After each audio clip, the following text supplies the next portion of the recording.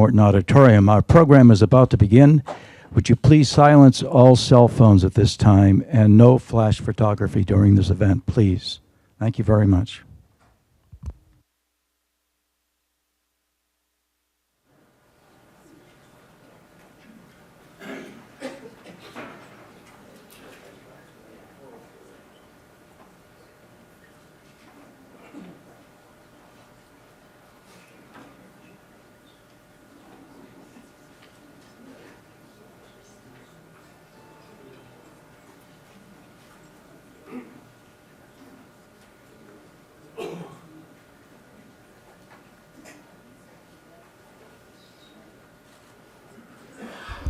Please welcome to the stage Dean Eric Schwartz.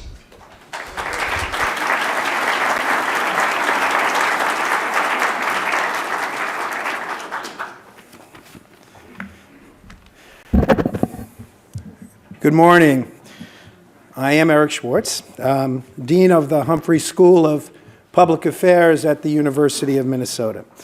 We're delighted to welcome you all to this important event, developed over the course of a year through the hard work and dedication of Humphrey School Professor Lawrence Jacobs and former Chief of Staff for Vice President Mondale, Richard Moe, and of course, under the guidance and leadership of Vice President Mondale. Now, in one sense, this event represents an expression by the Humphrey School of our deep appreciation and our regard for Walter Mondale's contributions to the causes of civil rights, equal opportunity, government transparency and accountability, and other issues that have defined his public life.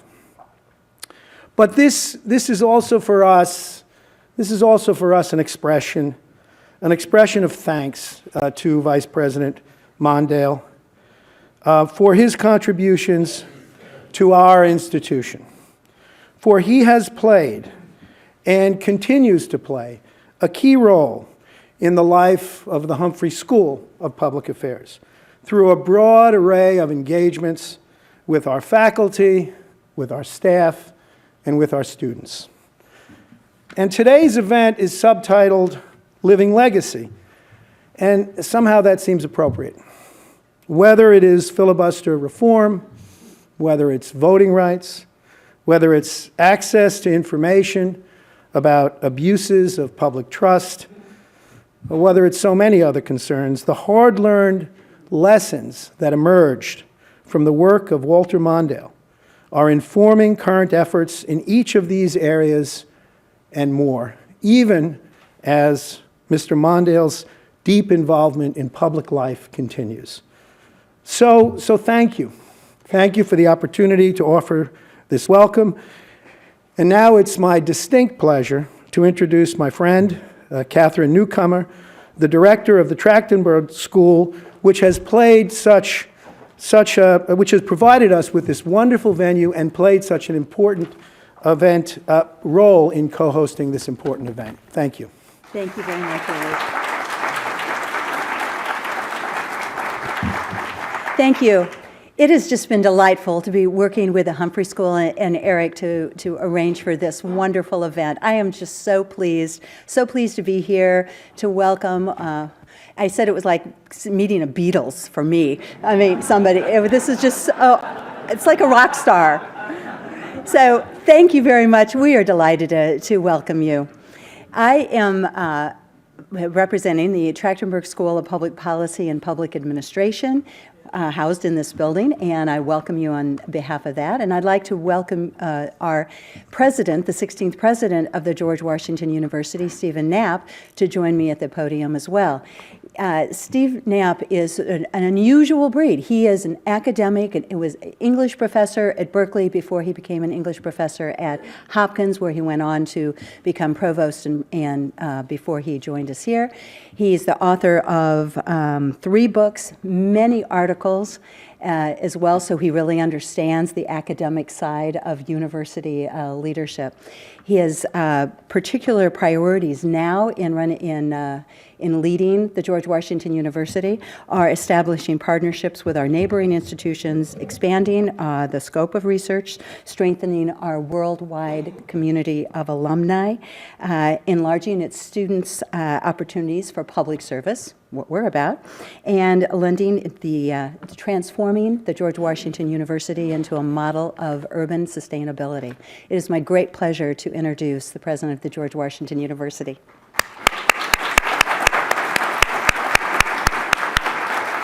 Thank you. Thank you very much, Professor Newcomer. Ladies and gentlemen, it's a pleasure to welcome you to the George Washington University for today's celebration of the legacy and contributions of Vice President Walter Mondale. I'm particularly pleased to do so during the year of Mondale that is being celebrated by our colleagues at the University of Minnesota. I'd like to welcome our distinguished guests and panelists. I'll name a few of those. First, someone who will be joining us shortly, the 47th Vice President of the United States, Joe Biden, members of the Mondale family, George Washington Trustee Emeritus B.J. Penn, my distinguished predecessor, George Washington President Emeritus and University Professor of Public Service, Stephen Joel Trachtenberg, Larry Jacobs, the Walter F. and Joan Mondale Chair for Political Studies and Director of the Center for the Study of Politics and Governance at the Hubert H. Humphrey School of Public Affairs at the University of Minnesota, Eric Schwartz, whom you've heard from already, Dean of the Humphrey School of Public Affairs at the University of Minnesota, Richard Moe, former Chief of Staff to Vice President Mondale, Marian Wright Edelman, President of the Children's Defense Fund, Ambassador Richard Eisenstadt, Chief White House Domestic Policy Advisor to President Jimmy Carter, and Gail Harrison, former Senate aide and Domestic Policy Advisor to Vice President Mondale. Walter Mondale was born in Ceylon, Minnesota. The son of a Methodist minister and music teacher, he developed an early interest in public service. He graduated from the University of Minnesota in 1951 and entered the United States Army. He graduated from the University of Minnesota Law School in 1956. The year before he graduated, he married Joan Adams. They had 3 children together, and she, the late Joan Mondale, became a passionate advocate for the arts. In 1960, Mr. Mondale was appointed Minnesota's Attorney General, a role in which he served until his appointment to the United States Senate in 1964 to succeed Hubert Humphrey, who had left the Senate to serve as Vice President under President Lyndon Johnson. Minnesotans returned Senator Mondale to the U.S. Senate in 1966 and 1972. A strong advocate for domestic, social, and economic reforms, he served in the Senate as chairman of the Select Committee on Equal Education Opportunity and of the Intelligence Committee's Domestic Task Force, and was a member of the Labor and Public Welfare Committee, the Banking, Housing, and Urban Affairs Committee, and the Finance Committee. He was also the chief sponsor of the Fair Housing Act. In 1976, Jimmy Carter selected Senator Mondale to join the Democratic ticket as its candidate for vice president. After their election to the White House, Vice President Mondale assumed an influential, substantive policy role, shaping the office for future vice presidents. He was the first vice president to have an office in the White House and maintained a more active role in decision-making than his predecessors. Our first panel today, featuring Vice President Joe Biden and moderated by Richard Moe, Vice President Mondale's former Chief of Staff, will take a deeper look at the Mondale Vice Presidency and its impact on future administrations. In 1984, Vice President Mondale returned to the national political stage as the Democratic Party's nominee for president. He named U.S. Representative Geraldine Ferraro of New York as his running mate, marking the first time a major party ticket included a woman. After the 1984 election, Vice President Mondale returned home to Minnesota to practice law and serve a number of organizations in the private sector. From 1993 to 1996, he served as the U.S. Ambassador to Japan under President Bill Clinton, and he worked effectively to strengthen U.S.-Japanese ties. Throughout a very distinguished career, Vice President Mondale has remained committed to a wide range of vitally important causes, including civil rights, social justice, the welfare of our children, education, and fair housing. So, ladies and gentlemen, it's my distinct honor to welcome to the George Washington University the 42nd Vice President of the United States, the Honorable Walter Mondale.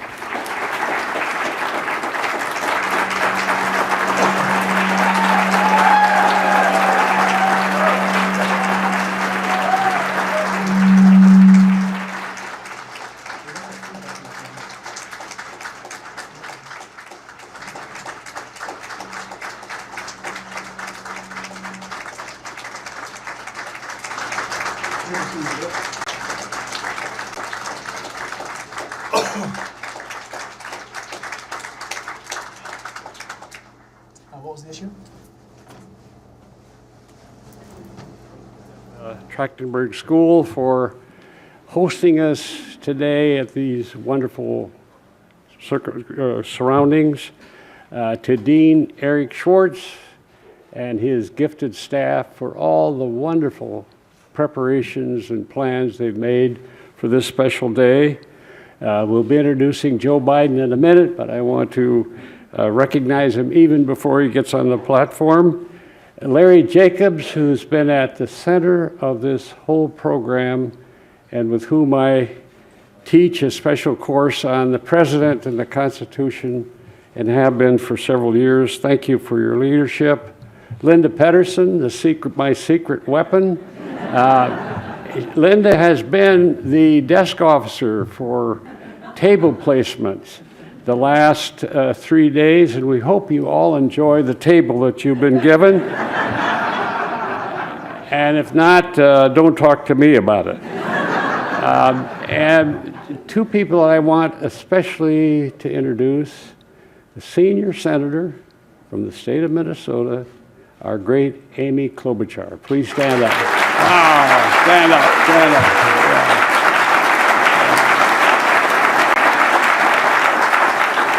And the Lieutenant Governor of the state of Minnesota, where are you? Tina Smith. Where'd you go? Right here. God bless you.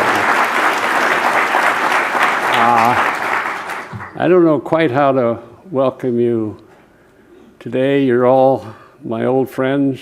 I recognize every face here.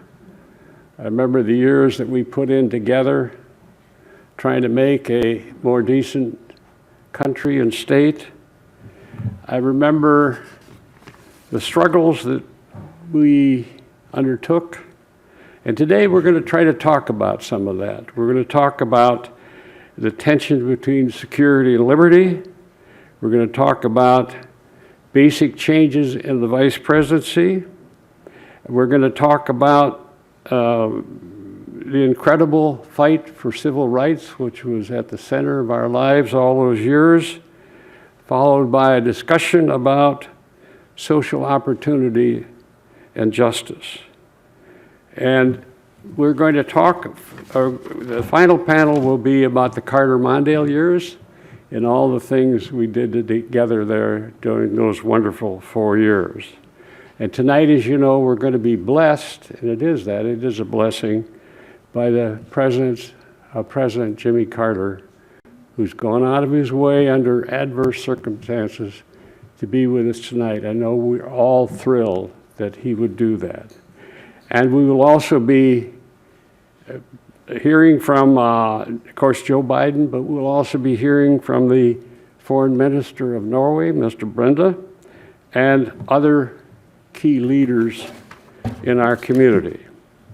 Above all, we meet today and tonight to celebrate all that we have done together and accomplished, I believe, to make our country a better country. I rejoice in this unique opportunity to say hello to you again, my old friends, some of whom I haven't seen for a while. You're looking better than ever. And to those of you who've helped me in Minnesota, the oldest living yet associate of mine, Mike Berman, is in the room. He started me out when I was Attorney General of Minnesota. Let's give Mike a hand.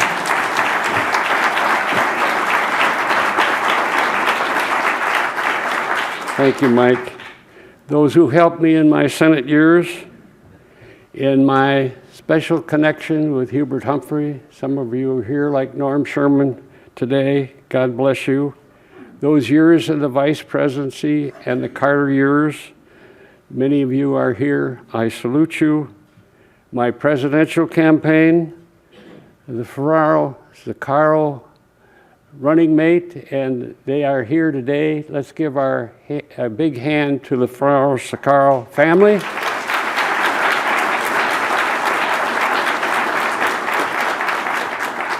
God bless you. The time we spent together in Japan In my years upon returning to Minnesota with my magnificent law school, the great Dorsey Law Firm, our wonderful Humphrey School, and McAllister College. I know as well that many of you worked with my wonderful wife, Joan, in her superb work. Art Zegabone at her memorial service said that Joan was sort of the needle on the compass of truth and beauty. Indeed, that's what she was. I miss her now, but we're all together in rejoicing in her memory. Finally, I want to recognize my family. Be kind to them. They bought 3 tables to tonight's dinner, and they need your understanding. Today, we will hear many examples of what we helped accomplish to make America much fairer, more open, strengthening justice, and expanding the peace. You are the best, and I'm thankful to you. If I had one strategy in public life, it was to hire people that were smarter than I was and get the help of that brilliance and that drive. And it paid off. I think together we've got a lot to be proud of. However the day works out, I hope you will know how much I admire you and how proud I am to be connected together with you in this way, special way in our nation's history. God bless you all. I love you. Thank you.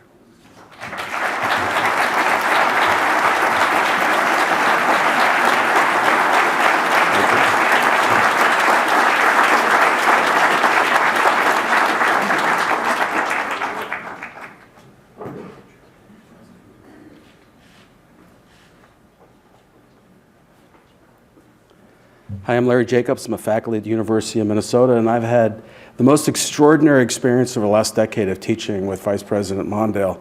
I feel like I'm still a pretty young guy, and I've just peaked out at the apex of my university experience. In fact, some of our students are watching today on the very topics that we talk about. My job today is as the MC, so I'm kind of the traffic cop, and I'm going to run a tight ship. We've got a pretty tight timeline schedule here. It's in front of you. There's going to be official breaks, and then we're going to move right through, including just after this panel. Please hold your seat. Vice President Biden is here. He'll be out shortly.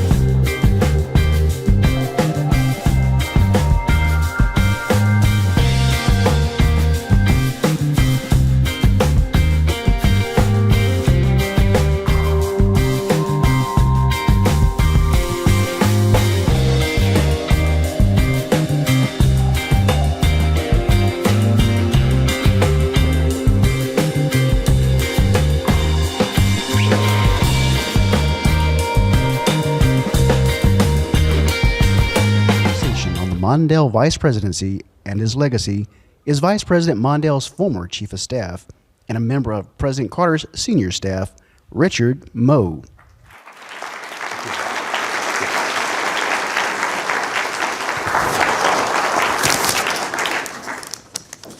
Thank you and good morning. Good morning. Thank you, that's much better. We're going to do just fine here. We're going to have some fun with this because one of the greatest legacies of the Carter-Mondale administration is what became known as the modern vice presidency. No two occupants of that office have better represented what that really means than the two gentlemen we have here today. Now, would you please join me in welcoming to the stage Vice President Joe Biden and Vice President Walter Mondale.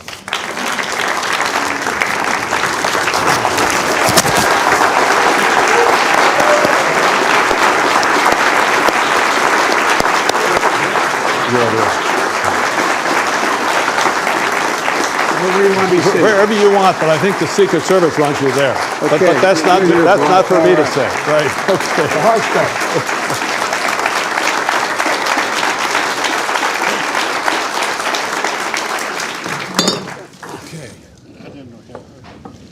You're on. Welcome. Can I start here? Yes, please. Okay. I want to welcome my old friend Joe Biden with us here today. Joe and I have been friends for many, many years. I was in the Senate caucus the day you arrived. I think you were age 29. You said, oh my God. You were 29 and 2 days early being eligible as a United States Senator. And through all those years we've worked together. We've been dear friends. We've been a part of the progressive network of America. And when you were selected as vice president, we sat down and talked about at least my experience with the office. And you've taken the vice presidency a big step forward, partly because of you.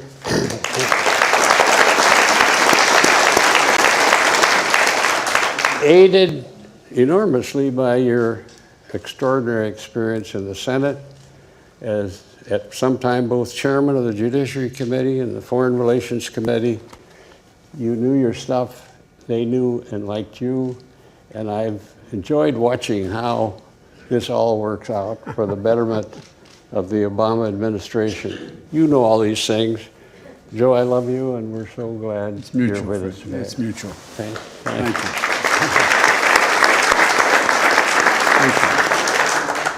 We're going to have a great conversation this morning about the vice presidency. It has a long history in this country, as you know. It hasn't always been what it is today. Unfortunately, it was a constitutional afterthought.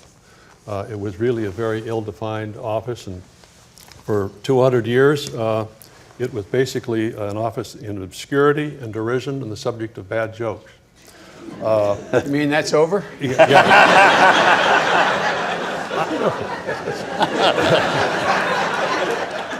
I'm getting to that. I'm getting to that part, right. John Adams called the office, and he took a lot of words to define this, the most insignificant office that ever the invention of men contrived and of his imagination conceived. A little wordy, but we get the meaning. Nelson Rockefeller called it standby equipment. Other vice presidents called it fifth wheel of government. I can't say in this audience what John Nance Garner called it, but needless to say, no one says those things about Joe Biden's vice presidency. He is involved almost on a daily basis in important policy discussions at the White House. He doesn't do state funerals. When he speaks, everyone knows that he speaks for the president. In every sense, he's come to represent the new modern vice presidency, and it's a great pleasure to have him here today. Thank you, Mr. Vice President.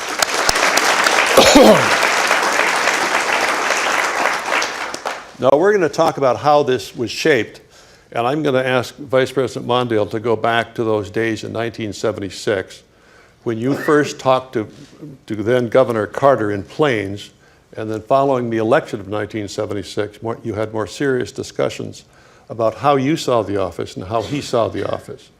What would you say were the key elements of your understanding with President Carter about your functions? One of the key elements was Dick Moe, No. who helped us arrange for what became our special vice presidency.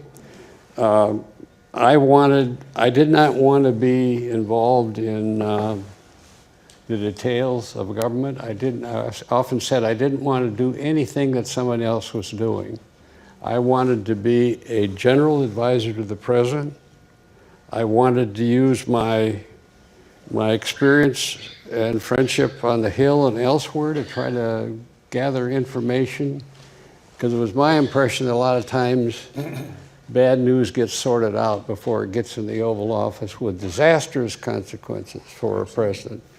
And so I tried very hard with the president to try to sell this idea, which wasn't hard because he agreed with it. In order to make that work, I needed inside information. I couldn't go in the president and say, what's cooking today? I had to be able to know, and not just the surface stuff, but the tough things that you could only learn if you read what the president does and talk with those the president talks to. That's a central element. The big breakthrough was, of course, locating the vice president in the West Wing. I used to say going to the EOB building was like going to Baltimore. And so some of us spent a lot of time in Baltimore. You did, yeah. That's good for you. And I'm not getting into this. And the other thing was to prevent the staffs from dividing up. So it's my staff, his staff, rather than our staff. And Carter was very, very helpful on this. Dick Moe became a key member of the Carter staff. Carter officials were on my staff, and we tried to blend the two. And all of that was very helpful. Right. And as I recall, Mr. Vice President, President Carter volunteered two other things that really added to your credibility as vice president. He told his staff and his cabinet, I want you to respond to the vice president as if the request came from me. The other thing he said, and this was based on the unhappy experience of vice presidents like Humphrey and Rockefeller, there was a threatened White House staff, and he said, if I find any of you undercutting the vice president, your tenure is going to be very limited here. And those messages were stronger than almost anything else in terms of establishing your credibility. And there was one other I liked. In the spring of a new vice presidency, the reporters start writing this question: whatever happened to the vice president? And they're skilled and seasoned at it. And when that started in, Carter called them all personally and made the pitch for our strong relationship. And that was really a shock to the press corps to be briefed in that manner, but it really worked. It did work. Yeah. It did work. Vice President Biden, how did you and President Obama build off of this experience? What can you tell us about the process of, because every new administration has to do this anew, depending upon your own skills and interests and so forth. Well, the first thing I did for real is when the president asked me whether I would be vetted, I said, no, thank you. I don't want to be vice president. No, for real. I honest to God, thought I could help him more as chairman of the Foreign Relations Committee. And he said, I need to know right away. I said, well, no, I don't want to do this. I was on a train, actually. I spent 80% of my life on the train. And he said, how much time do you need? I said, I don't need any time. He said, go on home and talk it over with your family and get back to me. And my family was right and made the right decision. Best decision in my political career was to join the president. And the first person I called was Fritz. That's not hyperbole. The first person I called. And I said, tell me about what the modus vivendi you and President Carter worked out. And he went into some great detail. As a matter of fact, gave me a memorandum and laid out what he thought were the essential elements to make it work.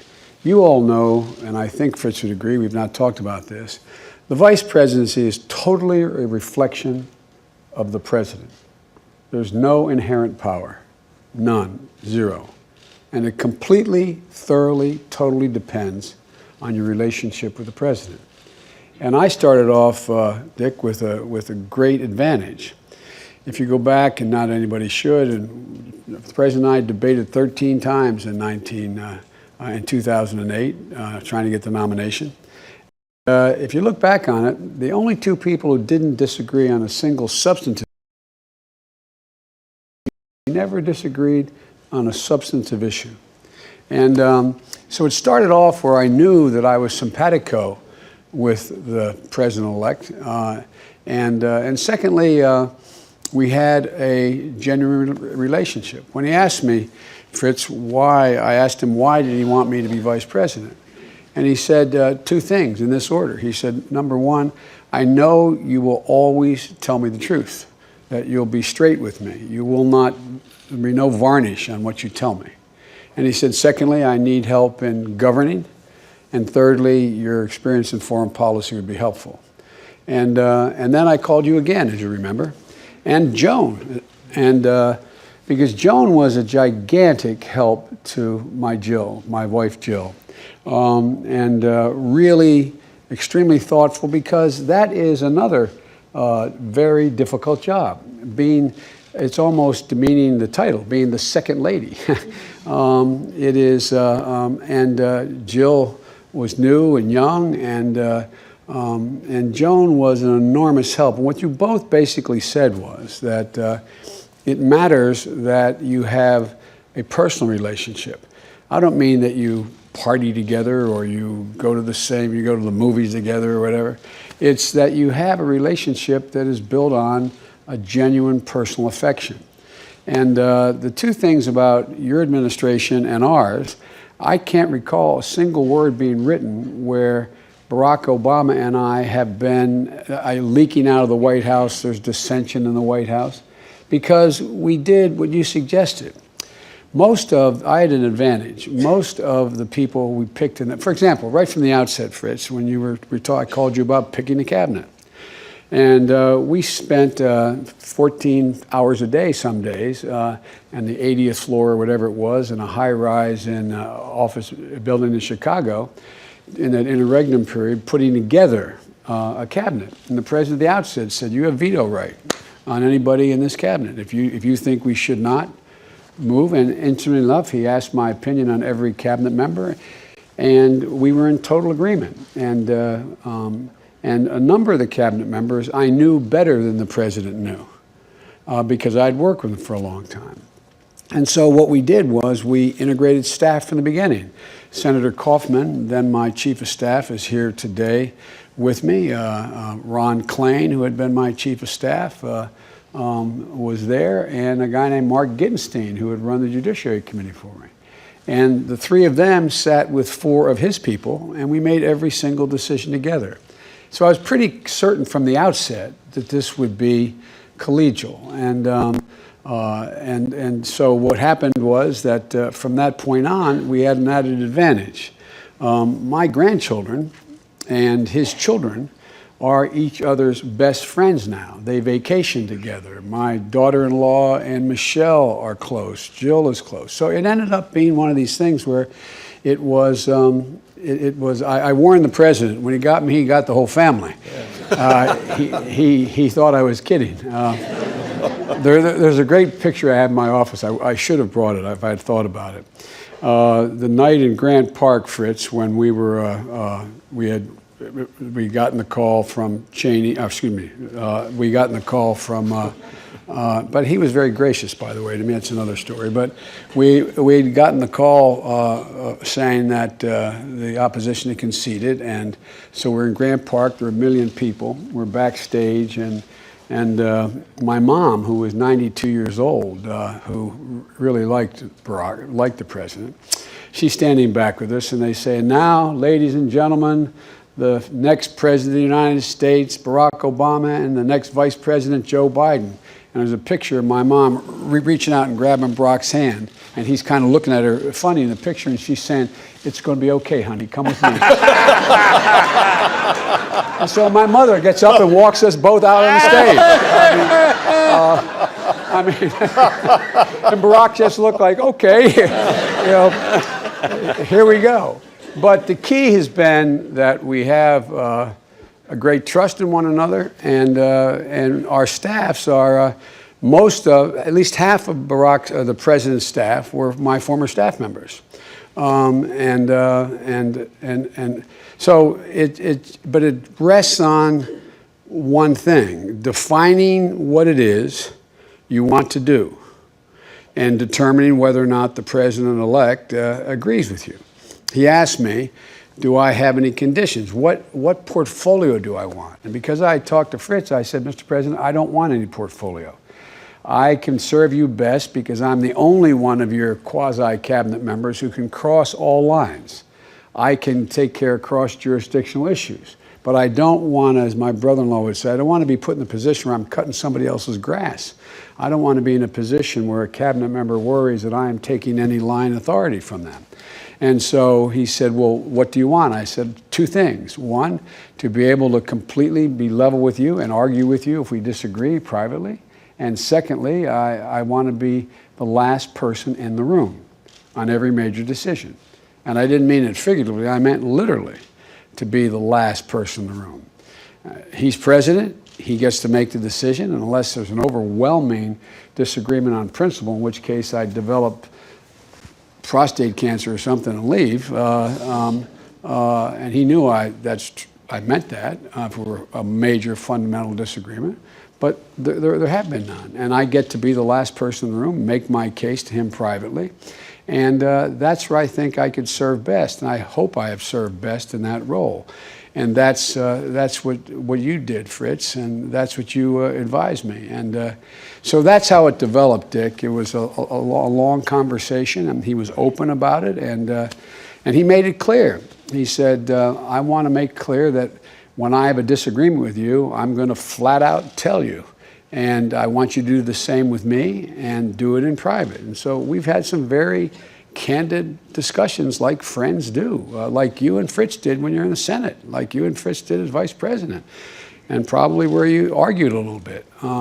That's the healthy part of a relationship between a president and a vice president if it can be established. So would you say, sir, that you're basically an across-the-board advisor in the same sense that he was, and troubleshooter? Yes, I do two things. I spend between, depending on the season, 4 to 7 hours a day, every single day with the president. I attend every meeting the president has at his request. I did not ask to do that, but at his request.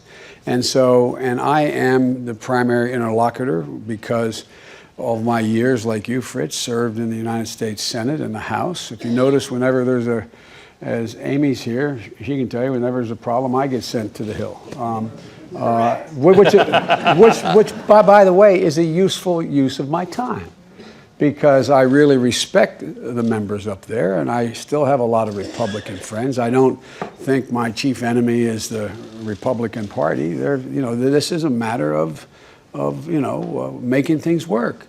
And the president, the second thing he does, and he did with President Carter did with you, but government's even gotten bigger, Fritz, since you were vice president. The president also indicated that I would be given specific assignments. That, for example, when he did the Recovery Act, $800 billion had to be rationally spent in 18 months. And he said, Joe, you do it. And I never had to report to him, never had to question it. There was never a time that I had to check.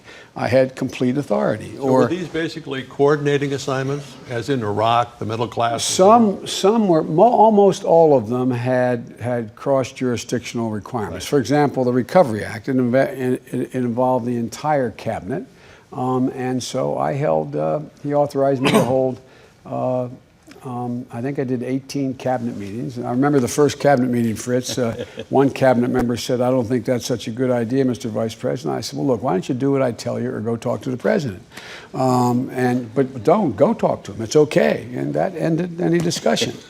No, but I really mean it. It really matters. I mean, it really matters when people know you are speaking for the president and you have his confidence. And like you in foreign policy, if you notice, I will get sent to go speak to Putin or go speak to Erdogan or go speak to whomever. And it's because the Secretary of State, we've had two great Secretaries of State, but when I go, they know that I am speaking for the president. There is nothing missed between the lip and the cup, that whatever I say, the president is saying. And so it's a great advantage for a president to be able to have that in someone, because the job is so big. Right.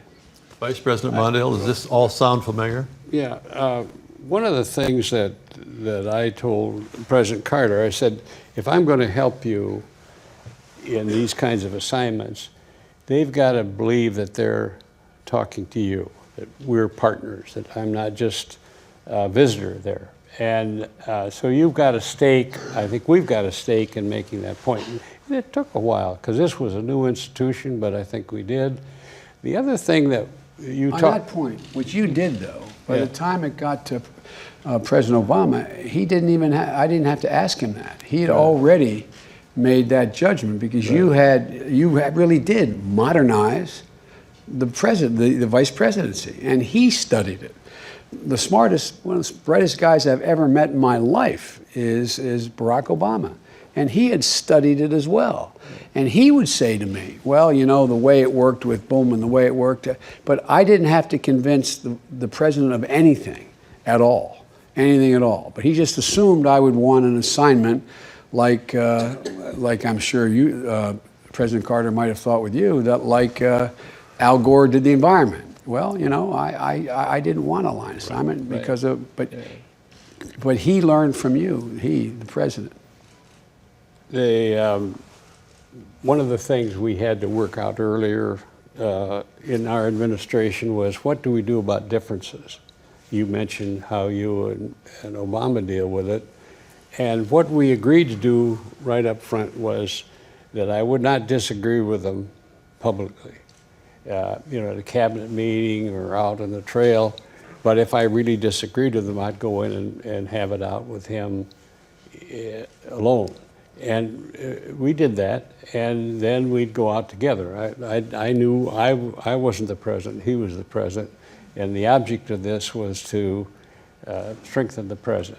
Well, you told me that, and it's really come in extremely handy. For example, when we were dealing with Osama bin Laden, for the president and I and only two others in the administration knew about Abbottabad as early as August. We did not go for almost a year to get him, and major players in the cabinet didn't know about it until January or February the following year.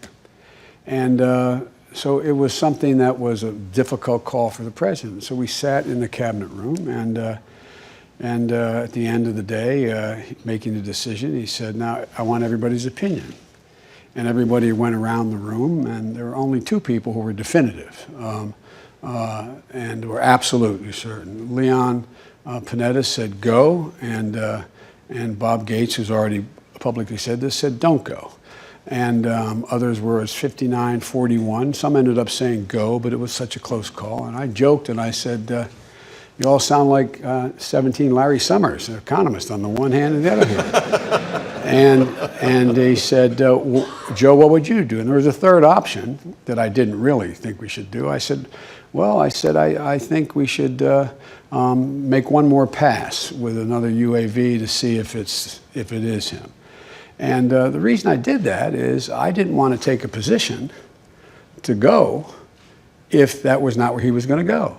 So as we walked out of the room and walked upstairs, I told him my opinion, that I thought he should go, but to follow his own instincts. But it would have been a mistake. Imagine if I had said in front of everyone, don't go or go, and his decision was a different decision. it undercuts that relationship. So I never, on a difficult issue, never say what I think finally until I go up in the Oval with him alone, because it's not a good thing with the relationship you had with President Carter and I have with the President to be in a position where we're at. And sometimes we do differ. Sometimes I go up and I say, Mr. President, I think you should turn right or go straight. And he said, no, I'm going left. He's the President. But that's the only way it works. Let me ask you both this. Did you want to say something? It is your show, you know. Well, good point. Good point. You talked about how you undertook these diplomatic missions for the president, and you were in a wonderful position to be on our because of your background in the Senate Foreign Relations Committee, your years you've been on the road traveling on those same trips. Well, I didn't have the foreign policy background you did. I had some. You did. I had some, and what I found worked, visiting the Chinese or the boat people or all those issues, is that they recognized me as being the president's guy and recognized me as knowing something about how our system works, and so that if we made an agreement, it would be a real agreement. And that helped a lot, I think, and I think President Carter would agree with that. I want to make it clear, Dick, that on all the major relationships, I will occasionally be sent to meet with the Chancellor of Germany or the Prime Minister of England or the President of France. But the advantage I had, and could save the President a lot of time, I have long personal relationships. Yeah. I was there 36 years, and I personally met, like you, I met every major world leader in the last 40 years. And a number of them I have close personal relationships, dealing with them when they were in their legislative bodies. And so what basically happens, Mr. Vice President, is I end up in a situation where, for example, I know all the Eastern European leaders very well, and Central European. So they are satisfied with talking to me, knowing I speak for the President. But the President does all the heavy lifting. The President is the guy who is the one who I have a, give me an example, what President Carter did with you, but what President Obama did. When President Xi was Vice President, he and President Hu at a state dinner decided that Xi and I should get to know one another. And it was President Obama's idea. And so I spent 5 days traveling, 15, 20,000 miles inside of China with President Xi. He came here as my guest. I spent 4 of the 5 days. He was here, except when he went to Maquoketa, Iowa. I was afraid to think I was running if I went. And by the way, he did go there because he had, as a young man, been there. But as a consequence of that, I've had 20, 25 hours of private dinners with President Xi when he was Vice President. So even in a relationship like that, the President manages it, but occasionally, if he doesn't have time, I can be sent. So it worked because of the nature of what I had done before. And the other thing is the years that you spent in the Congress. I didn't spend as many as you, but I spent many, many years in the Congress, so that when we had real issues, like we were trying to get the Panama Canal, I remember. It was a real fight, as you remember. And I was able to go up there and I think help make a difference because— You did more than help. Yeah. You did more than help. You actually pushed that. You actually pushed it over. I remember you sitting with Wendell Ford, because everybody in the Senate and the House, for that matter, respected Fritz, and they knew that whatever he told them was straight stuff, and it mattered. And so I think you did more. And by the way, there's a similarity between President Carter and President Obama. President Obama only spent 4 years in the Senate. Right. He had great respect, has great respect and good relationships, but just like President Carter. He didn't know intimately a lot of these folks, and and personal relationships matter, and particularly back in the days when we treated each other with more respect. By the way, the difference is, the best lesson I ever learned was from Senator, our majority leader, Mike Mansfield from Montana. I used to have to go see him once a week when I got there, when you and Joan were helping me get through what happened when I first got elected. And I didn't realize it, he'd give me an assignment once a week. I thought every freshman got an assignment.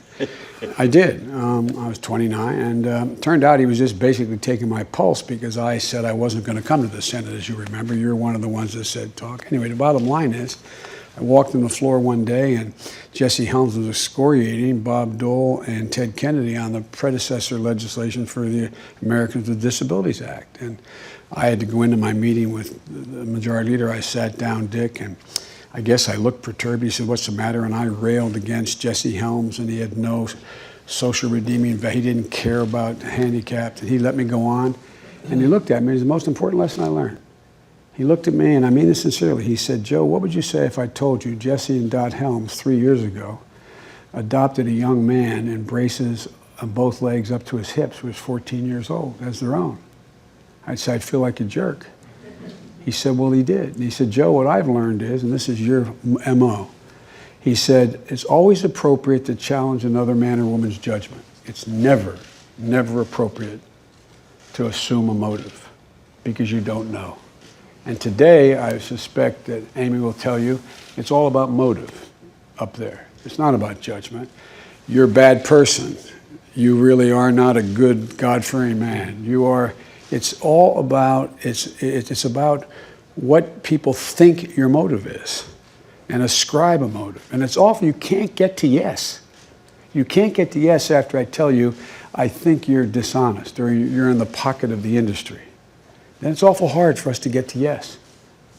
That's what's wrong. If I can ask you both a question. You were both new to the vice presidency after years in the Senate. This is a new experience, and you had to make it up as you went. What was the greatest challenge you faced early in your vice presidency to make it work? He did a lot better. I'd never in my entire life had a boss. I mean, for real. Even when I was a young lawyer, getting out of school, sitting in a law firm, and I had to realize that anything I said would be attributed to the president. And so you had to, when asked a question, you had to refrain from answering or modulate your answer or make sure it was in line with the president's. And it took me a lot longer than it took you, Fritz. But it took about 6 months. And there wasn't anything nefarious about it. It was just, you get asked your opinion as a senator my whole life. It was say, well, this is what I think. Well, that's not appropriate. You have to demur and work out what the administration position is. And no, I had a tough time too. The campaign getting elected was just fine, but then when I actually sat down and realized I was giving up an independent position in the Senate, where I was in pretty good shape at home and I could do what I wanted. I was my own advisor. And suddenly it dawned on me when I got down to Plains that had changed a lot. and that now I had to check in with others. I had to check in with the president. We had to, it was several weeks before I felt comfortable. And I used to shuttle new cabinet officers down to Plains on what became Air Force 2. And a couple times I thought I'd just stay back home on that plane and forget it. But no, it was hard. But even before that, in the spring, when you were just considering this idea, you sat down with Hubert Humphrey. Yeah. And for all of his unhappy experiences, you said, what about it? I love the Senate. I love my independence here. Why do I want to do this? What did he say to you? And I told Carter what you told him. So I just soon stay in the Senate. I can help you more there. But yeah, I met with Humphrey. Humphrey reputedly had a really tough time with Lyndon Johnson. Not reputedly, but really. And, and I knew it. We all knew that it was tough. And so I went to see him, and I said, you know, you had this miserable time as vice president. You were on a roll in the Senate. You were maybe the most respected member of the Senate. You just come off several victories like the Civil Rights Act.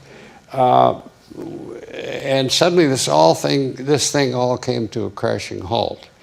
I said, what do you recommend for me? And he said, I'd take it. He said, I think you'd like it.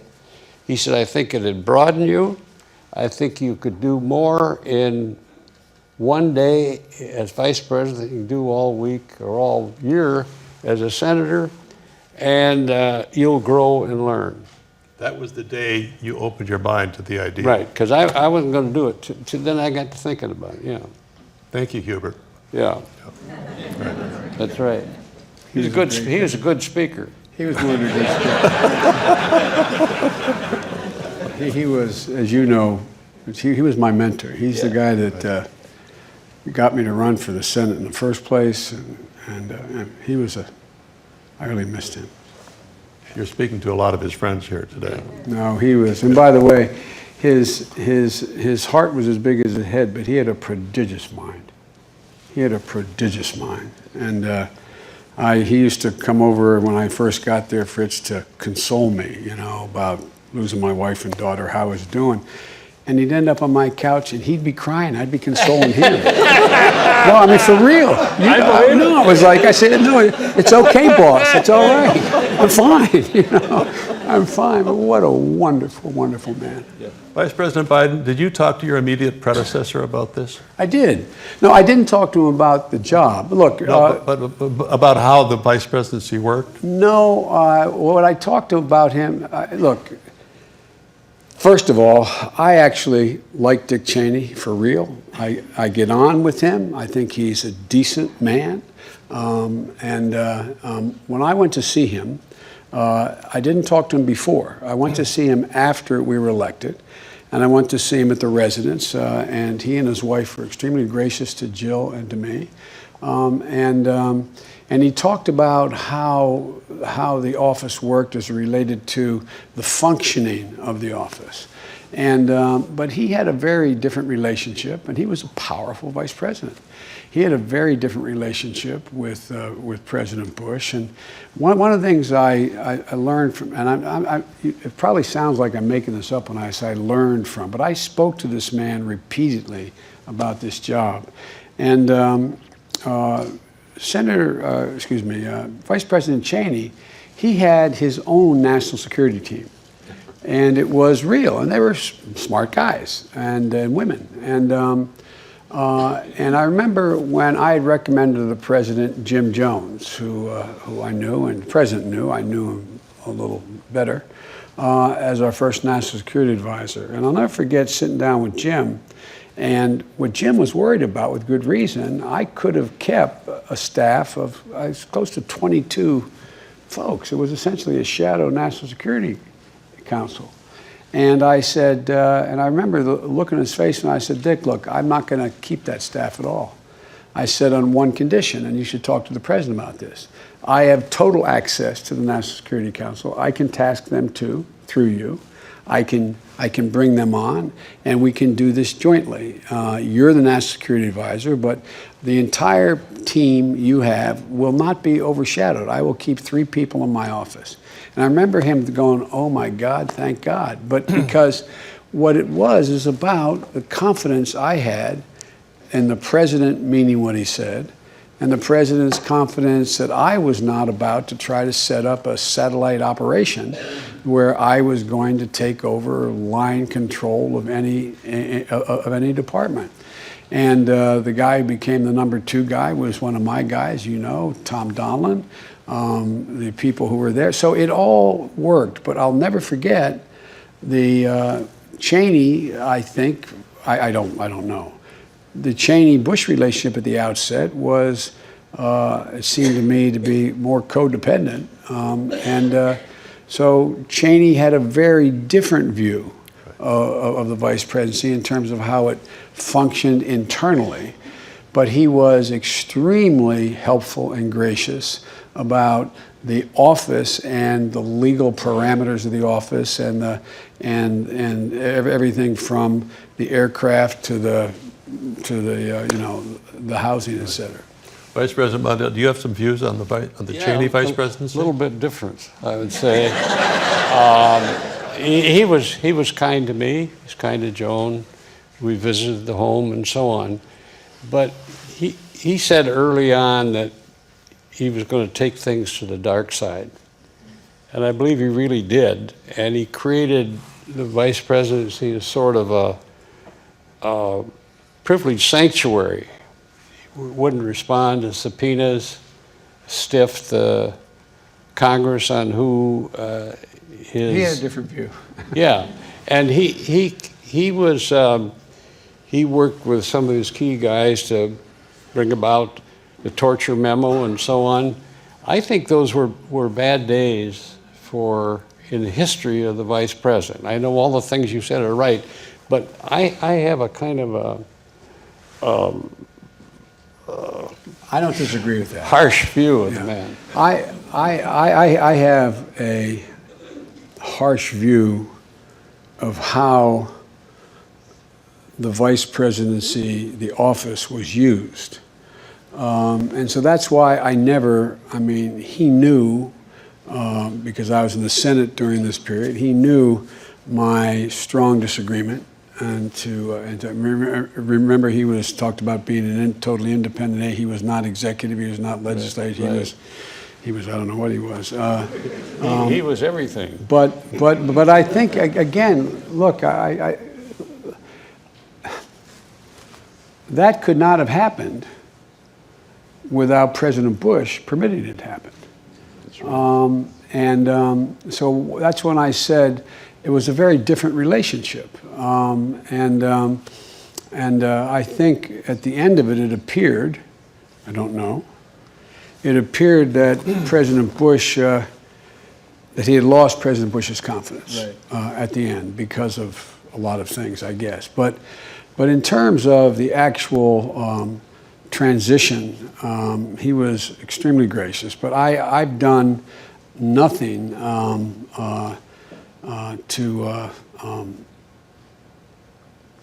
there's no similarity between the officers. There's a cartoon I was given, and I don't know who gave it to me. It was I think it's in the New Yorker, and Cheney's walking down what was allegedly the basement of the vice president's residence, and there's hand manacles on the wall, and there's chains, and I'm standing behind him. He said, "Joe, you might want to make a few decorating changes."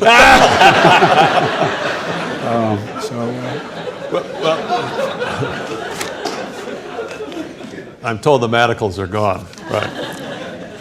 Mr. Biden, you said a few minutes ago that you talked about your adjustment to coming to the vice presidency with your own agenda and adjusting to the president's agenda. There's really only one agenda in a White House. It's the president's agenda. And it just can't exist. I mean, it can't function with more than one agenda, right? And the criticism of the Cheney vice presidency is that there was a competing agenda at times. Isn't that basically what you were saying? That's certainly what I thought was the case. Well, again, I don't know inside. It ended up being a competing agenda, but at the outset it looked like it was an agenda written by Cheney that the president was agreeing to. Again, I simply don't know. The great advantage that I had, I said at the outset, is that President Obama and I have ideologically had no disagreement. None. I mean, zero. We've had tactical disagreements on how to implement. We've had disagreements on elements of our foreign policy, which have been made known. We've had disagreements on whether to be more or less assertive, but I didn't have the problem, and that's what made it comfortable from the beginning. Like I said, we served in the same committee together the short time he was in the Senate. I had spent a lot of time talking to him about his views on on a whole range of issues, particularly on the middle class. And so I was confident, and it's borne fruit. I was confident that we had the same attitude about foreign policy and the use of force. We had the same attitude about everything from the tax structure to civil rights and civil liberties. You know, people make a big deal of the fact that I came out when asked about gay marriage. The other thing I told the president was that he asked, do you have anything you won't do? And I said two things. I won't wear any funny hats, and I'm not changing my brand. And so he knew what he was getting, and I knew what I was getting. There was no pretense about any of it, because he was not fawning over making sure I had the job, and I wasn't coveting the job. So it worked, and the main reason it's worked is, to this day, we are simpatico and on all the major issues. We'll have disagreements in degree, but so it was much easier for me. Well, having studied, and he knows what he thinks. Having studied this office for a while, I have nothing but admiration for what you and President Obama have done to make this office work. It's not an easy office, but you've made it work really well. See, I think that the Obama-Biden administration is solidifying the concept of the merged presidential, vice presidential institutions. When I started, that was in doubt. I mean, would we continue the old system of the separate, or would we try to executivize, as we called it, the vice president? We tried that, it's worked, and now here we're almost, 40 years later, right? And it's working better than ever. Let me ask you both a follow-up question. Do you think this change that you both represent is permanent? There's nothing in the law, there's nothing in the Constitution, but by practice, is it permanent? I think it has the prospect of, it's more likely to be permanent than not. And I say that for this reason. What's happened since in 40 years, Fritz, is the breadth and scope of the office has increased significantly. For example, he kidded me once and said, look, make up your mind. Do you want, before I was decided, whether you want to be Secretary of State or Vice President? And I joked with my wife about it, and she said, I know you'd rather be Secretary of State, but it'd be better for the family if you were Vice President. I'm thinking, okay. But he didn't offer me Secretary of State. The point of that was the context. He wanted me about doing foreign policy. But I have, as Vice President, I have traveled now over 1 million, almost 100,000 miles in 7 years. Again, that is because of the nature of not my consequence or importance, but the nature of how the job has gotten so immense. And ironically, it's occurred even more in foreign policy as a consequence of a unipolar world. And so even if a president didn't want a vice president to be doing a great deal more, it would have to be delegated more authority to a Secretary of State or a Secretary of Defense, because there's not enough time, literally, to return the phone calls. There's not enough time. A president can't do that today. Right. Vice President Mondale, do you think it's permanent? I think it is likely to be permanent. I don't think you can be sure yet. As you pointed out, this is all personal to the president. We might get a president who doesn't want this. That's it. Or we might get a president and vice president that are a bad match. Can't do what you did with Obama or what I did with Carter, and therefore it's just irritations all along. But I think what we've seen over these last years, and particularly under your administration, is this is so spectacularly, obviously, the best thing to do to strengthen a president and make a presidency succeed, that I think the next president would be a damn fool not to try to do something like this. Or at a minimum, the next president won't have to fight through the fact that it's not unusual for a vice president to pick up the phone and call a cabinet member and ask a question and request personnel, or, I mean, that used to be, before you, a gigantic. I mean, if you read Caro's book about Johnson with President Kennedy, I mean, allegedly he never was invited in the Oval Office. He was, so I think those days are gone, no matter what the relationship. But whether, again, as you said, you told me in the first place, Fritz, it depends on the personal chemistry between the president and vice president more than anything else to make it work. What both of you have shown, I think, through your experience in this office, is that it is an enormous asset to the president to have a credible vice president doing the kinds of things you were just talking about. As long as, remember, he or she is president. Yes, exactly. Only one of them, right. What would be your advice to a future vice president? My advice would be just to make sure before you accept the office, there's clear understanding of what the president expects of you.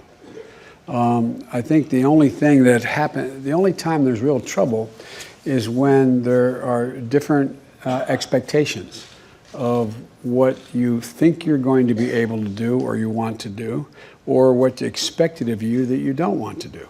And so last point, I know we're running out of time.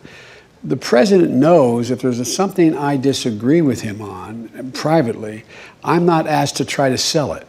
The president, I never would disagree with the president. I will support it. But everybody knows that the bad news about me is no one doubts I mean what I say. Sometimes I say all that I mean. And so it doesn't work. It doesn't work to try to sell something you're not. Right. So it is important for the president to understand, and there to be a clear understanding of what is expected. Vice President Mondale, what would be your advice to a future vice president?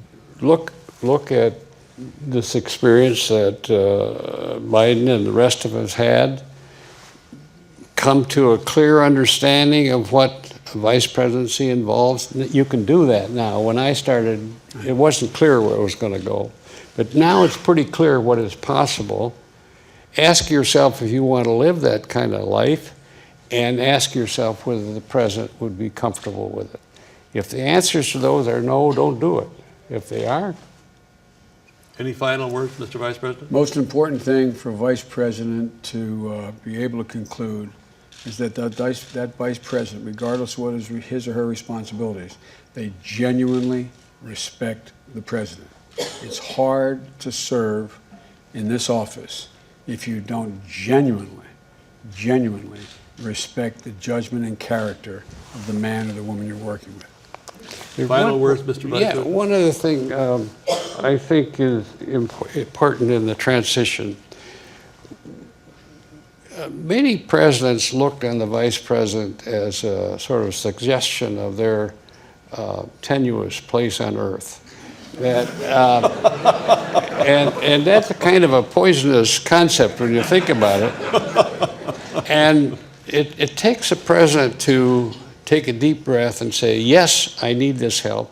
Yes, I'm not afraid of having somebody in that position. Yes, I want that person to be ready if that's what happens.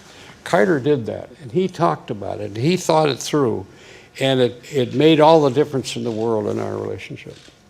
Thank you very much, Mr. Vice President. Good job. Good job. Thank you. Thanks, Dick. Thank you, Mr. I'll see you at the reception and at dinner. Yes, Good to indeed. see it being your place there. All right. Take up all your day. All right. Thank you. Thank you. We'll keep this. Hey, Stu, how are you? Good to see you, buddy. Oh, no, thanks for that.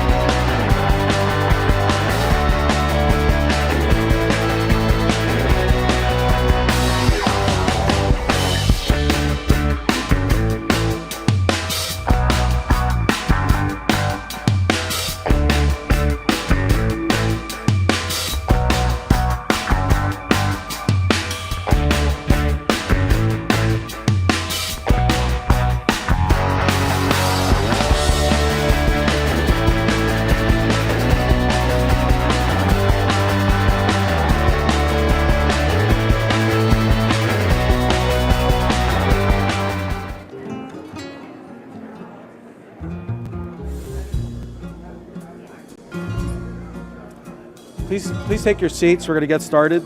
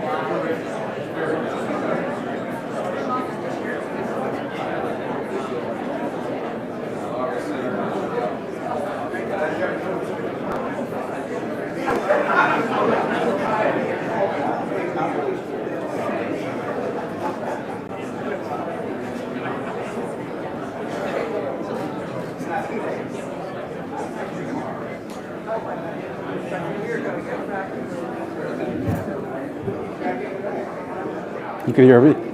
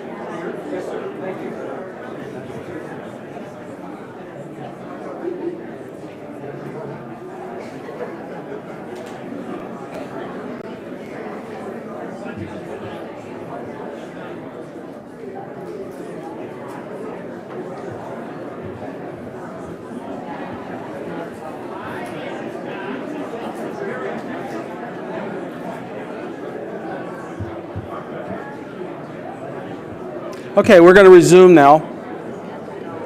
If you could take your seats, that'd be appreciated.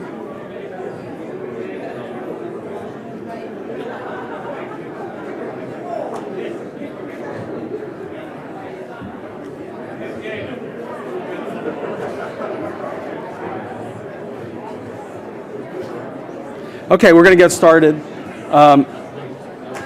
Again, I'm Larry Jacobs, a professor at the University of Minnesota's Humphrey School of Public Affairs, which has organized today's program. I want to just give you a heads up. We're going to try to expedite things. This is a lovely program, and it has extensive biographies. And in the interest of time, we're not going to just read the biographies. They're here. Everyone who's going to be involved in this program is highly distinguished, so expect truncated introductions, and I beg the forgiveness of the panelists for doing that.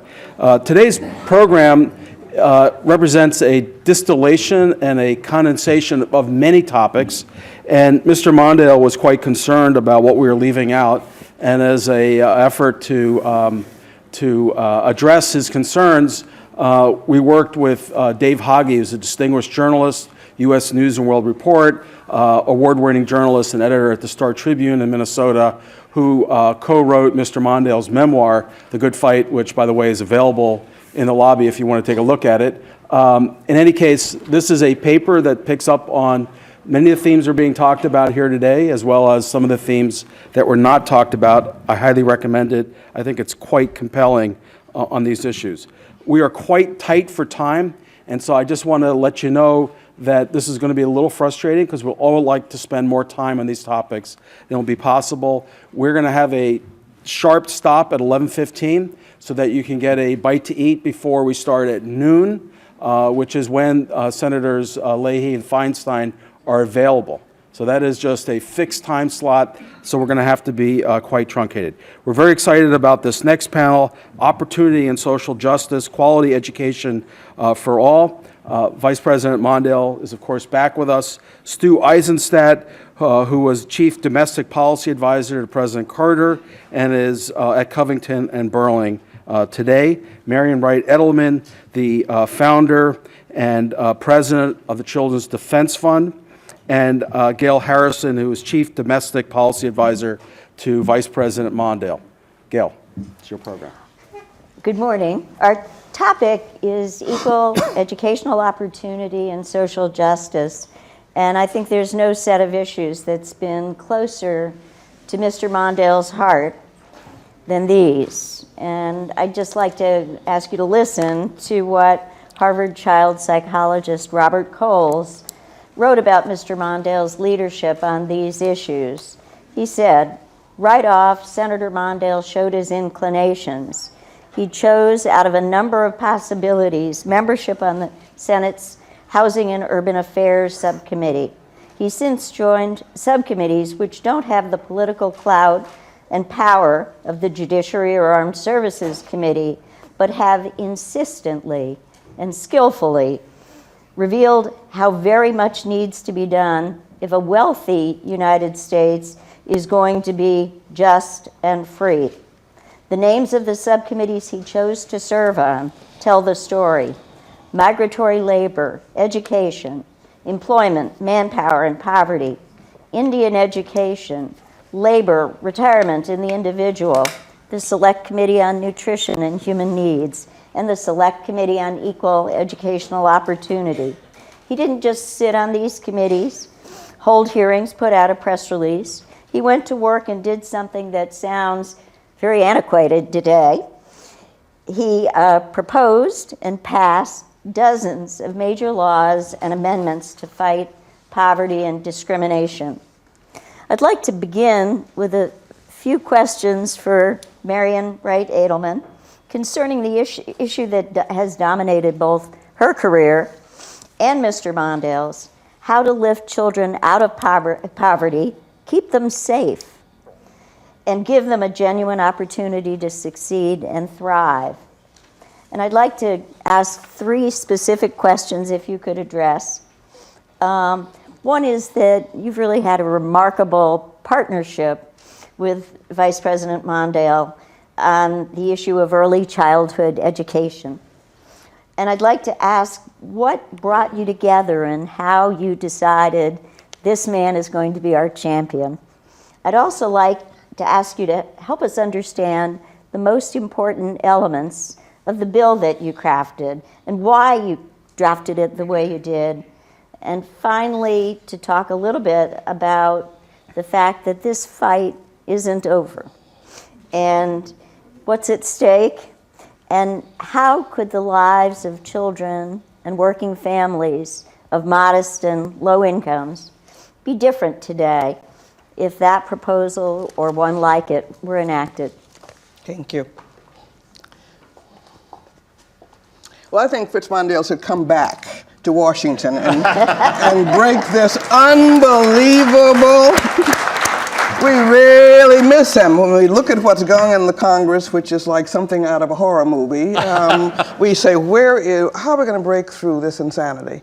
And I never thought it would be so hard. We've been at this over 40 years, that to do what is right, to do what is cost effective, and to do what is absolutely essential to the security of this country. The greatest national security issue does not come from any extra and be our undoing. And I dream a lot about what the country would be like had that Comprehensive Child Development Act of 1971 become law. What would our education outcomes be? What would our child poverty figures be? And the disgraceful reality is that children are still the poorest group of Americans, and the younger they are, the poorer they are. And it's going to be, again, our undoing. And so he chose the right committees because he cared. He obviously cared deeply about children. I know there were some incidents that moved him very deeply with the death of a child. We had hunger, a lot of hunger back then, and child coming home from school trying to share his school lunch with his older siblings or with other siblings and got killed. I mean, he was a human being, he was a leader, he cared, and he chose the right kinds of committees. And we're trying to get back to the standards of the 1971 Act. And I want to just tell you, it was the best piece of legislation I think we've ever worked on. And we ended up 19 years after trying, after it was passed and vetoed by President Nixon. And then, we tried again another 2 years and got through partially, but never got enacted. It took us 19 years to get a much weaker, much less child-oriented child care block grant, and we've spent the last decades step by step adding children, adding a little bit of money, trying to get better standards, stopping the budget cuts, getting back to where we were last year, and it's just been a constant struggle. And so I just wish you would come back, and I hope that we can somehow get this country to come to its senses. And I do want to just say why this was such a good bill. It was bipartisan. In light of all the gridlock we got, we have now in the Congress, it really worked, and it was strongly bipartisan. And there's still about 12 of the original co-sponsors still alive. I've thought about having a reunion because bipartisanship actually did work for children once in this town, in the Child Development Act of 1971. It was child-focused, and I really want to talk about why I thought it was the best piece of legislation we've ever worked on and tell you what it did. It really, programs were to be comprehensive, and we believe very strongly at the Children's Defense Fund that children don't come in pieces, and good policy would be like good parenting. And most parents are not going to choose to keep their children safe, but not give them health care, not give them food. And so this bill was comprehensive, it was child-focused, it was developmental. With federal standards, and I hate the lottery of geography, I don't think that Mississippi children should be less well off than children in Massachusetts, and that there should be a floor of decency everywhere. And this had federal standards. I think it'll take us another 10 years to get federal standards unless we have a revolution here. But I think it really did have that, and it had mechanisms for actually enforcing these standards for comprehensive quality care. It had a broad range of activities, included but not limited to developmental day care, were to be authorized with flexibility for communities to make their own decisions according to local priorities. A substantial amount of new federal funding was to be made available for program operations, $2 billion. And that's about $13 or $14 billion in current dollars. And boy, what could we have done with that then and now? Economically disadvantaged and special needs children and families would have priority for services, but disadvantaged was to be based on what was then a Bureau of Labor Standards level, about $600 to $500 a year. And this was a bill that was almost, it was universal because everybody could find a place in it for them. People who were not poor could pay in on the sliding scale. And $600 to $500, I looked at your initial co-sponsors originally and said there were a lot of Southerners on it. And I said, why in the world is that so? Well, that was more than the income of most of the Southern school teachers. So everybody had a piece of this. This was helping all children, and we were concerned with the poor and with Head Start. But it had the spectrum, and it was comprehensive, and it really did, it was universal in terms of who could access it, depending on need as well as on their ability to pay. Parents were to have this decisive role in the planning, administration, and operations of programs serving children here. Community and parent-controlled projects like Head Start were to have priority for funding, and my initial reason for coming, because it was pretty clear by then that whatever you call just poor was going to face a shrinking constituency, and we had to phase in ways of getting other people to see that they had a self-interest in helping.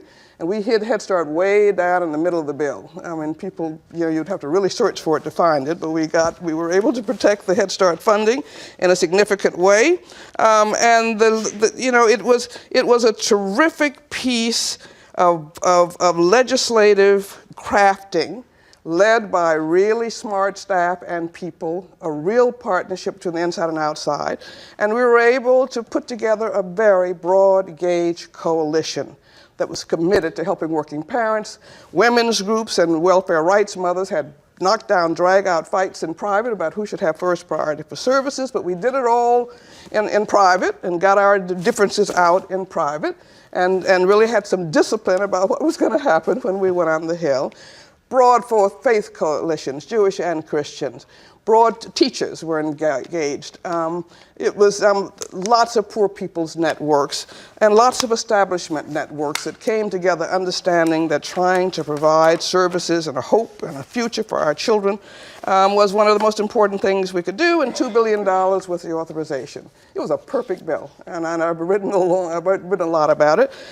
We didn't anticipate the veto that President Nixon was going to have, and how we thought we thought we were doing a lot of this in stealth, frankly, that by the time the administration saw that we were doing, the Nixon administration, that we would have gotten it through, and it would be a fait accompli, and we didn't understand that Phyllis Schlafly was going in and out of the White House with Pat Buchanan, and Mr. Nixon was trying to go to China, and he vetoed it, and we couldn't override that veto in a few days, and it was heartbreaking. But it was a marvelous piece of legislation, and it is a standard for which we hope we will get this country to achieve and do. And we will not give up until we do it. And we since then have gone step by step to increase Head Start, protect Head Start, to stop it from budget cuts, to get the child care block grant, which took us 19 years without the federal standards, without the comprehensive standards, services. But we'll get there. And one of the things that I feel so strongly about, looking at what we've not learned with the Medicaid expansion, we had, and because of Head Start and the way it was structured, if the states refused to take Head Start, private groups could. And the Mississippi poor people got it when the state turned it down. We should try to build that in, and we have tried to build that into subsequent drafting and as many bills as we can. But look at the obscenity of states turning down tens of billions of dollars of Medicaid's funds that would provide basic health services for the poorest in their communities. Just something that we've just got to get over. And so, again, I think that there's been no better legislative strategy and no better legislative leader and no better legislative coalitions put together in Washington since then. But it also encouraged us to keep at it, and we will keep at it, and we're going to win, because if we don't win, the country is not going to win. And I've written pieces that I can share, but I want to just get on to what we must do. And I thought I'd be out of business by now as a Children's Defense Fund. I thought if we told people what was right, what was decent, what was cost effective. And I love something that came in an old clipping to my house one day from the words of an anonymous critic about everything we need to know in life could be learned from Noah's Ark. And the first lesson was, don't miss the boat. And the country is going to miss the boat if it continues to let its children, 15.5 million of them, and we've made a lot of progress over the last decades, and it's back and forth.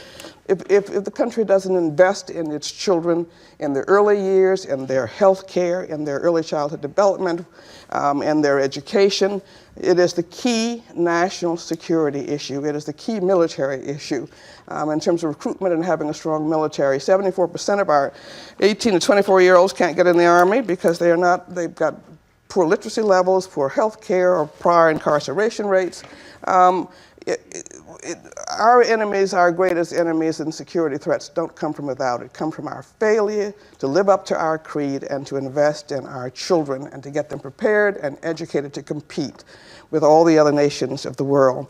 The second thing I love about the Noah's Ark lesson says we're all in the same boat. And a lot of people are going crazy because of the non-white growth of population and our child population. So we may not like these children, but we're going to need them. And it's better to have them educated than to have them going to prison and be dependent on welfare. And it's pretty dumb investment policy to watch our state spend 2 to 3 times more per prisoner than for public school pupil. How dumb is that? And it's not making us any safer. And so we're all in the same boat, and we have an investment in these children who are now the majority of our preschoolers, and they're a majority of our school population pretty quickly, so let's make them educated. And they can't do it without having those early years. The consensus is there, the research is there, that the most important time to get our children in shape to do well later in life, the foundation of good educational achievement, is early childhood development. And you, again, have the gold standard. We'd like to get back to it. I can't figure out how we're going to get those federal standards. Last 2 or 3 lessons from Noah's Ark, and I'm done, because it's about what are we going to do, is to plan ahead. This country is notoriously poor and not understanding that the future is now. And it wasn't raining when Noah built the ark, this sage reminded us. And we really need to get our educated children in line. And we've got so many of them poor. Poorest group of children, the younger they are, the poorer they are. 1 in 2 black babies is poor today. After a transforming movement, this is obscene. We've got to change and end child poverty. We've done a new report saying we could end ask the Urban Institute to tell us if 8 programs that we know work were fully invested in, how much poverty could we decrease among our children.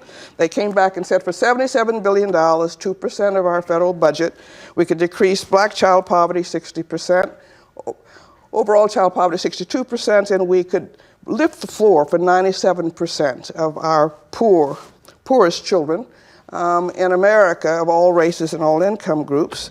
It's a bargain. It costs, and Bob Solo, we've done multiple reports from Nobel laureates and others saying the cost of having school dropouts and all of this poverty is about $500 billion a year. What in the world keeps us from doing what is right and doing what's going to save us money and doing what is going to make sure that we have an educated populace?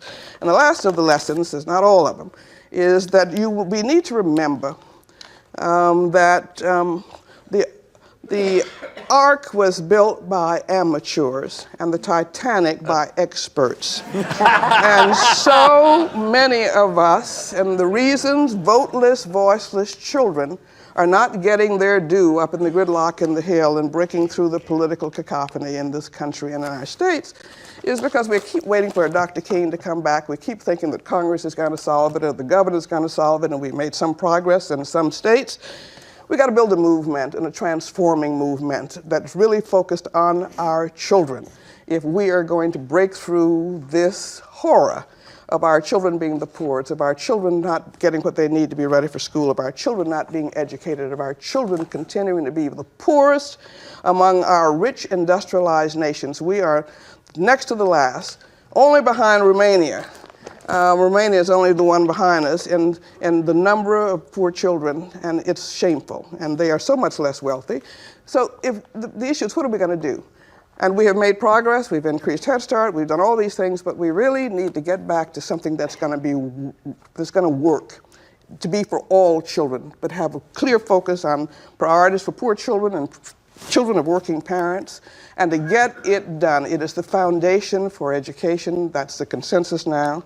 And early brain development is those most important years. That's the consensus now. Let's do what we know. Let's do what is right. Let's do what is cost effective. And let's see how we can clone Vice President Mondale. Thank you.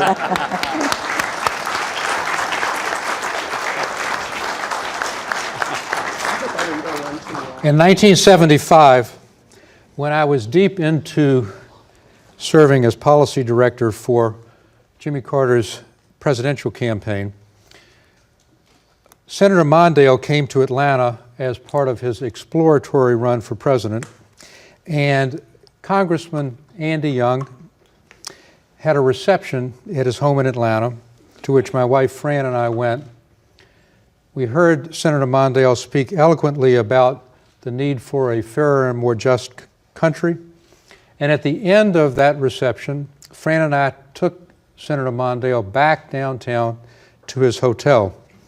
When he got out, Fran said to me, "Carter may be your man, but Mondale is mine." It's the only thing we disagreed with in 45 years of marriage. I'm going to be speaking from a unique perspective because I believe that I was the closest person to the Vice President, who was also a senior staff person to the President. Indeed, I'll be so bold as to say I don't think there has ever been, and likely never will be, a top aide to a president who was as close as I was to the Vice President, for a whole variety of reasons, not the least of which was we had a common hero in Hubert Humphrey. I had been his research director in the 1968 presidential campaign, and of course Fritz had taken his Senate seat and chaired that campaign. All the accomplishments we're going to hear on this panel and on the ones to come are because, as we heard in the first panel, the President, President Carter, and Vice President Mondale built out of whole cloth, literally out of whole cloth, what we now see as the modern Vice Presidency. I'll only repeat one anecdote so that I don't repeat anything from the first panel, and that is Fritz Mondale was not born yesterday. And while the President agreed to integrate all the staffs and did, Mondale also wanted to make sure he had his people in key positions. So David Aaron became the Deputy National Security Advisor to Zbig, and I got a call about 2 or 3 days into the presidency on my red line from the Vice President. He said, "Stu, I want to recommend Bert Karp, who served with me in the Senate, to be your deputy on the domestic policy staff." And I said, "Well, Mr. Vice President, I don't know Bert Karp. I've got David Rubenstein, who was with me during the whole campaign." And he said, "Well, Stu, you now have 2 deputies." And I never regretted that decision at all. The theme of this is social justice and quality education. Jimmy Carter understood, and it's why he got elected, that the Democratic Party needed to go in a more fiscally prudent direction. And the reason that Grits and Fritz, as they were called, worked so well together was that they complemented each other in this respect. Vice President Mondale understood the reason the president was elected, but he was at the same time, and I'm using these terms very carefully, the soul and the conscience of the administration, in the sense of making sure that in an era of fiscal restraint necessary because the president wanted the party to go in a different direction and we had high inflation and restraints, that the least strong, the most disadvantaged people were not left behind. And it was he who made sure that the administration was true to fiscal responsibility, but also to its responsibility to those who were least able to help themselves, and that in particular were our students. So let me give you some examples. The first was extraordinarily politically difficult. Alan Bakke, a young applicant for medical school at the University of California at Davis, contended that the program to get more minority medical students in was a reverse discrimination and a quota and unconstitutional. And the case got to the Supreme Court. Attorney General Griffin Bell recused himself because he had been a federal judge and ruled on similar cases. And he brought to the president a draft brief, which he said in exactly these words, was drafted by the best black lawyer in America, our Solicitor General Wade McCree. He gave it to the president in the Oval Office when I was there. I took a quick glance at it. I gave it to Fritz Mondale, and then like a whirling dervish, Fritz Mondale looked at that, having been a former Attorney General of the state, and said, this is morally and legally and politically repugnant. We cannot let the administration take a position in favor, which is what the draft brief would have done, Baki's claim against the university.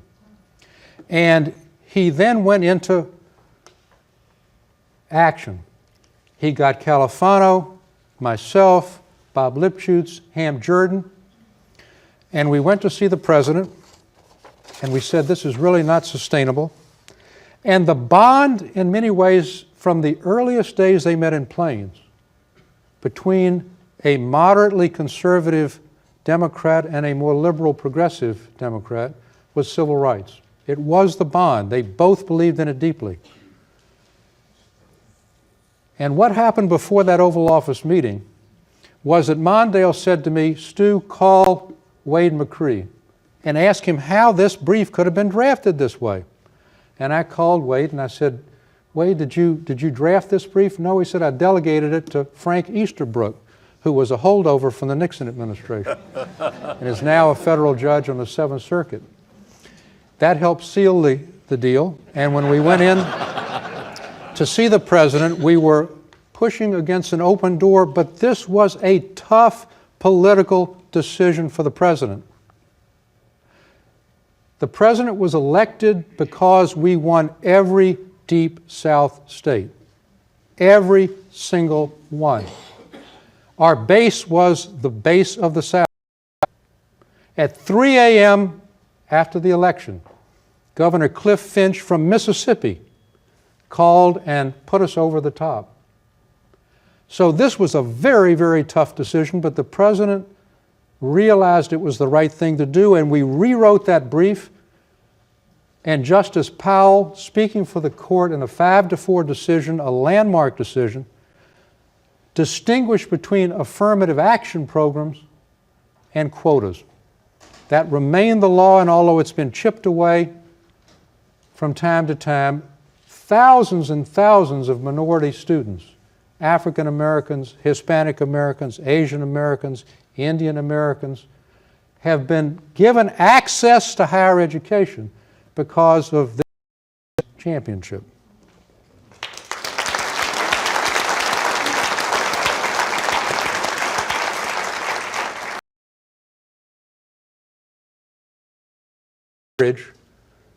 To realize he was going to have to go against a very important constituency. Vice President Mondale was also instrumental in creating the Department of Education because he realized that the E in HEW, Health, Education, and Welfare, education was buried amidst Medicare and Medicaid and all the other programs, Social Security, that had to be administered by HEW, and he was the champion of enforcing the president's pledge during the campaign when some of our cabinet officers opposed it, and some say lobbied against it. And it was Mondale who got the president to agree to follow the campaign pledge. He lobbied that bill incessantly.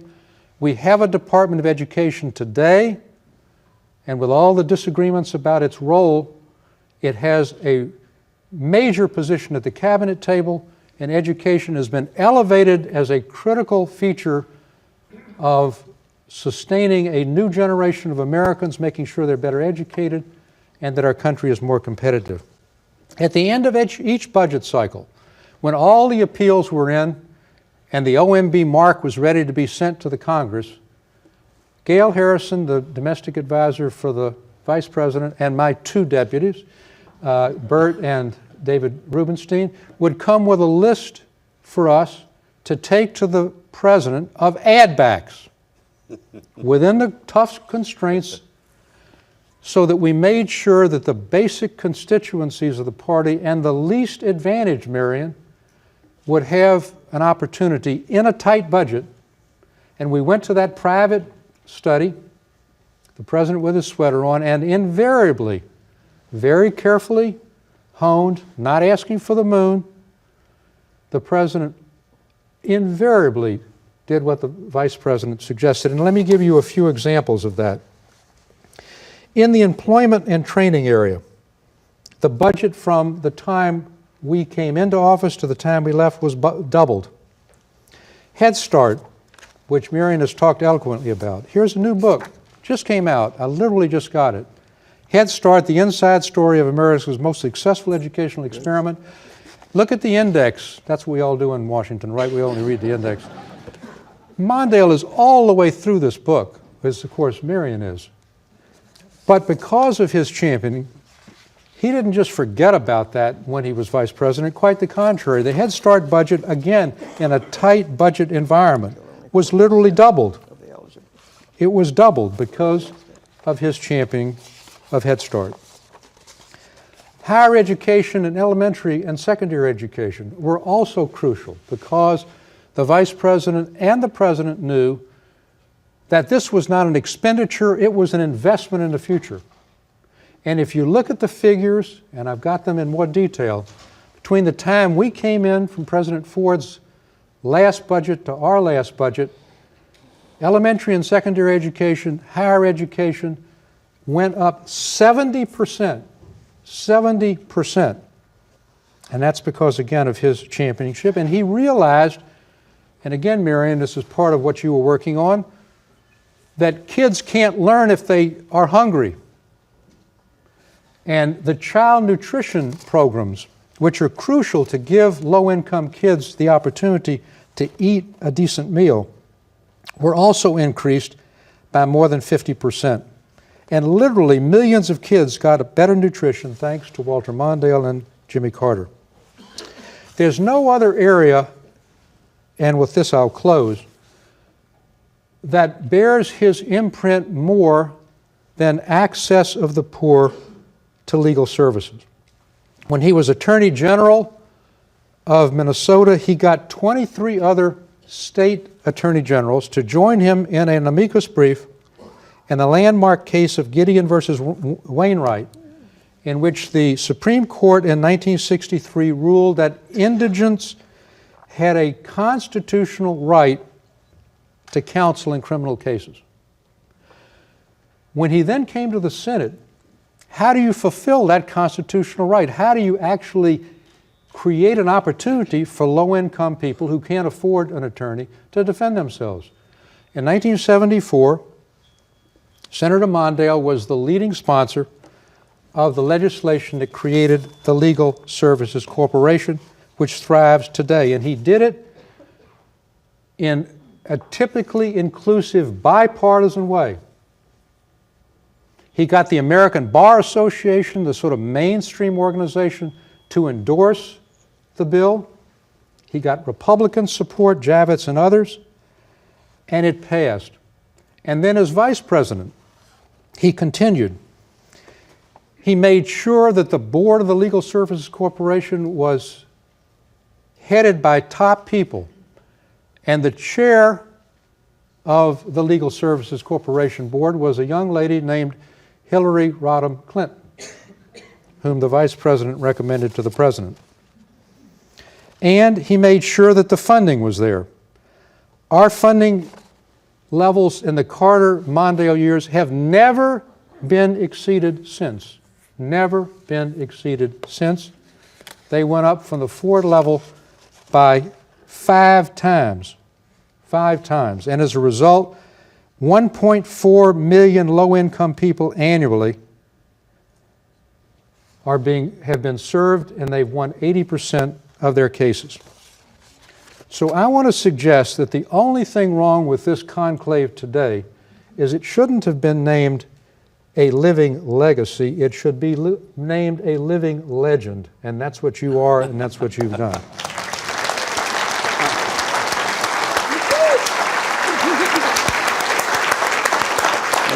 Thank you, Sue. That's good. Thank you. I'd like to ask Vice President Mondale this question, which is, why have these issues been so very important to you? What is it that made them top on your list? When I wrote my memoir, The Good Fight,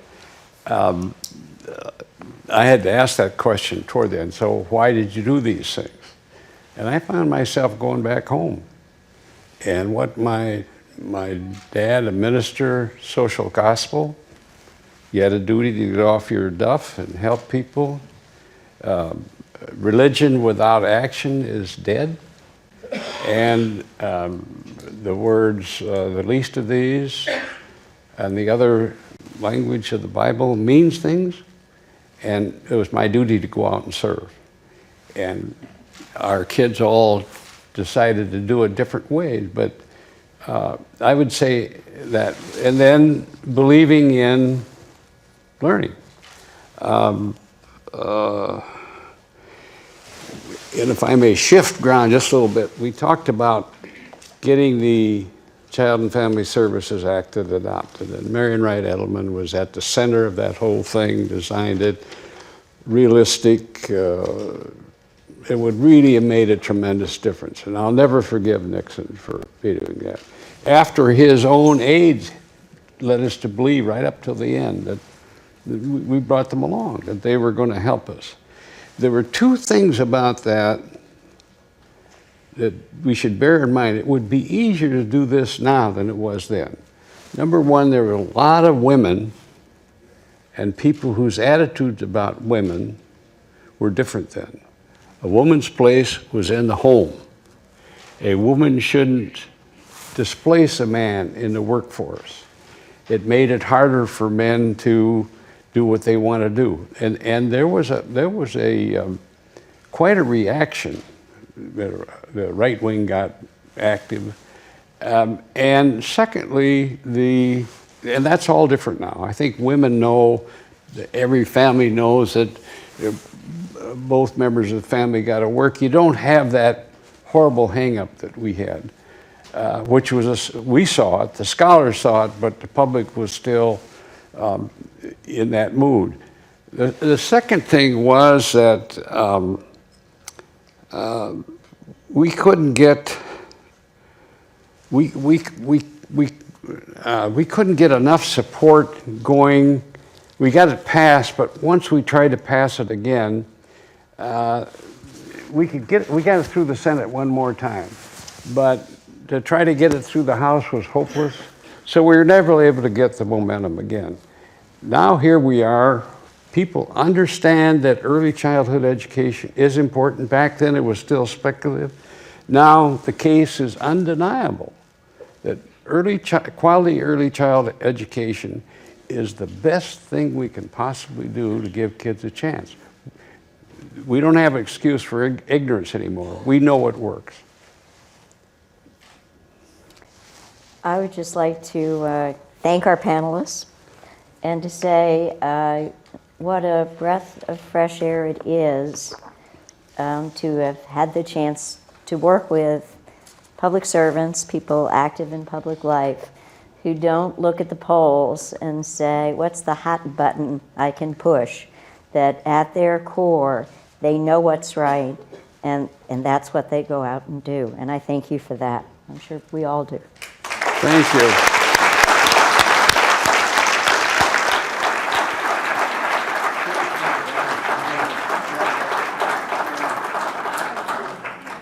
Okay, you've heard of a free lunch? We've got free lunch. It's just across the street here, but please be back here at 11:55. We will start promptly, sharp, real Minnesota promptness at noon because we will lose the senators within 45 minutes. Great. Have a great lunch. We'll see you back here.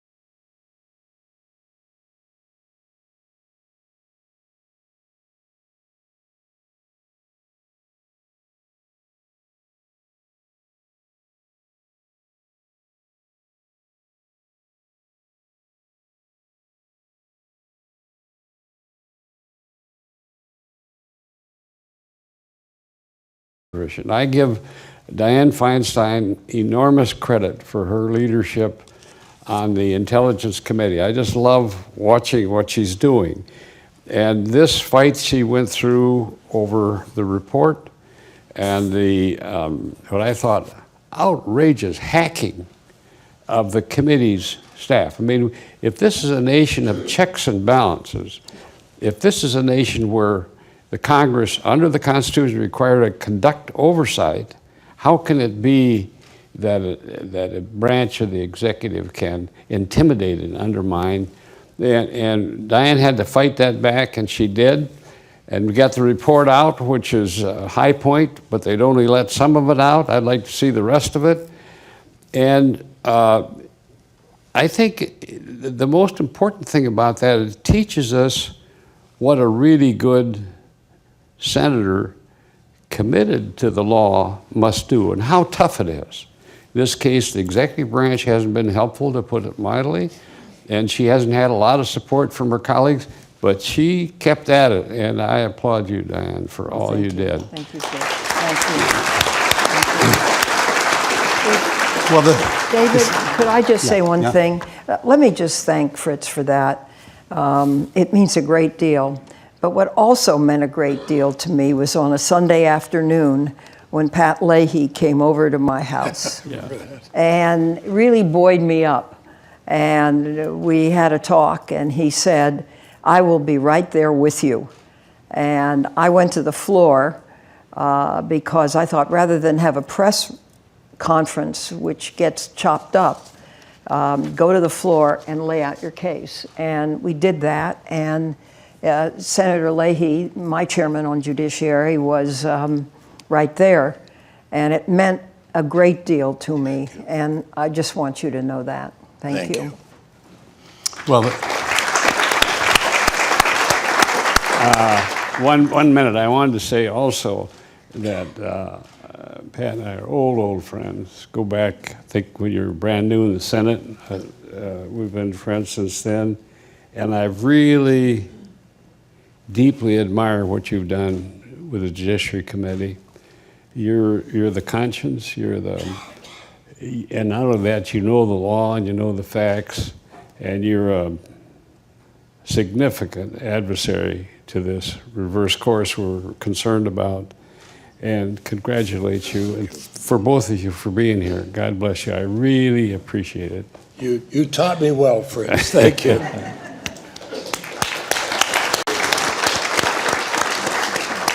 and we invited a spokesperson for the CIA to come and give an opposite point of view. They're listening, but they're not. They're taking notes. They were listening before we spoke.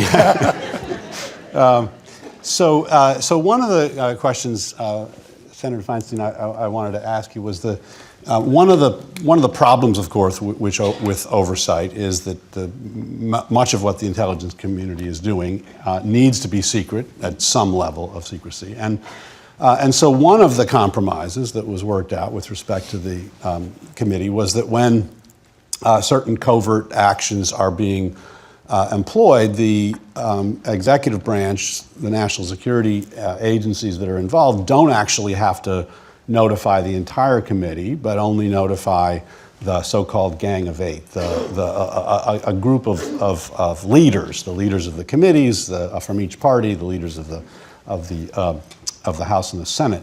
And I've heard it said that that's really problematic, because what it does is, how that actually works in practice, and correct me if I'm wrong, is not that the Gang of Eight gets brought together and as a group are sort of read in, but rather that there are various separate readings in to various individual members, sometimes two, sometimes one, and that it puts tremendous pressure on a single member of Congress to try to stand in the way of a program that the executive branch has come forward and said, you know, this is lawful, it's necessary, it's critical to our security, and you can't tell anybody else about it. What do you do when you're in that position? Well, David, you're right, and it is not used very much today, if at all. And the all is really, if something is immediate and operational, the chairman and the ranking, or the vice chairman on intelligence, would be told. But what happened back after 9/11 was they called the Big Eight together and gave a briefing, and then we found out 4 years later what had been going on.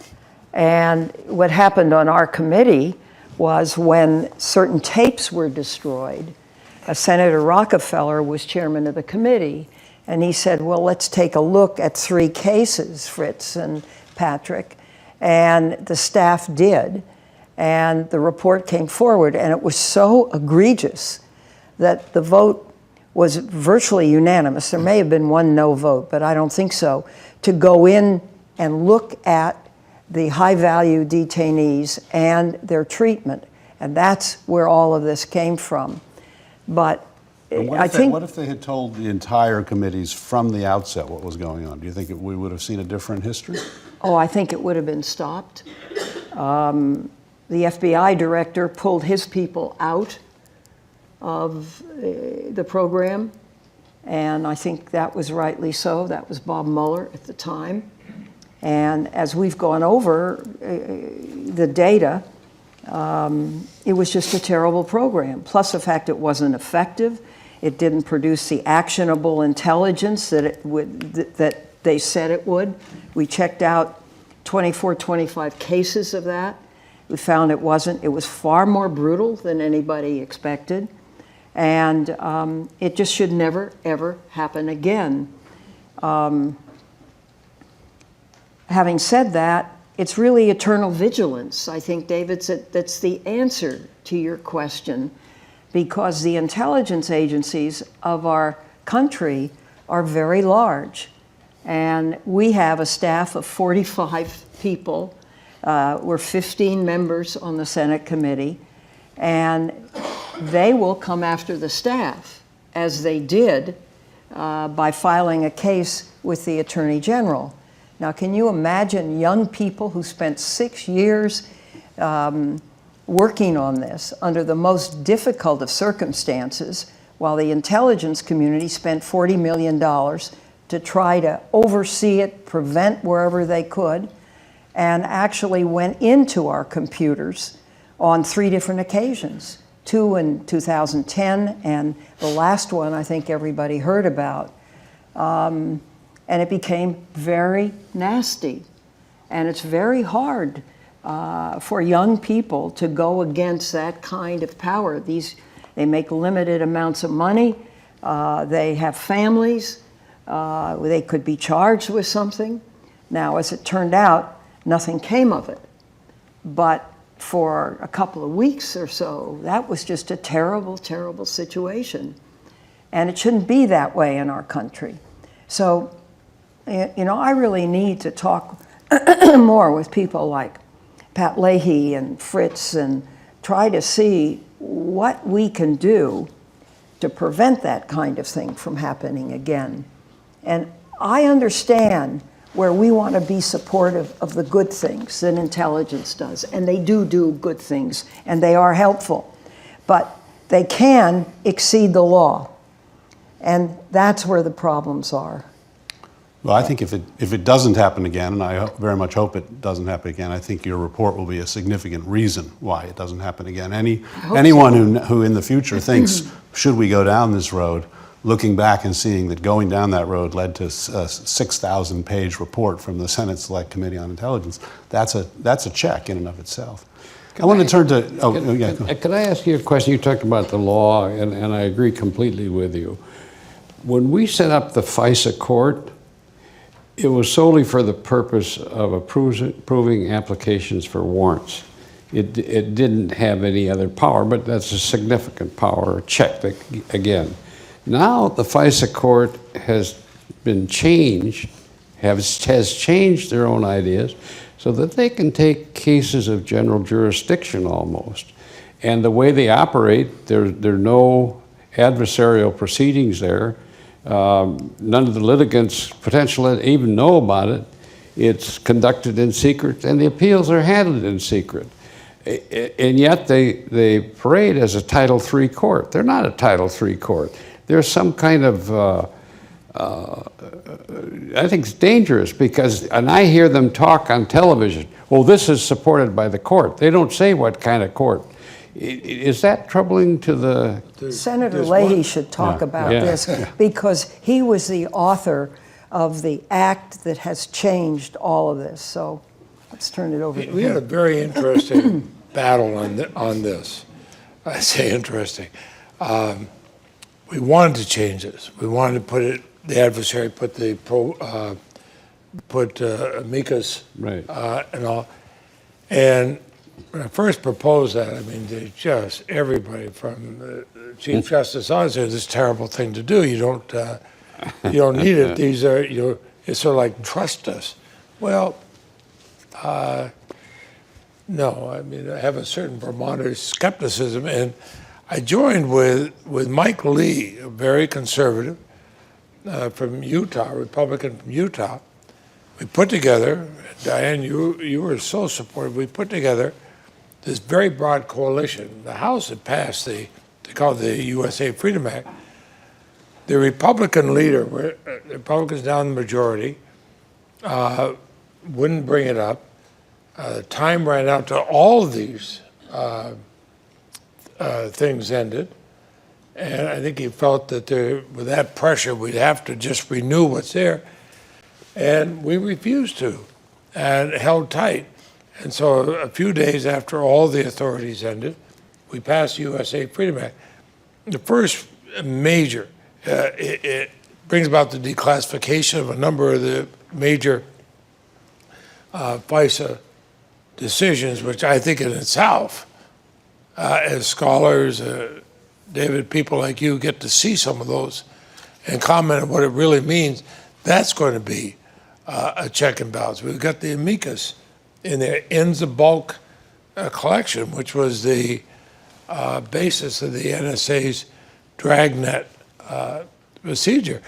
The argument I made, can you imagine if a J. Edgar Hoover had this kind of thing at his hands? But there are always going to be, in different positions, people like that.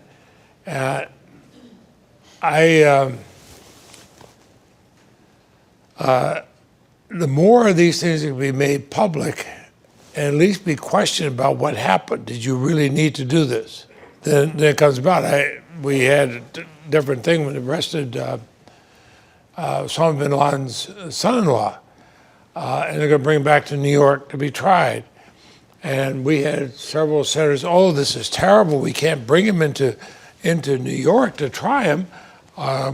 And they gave him the Miranda warning. Well, they gave him the Miranda warning. They had teams of agents talking because he wouldn't shut up. He was confessing to everything. They brought him to New York. I mean, I was a prosecutor for 8 years. I would have given anything to prosecute that case. It involves other, but say Eric Holder and I were both saying, we'd love to prosecute a case in New York City. Osama bin Laden's son-in-law, who's confessed everything, and it's admissible. Gee, how long do you think that jury took to convict him? But we also demonstrated to the world they were ready to do it. Those who wanted to send him to Guantanamo and hide it do a disservice to our country. We're putting too much in secret. We're relying too much on the ability, just because we can do it, whether legal or not, that we have to do it. It doesn't make us safer. It's like 9/11. You had all the information that could have stopped 9/11, but there's so much of it they didn't put together. You had some of our agencies saying, we ought to get somebody who can translate some of these wiretaps we had after the fact. If you collect everything, you have nothing.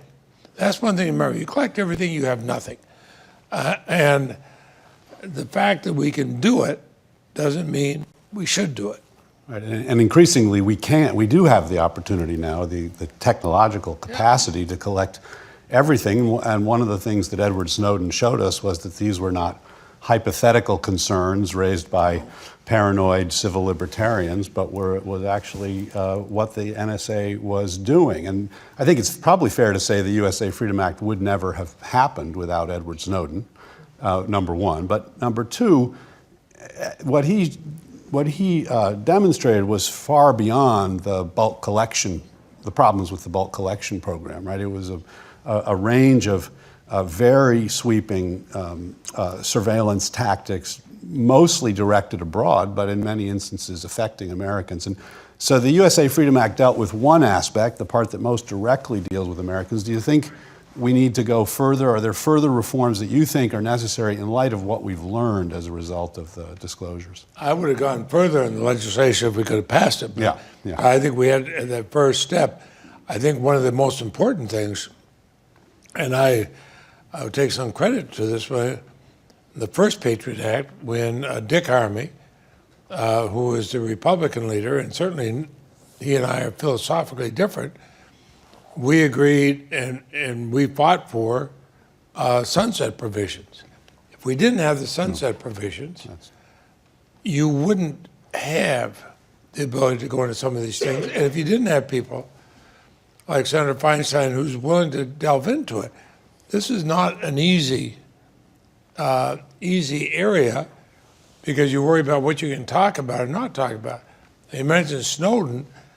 A number of these things we were hearing about in classified sessions, but now that it's public, it made it a lot easier to argue it on the floor of the Senate and the House. Could I make a point? Yeah. I wouldn't confuse this with Snowden. What Snowden did was something very different. He was not a whistleblower. He didn't come to any committee and say, I have found something I want to share with you because I think it was important. He went in and took the job with the intent of scraping the system. To make all of this public. That is a very different thing. No, I'm not. And I'm not. It also allowed. Now we do not know who has that information. He went to China first. He's now in Russia. We do not know whether the Chinese or the Russians have that information. We do know that some of the information has significantly affected some of certain assets, certain military operations. It was a broad. He wasn't just looking at metadata that's collected. This was an entirely different thing. And so I don't credit Mr. Snowden with an act of heroism, certainly. It was an act of perfidy. I hold no brief for Snowden, but he did give me the chance to use one argument when the NSA testified in public before our committee. They said, but we have all this. Don't worry, even if we are picking up things about you, we keep it so secure. I said, secure enough that a 30-year-old subcontractor couldn't walk in and walk away with all of it, and you didn't even know it was gone? Don't talk to me about security. Vice President Mondale, do you have any different view about Edward Snowden and the revelations? I don't disagree with what's said here. I think what he did carries penalties, and he hasn't paid that price. But I do think that what we've been able to learn from his disclosures have in many ways helped us understand this issue better and to shape reforms. And when you listen to what the arguments are, they're basically information that we were able to get a hold of because of Snowden. But it had nothing to do with the 215 program. What Snowden did had nothing to do with that. The 215 program was the collection of certain metadata. If a known terrorist called into this country, that you could collect the phone number and the location, and then the next call and the next call he made, you could look at to see if there was any reason to then get a warrant to collect content. the same as a criminal warrant, to collect the content of the calls. And that's what that program essentially was. And the difference now, thanks to Pat Leahy, is the government will not collect this data, but the data will reside at the telephone companies. And the program's in transition now, so no one really knows how it will do, but we all hope that it'll do well. And as there is a public advocate in part of this, and I just want to say that the court is appointed by the Chief Justice, and it is 11 district court judges that can sit 24/7 if necessary. They trade off. And so it's not like, I mean, the CIA does not collect intelligence on Americans in this country. Not supposed to. Not supposed to. Not supposed to. So just a one word about Snowden, which is not to defend what he did, but to suggest that what he did had a pretty significant effect. So before Edward Snowden revealed the Section 215 program, the court said it was fine. The Foreign Intelligence Surveillance Courts in secret said it was fine. Congress 6 times reauthorized Section 215. The president was adopted under President Bush. President Obama maintained it. And then once it was disclosed to the American people what the government was doing, the president changed his view, appointed an expert panel, and adopted a number of reforms himself. Congress changed its view, passed the USA Freedom Act, and to some extent the courts changed its view. A court of Appeals for the Second Circuit held that the program was illegal from the get-go. So what changed? What changed was the fact that Snowden had disclosed, which I think which again is not to defend the criminal act of stealing information, but to emphasize the real difficulty of maintaining a balance even when all 3 branches are involved, as long as the American public are kept out of the picture, right? And what changed was the American public was brought into the picture. People started calling their congressmen. People started objecting, and then we saw reform. And the same thing with your report. It's the publication of that report that is so critical, so that the American people can know what the government is doing in our name. Well, if I may comment, I think what happened was the American people did not want the government to hold the data. Right. And that's what Patrick's bill did. Right. It changed that dynamic. Now, we'll see how it works, because when the government held the data, it was not abused. It was not synonymous with what went on in the United States in terms of investigations that the Church Committee revealed. There were only 22 people who were trained, 2 of them were supervisors, who had access. It was very carefully controlled. And I think that's a hard argument to make, because the popular theory is, the government is something awful. We don't want the government to hold this. And so it's at the various phone companies now, and we'll see how that works. We'll see if it can be timely. Do we have more trust in our phone companies than in our government? That's the question. That's right. Could I raise again the question of the jurisdiction and authority of the FISA court? We had a very limited mandate for them in the Church Committee, just as I mentioned. And then it seemed that slowly the FISA court took on these added, I would say, pretensions that allowed them to act as though they were a regular court, despite all their procedural limitations. And I know that the new act changes that some, but do you think the FISA court is accountable under the law now in the same way as an Article III court? You're asking Patrick. Well, I think an Article III court, of course, you know what the decisions are. You've seen them, you've read them, and that, among other things, makes them accountable. That's why I wrote in this to declassify the bulk of their decisions. That's the only way it's going to be really accountable. I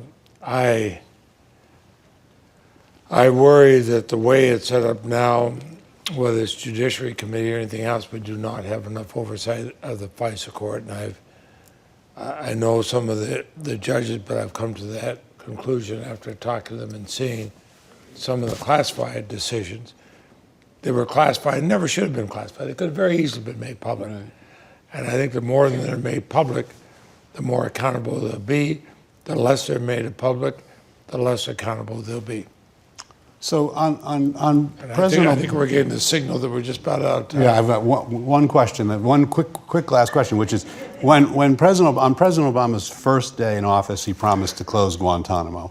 We're now into year 6. Guantanamo, as far as I can tell, remains open. To what extent is it Congress's fault? It is totally Congress's fault. I agree. Congress has put into bills prohibitions and made it very difficult. I think there are 114 detainees still at Guantanamo. It costs like $4 million. It's huge. The cost of $4.5 million an individual for the year, something like that. It's enormous. We could send them to college for that. We could give them the college. Almost. With a little help from. And so there are specific prohibitions put in, and I think the military is looking, the Department of Defense is looking at various facilities and trying to find a way to do it, but there was another prohibition, I forget exactly what it was, put into this defense bill. The prohibitions, some of the people that put in these prohibitions in the Congress will talk tough all the time. They're actually being gutless on this. Oh, we can't bring them into our courts. Oh, we can't. Come on. We've got a wonderful criminal justice system, one of the most open. Are we afraid of ourselves? Are we afraid to have people come before our courts? Let's bring it out. And I've had some heated arguments with some members of the House and Senate. And I tell them, you're not showing guts. Prosecute them, or get rid of them. Send them back. But this Guantanamo is a dark mark against the United States in so many parts of the world. We don't need it. There is one more thing. The military commissions have failed. They have not resulted in convictions. And virtually every case that's been brought to the federal court, particularly in the Southern District of New York, has been convicted. Right. They've been So convicted. the problem, the thing is that the public procedure works. So there's no question about that. Well, thank you. I'd like to thank the panel, not only for sharing your thoughts with us today, but more importantly for the decades in which you've had the guts to stand up for our liberties in overseeing the executive branch. So thank you very much. Thank you, David. Thank you. Nice to see you tonight. Yeah, Thank you. Thank you very much. Thank you. We're calling this Mondale weekend. Yeah.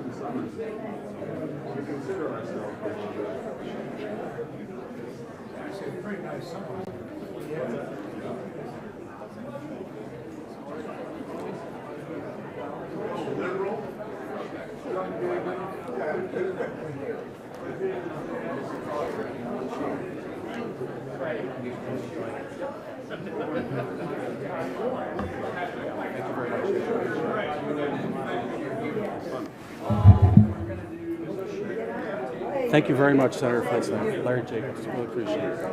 Really appreciate it. Thank you. Thank you for. That was good. Yeah. Well, you know, you get these people who and you fight. Yeah. How are you doing? Oh, good. You still teaching your class? Yeah. Yep. You're well represented on the syllabus. I'd love to. I just ran into somebody who is coming out. Yeah, Judge Robertson. Oh yeah, Judge Robertson. He's Yeah, a good friend. yeah. His daughter is right next door. Yeah. He's great.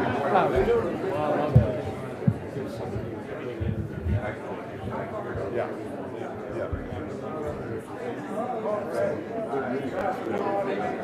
Well, he has such experience. He did a number of behaviorist cases, right?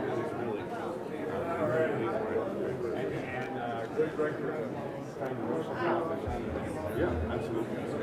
We're ready.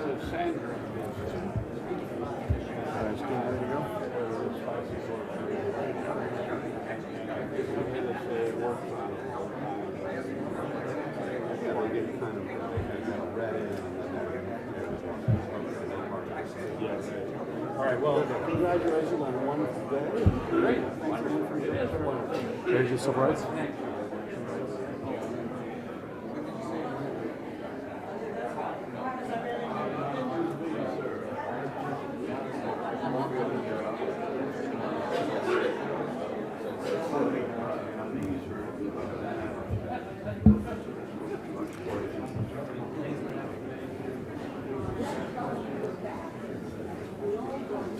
You all set, Larry? We are. We're great. We're in great shape. Thank you very much. We appreciate it. This is all my stuff. We're good.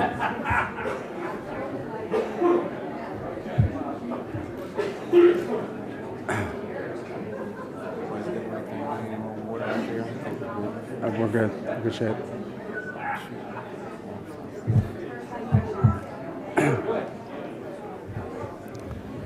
Okay, we're going to get started on our next panel.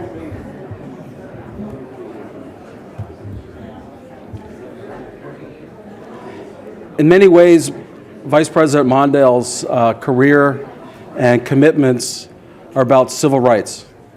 Civil rights of African Americans, civil rights of women, civil rights of really across the country, to make sure that this is a country of opportunity and that barriers and discrimination pulled down. His mentor, Hubert Humphrey, this was his calling and really his beacon, starting in Minneapolis, where he took on anti-Semitism as a mayor, and then famously at the Democratic National Convention, and then still further in the United States Congress in Washington. And this is a very distinguished panel. I mentioned earlier that when Vice President Mondale and I sat down and started mapping out some panels and then putting names to it, we were both very impressed and grateful by how many people said yes. And this panel is a great example of that. We have with us Taylor Branch, who is the penultimate author of civil rights, including the definitive trilogy on the civil rights movement. I've learned more from what Taylor Branch has written than the sum total of what everyone else has written. It's absolutely a real honor to have him here. Josie Johnson, who served in the Carter-Mondale campaign and was a pioneering civil rights leader in the country, and in Minnesota is a legend. We're delighted to also have with us Professor Myron Orfield, who's in the University of Minnesota Law School and is leading national expert on regional metropolitan development with a particular focus on housing. And then Ambassador Andy Young, who really kind of defined many of the struggles during the civil rights movements in the 1950s and 60s, was a member of Congress, first African-American UN ambassador, and mayor of Atlanta. Ambassador Young, so good to have you with us. Ambassador Young, I want to start with one of the important and challenging chapters in the civil rights struggle, and it's in Atlantic City, where you've got a remarkable organization that's formed in Mississippi of the Freedom Democrats, who have toiled against the racist, segregationist Democratic Party, were blocked, formed their own movement, show up in Atlantic City wanting to be seated instead of the all-white segregationist Democratic Party. And Mr. Mondale played an instrumental role, along with others, in trying to figure out how it is that this convention that would elect Lyndon Johnson doesn't go up in controversy, while also pointing the Democratic Party forward as a truly integrated party that would move past racism. Could you talk for a moment about the consequences of the deal that was struck in Atlantic City and what it meant for the Democratic Party by 1968 and perhaps to today? Well, you have to realize I'm prejudiced. Taylor does point out that there really was a significant divide, which exists to this day, between symbols and substance. We were 30-ish, had families, and we were trying to get a president elected. And we felt that SNCC was trying to make a name for itself. Now, I helped to recruit Miss Fannie Lou Hamer, and she and many of the people in the Freedom Democratic Party were trained at our workshop at Dorchester Center with Dorothy Cotton and Ms. Hepner Clark. We brought in people from Louisiana all the way over to Georgia, Louisiana, Mississippi, Alabama, and South Carolina. In fact, I think I see Congressman Clyburn's out there. His family were among the first people organizing voter registration. So there was a South-wide movement. But in Mississippi, after the Mississippi summer, they wanted to stand by principle. And unfortunately, we were a little more pragmatic. It was a rough time, especially on me and Martin Luther King, and I think Walter Reuther caught hell for trying to mediate, and Bob Spike of the National Council of Churches ended up falling down, breaking a leg. I mean, it was a rough time. But what it did was, after having disturbed the party so much in that convention, it made Dr. King say, look, we've got to get together and pull the country back together. So I think the takeaway for SCLC was, I think we picked 20 cities that we were going to go to and campaign, not for Lyndon Johnson necessarily, because we were a nonpartisan organization, but we were against Goldwaterism. But I think that what had been a really fractious convention ended up being a very united party. And I think that contributed a great deal to the landslide victory of President Johnson. And Ambassador Young, as you look forward from the 1964 Atlantic City Convention to 1968, and then subsequent Democratic Party conventions, what is the delegation, what does that look like coming out of Mississippi and other parts of the South? Well, politics in Mississippi, politics in the South has radically changed. I think our party is far more integrated. We have far more minority representatives. We have far more women elected. But I also say that as a result of that struggle, we probably have a greater percentage of black students at Ole Miss, University of Alabama, University of Georgia, and LSU than you do nowadays at Minnesota, Michigan, and Illinois. There was an awakening in the South, which we have not yet consolidated. And we've not consolidated it because we got to fighting over the flag. And And again, that's been one of the difficult things for the civil rights movement, substance versus symbolism. And we always get caught up in the symbolism and we lose the substance.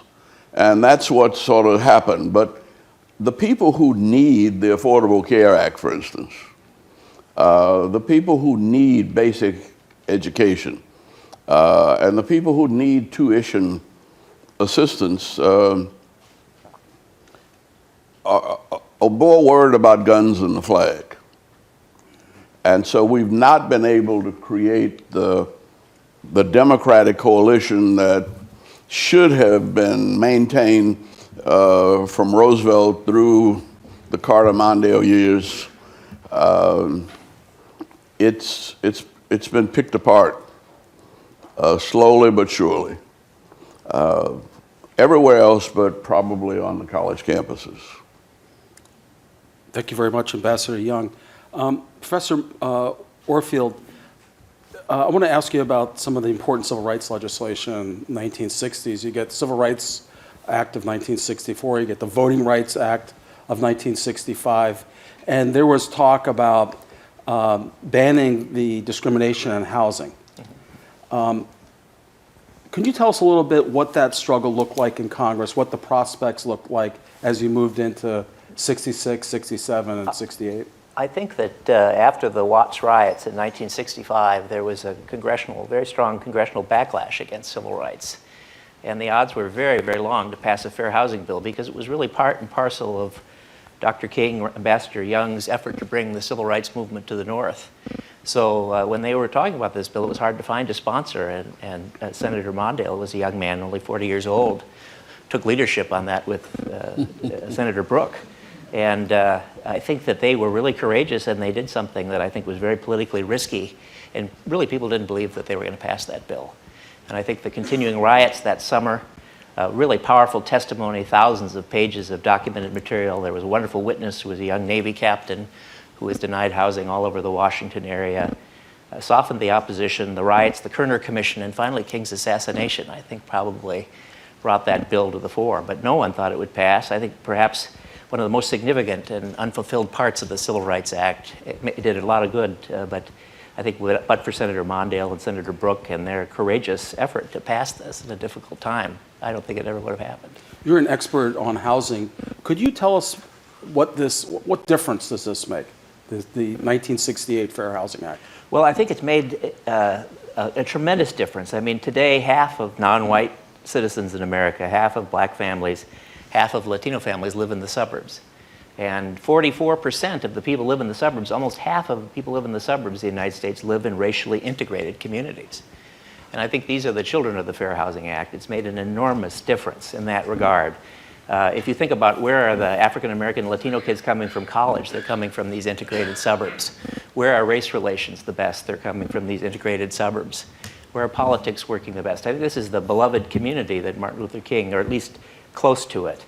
Now, there's lots of challenges that remain. It's not a perfect story, but it's had an enormous impact on the country. You can see that change. There's lots of work to be done, I think, too. Mr. Mondale, do you want to weigh in on this? I know you've been talking and thinking a lot about fair housing again. Well, one of the things I think we've learned over many years is that slums don't work.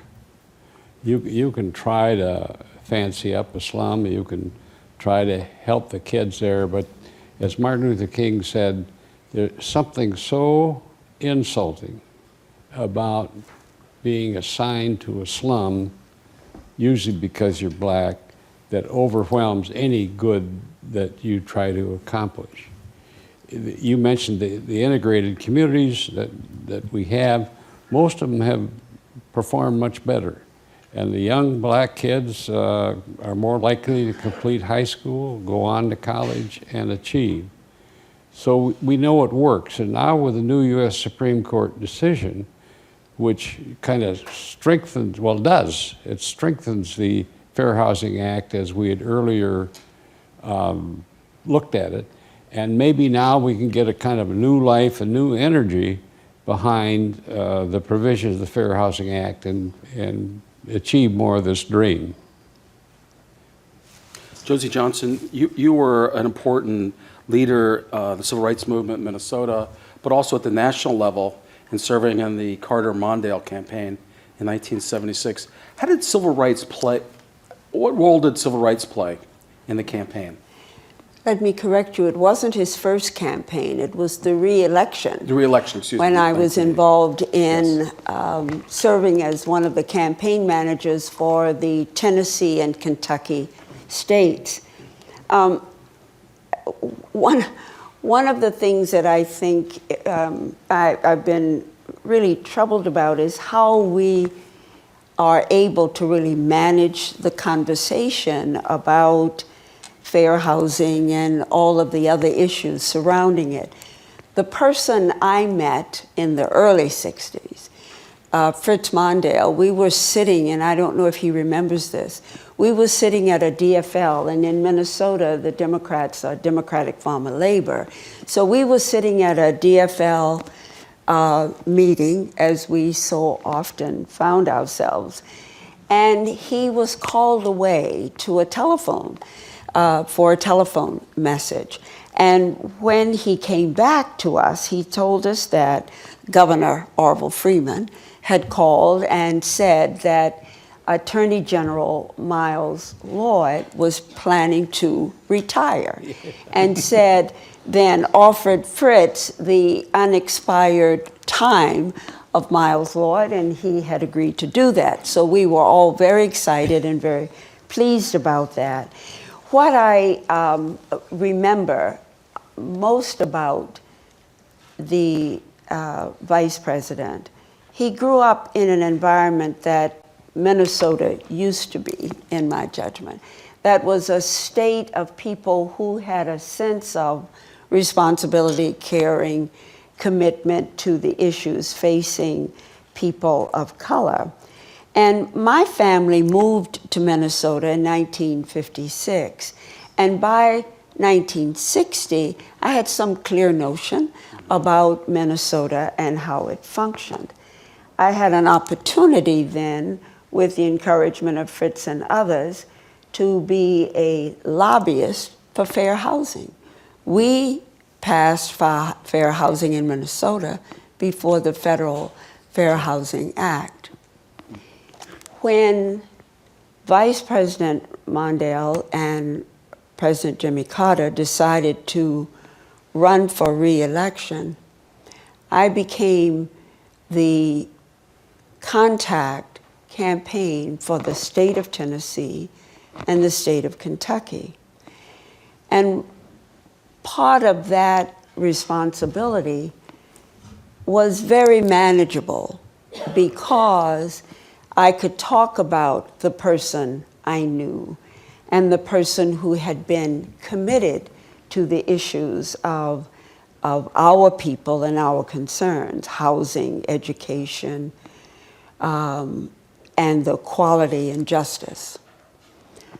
So the issue that that we continue to reference with the Freedom Democrats, it became a real issue for me to convince our people in Tennessee and Kentucky that a good decision had been made. So it required us, those of us working on the campaign, to help the community understand the various compromises that had to be made during that process and during that conversation. And fortunately, we were able, as a result of the kind of work that Vice President Mondale did in those days, we were able to prove to them that the compromises turned out to be positive and in the long run helpful, rather than what had been anticipated, because it helped with the Voting Rights Act, it helped with the Civil Rights Act, it helped with housing.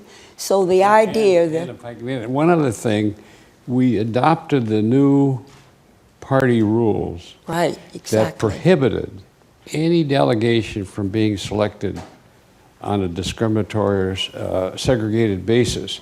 And of course, that describes the whole system in the South. These delegations come all white, all picked by the bosses. Right. And those rules, I call the Civil Rights Act for the party, they really changed that system fundamentally, didn't they? And that was the great result that we could prove to our people. Right. That as a result of the compromise and working, a lot of changes took place. Right. So it was very significant, Larry, for us to have been engaged in that. When Vice President Mondale became senator, it was then, in my view, an opportunity for him to have not only the power, the understanding of how the process works, but also offering what we called empowerment to the unempowered. And I think your years as senator, because you were able to exercise a lot of what you believed, and you had the process by which it could be done, it all meant a lot. And Minnesota has profited by it. Ambassador Young? Were you responsible for the Urban Development Action Grant? I was one of the sponsors, but I wouldn't say I was the guy. No, but I'm saying that is one of the things that has really done a wonderful job in Atlanta. Right. Because we were able to create enterprise zones. Right.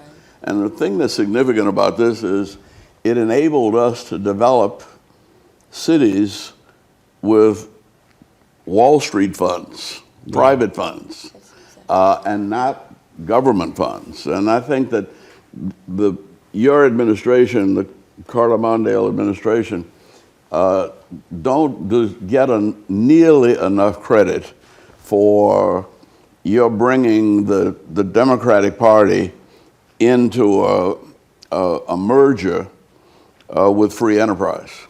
And I think that's very significant, Andy, because we are so accustomed to financial resources from the government that says what you can and cannot do. That private resource that you just described allowed Atlanta to do a lot of the things that it wanted to do, and to be able to give particular credit to those persons who wanted to open different kinds of businesses and the new entrepreneurs of that area. Ambassador Young, I want to kind of shift the discussion a little bit into another arena. After the 1976 election, the Carter-Mondale team comes in the White House, and one of their priorities was to take the civil rights movement from America and apply it abroad, particularly to South Africa, to take the first step to challenge apartheid and to demand the release of Nelson Mandela. You got to ask for more. This is reminiscent. Would you like more of a role in preparing your questions? No, that was one. That was one that I think is extremely important, because the human rights became civil rights, graduated to human rights when we began to apply it worldwide.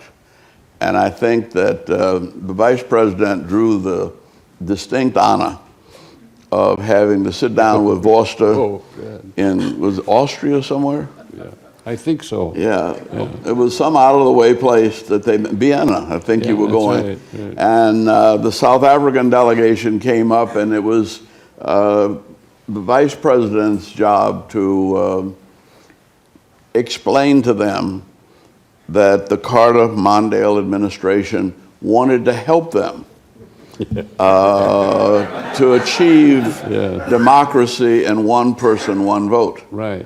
Well, actually, I had been to South Africa 3 years earlier with Arthur Ashe to a tennis tournament and we had to sit in the government box. So I had spent a whole week with these Afrikaners, and I was comfortable, just like folk down home. Wow. But except that the question I was asked most was, how long do we have before the bloodbath? Yeah. And so they were really concerned about a massive uprising, and I think they welcomed your saying that the United States wanted to help, and I think that was the beginning of the turnaround. The other thing about that, though, was that President Carter sent me to ask African leaders what they wanted. And they said they didn't want to start with South Africa, that they wanted to start with Zimbabwe and Namibia. They needed our help, and that working together on Zimbabwe and Namibia, it would give South Africa a chance to get to know them better. And so I think they really welcomed, more than we expected, the assistance that you offered. And looking at South Africa today, and while it's far from being completely integrated, it's economically separated. Yeah. But there are enormous changes, and in spite of all, you only hear bad things about life. But Africa has changed, and it has changed for the better. And I think that meeting was the beginning of human rights around the world. I think we talk about these advances, but I think above all we sent a new message to Black Africa, that the old games, and it had been a cynical game throughout Africa, were over, and that we were now going to support justice, equal rights, non-discrimination. And although it didn't happen all of a sudden, I think this really changed the kind of perception of Africans toward what they had to do. But you all had more African leaders to the White House than all the other presidents put together. Oh, yeah. Mr. Mondale, before or since. There's a sense, on some of these issues, folks who who are not as familiar with the history would be nodding of course this was, the obvious thing to do. But when you came back from Vienna and that meeting with Voster, did you feel that the entire administration was kind of very pleased at what was happening? Well, the person who counted Carter was, so that was fine. But we had a lot of back talk in the State Department and elsewhere. Especially the State Department. Didn't like what we were up to, but they didn't last. Because the State Department, there was almost nobody in the State Department that knew any African leader south of the Sahara personally. Yeah. And they were making judgments about people based on a European ideological perspective. And Mr. Mondale, in terms of picking up on Ambassador Young's point about welcoming African leaders into the White House, was it the policy of the Carter-Mondale administration in terms of appointments to the administration to be hiring women and people of color? Yes, and maybe Andy, you want to talk about that a little bit. Yeah, I mean, it was just natural. That was probably the most integrated campaign ever. Yeah. Because by the time everybody got their constituency together, it was really an American constituency. I remember my complaint was that we didn't have enough people with vowels at the end of their name. And so we had to make an effort to include more Catholics and more Mediterranean white folk. Because we were black and white, liberal and conservative from the South and North. But that was a good operation. Yeah. And I want to disagree with Stu, though, I think, because I think you came down to my campaign, right, to raise funds for me and got me elected to the Congress. Right. And I remember calling Governor Carter, asking him, could you stay at the governor's mansion? Because I thought he ought to get to know you. Yeah. So when you got to be president, he'd make a good vice president.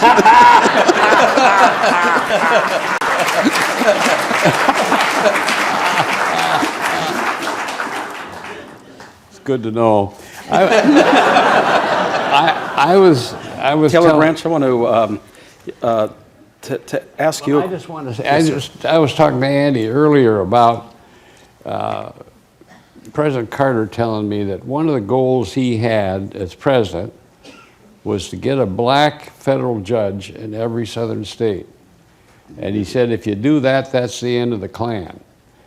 And he did. 2 in Alabama. Yeah, but it made a big difference. Yeah.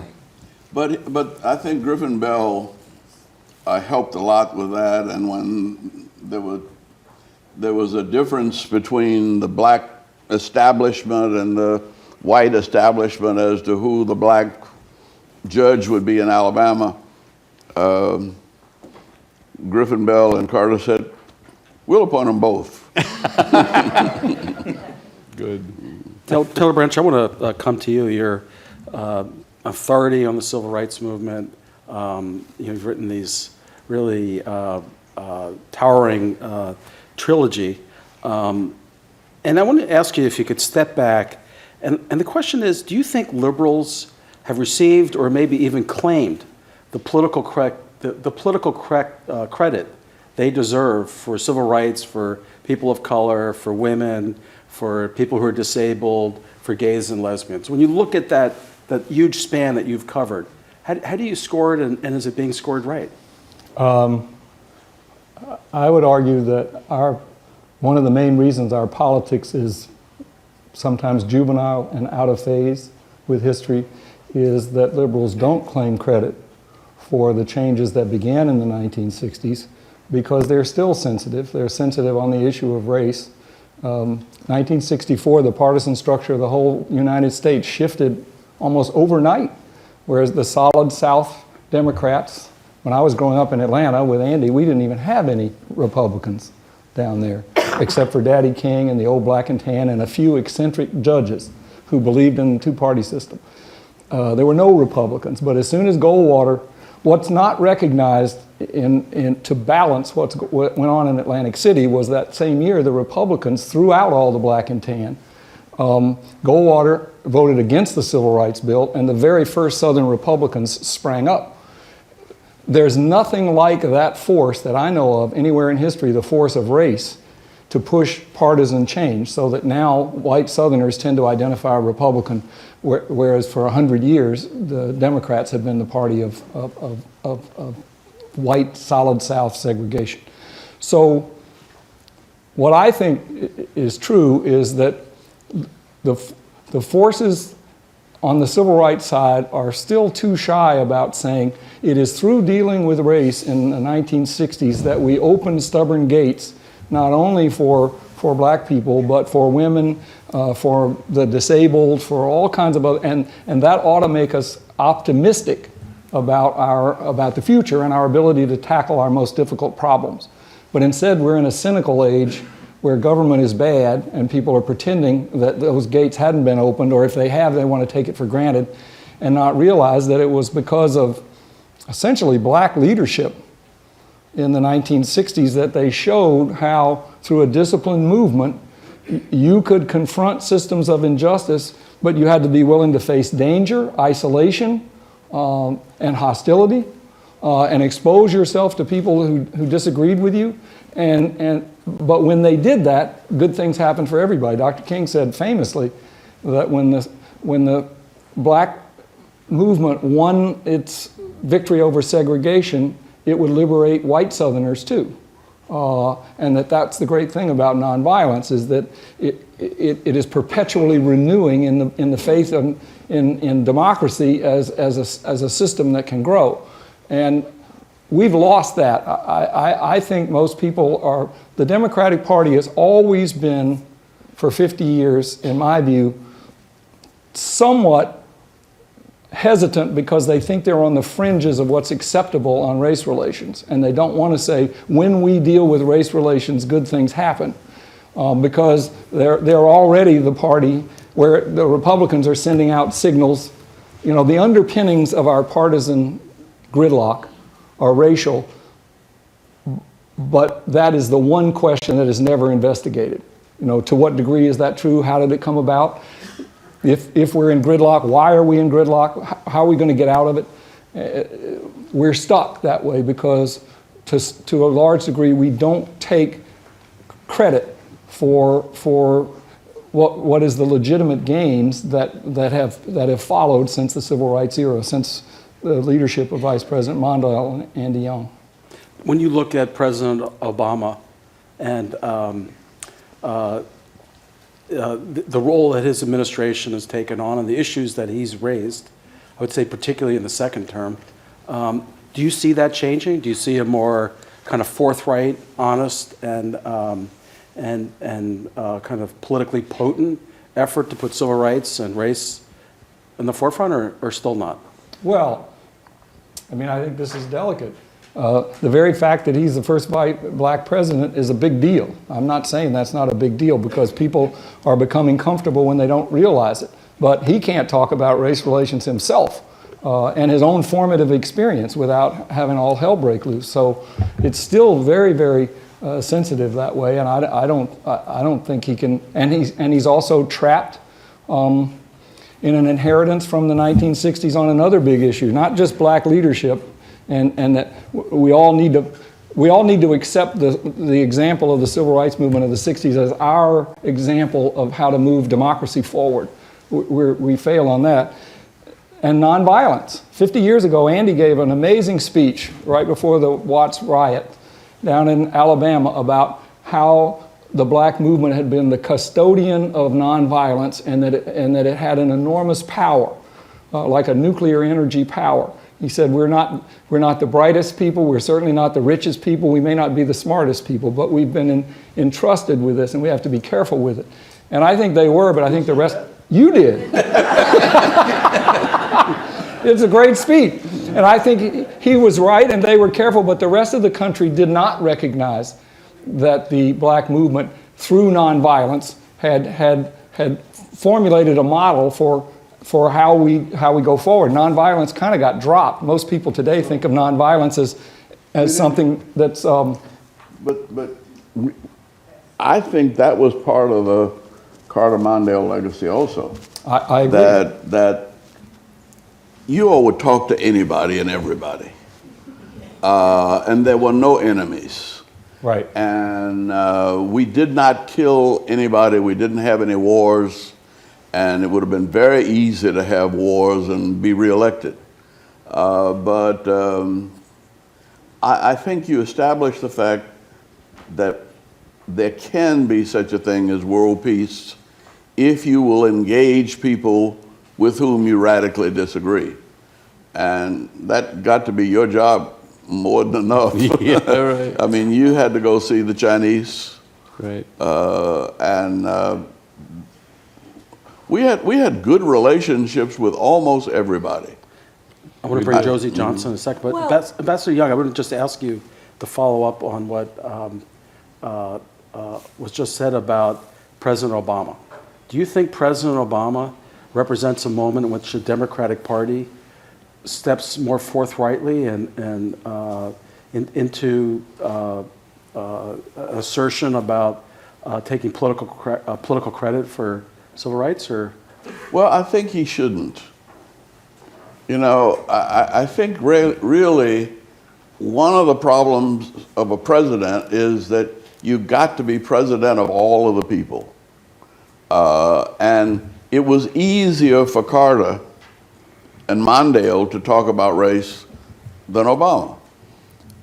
It was easiest for Lyndon Johnson, a segregationist, to stand up and say, we shall overcome. That was real progress and real courage. But right now, the best thing the president can do is be cool, which he is, be smart, which he is, and kind of hold the line in a time of turmoil that's sort of unmatched by any period in my lifetime since the bombing of Pearl Harbor. Well, I want to introduce to this panel and to our audience a thought in order for us to move forward and to benefit from the courage of Vice President Mondale and President Carter and all the other people who've been so courageous in this struggle. I maintain, and it's a theory that I have that I hope all of you will help me define more carefully. I maintain that the treatment of my ancestors during slavery, the justification for that treatment, the laws that were created to support that treatment, the biblical scripture that was found to support it, all of those elements became deeply etched in the fabric of American life.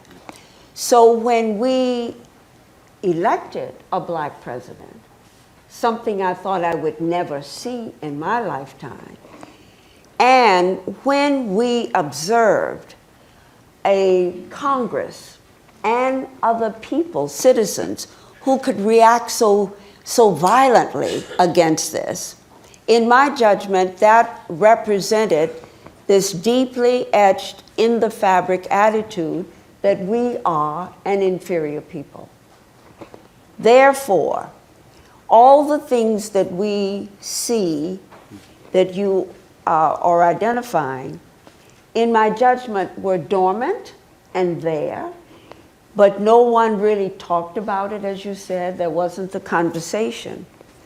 What we see now is a reaction to what has been taught and the need to continue to paint an image of a people in order to continue not getting full access to fair housing, not fully educating African American and other children, not providing the kind of health care and protection that they need. So what I'm asking is that we think about that, consider the possibility that we do need more conversation, more explanation, more courage, as Fritz modeled throughout his life, growing up in Minnesota with people who cared.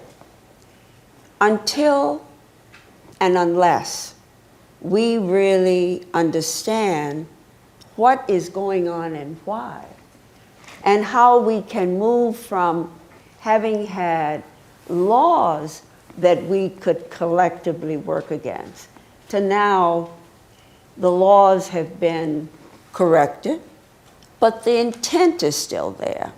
As we used to say, those of us in the movement of the 60s, you can change a law, but not the heart. And what we have found is that the heart is now ruling, in my judgment. And I think we've got a lot of work to do in order, Mr. Vice President, to honor your legacy, because you truly tried to teach us freedom, justice, equality, empowerment. But the legacy of supremacy and racism, I think, is so deep. Yep. And unless we can talk about it, put it out there, and truly examine it, we'll be doing this for my great-grandbabies as well. Taylor, you're the expert in these things. How would you respond? How would you respond to Josie's point? I think she's right. I would support it wholeheartedly. I think that we need to try to bring to the surface things that are subliminal, which is basically what the civil rights movement did. That's what Andy and Dr. King did all the time. Bring these things to the surface so we can face them. A lot of people assume, even today, when the question is framed about do we deal with racial history in our politics, as though politics is over here and we stop it to have a conversation about race, as though they're totally separate. And to me, race is part of the conversation about politics, because it's always been the barometer, the chief barometer, the best barometer of where we stand on our commitment to democratic politics. So it's not like they're separate things, but we're subliminally vulnerable to a language that speaks about politics generally as though we're assuming that we're talking to people just like us, and not something that is reaching across those boundaries. And that when you do reach across those boundaries, people get upset. And so I think she's right. People of color assume that they're talking to people just like us. So I'm thinking that that's maybe what we need to think about, is that to be very conscious of the fact that there may not be people who are just like us, with the same set of experiences, the same denials, the same abuse.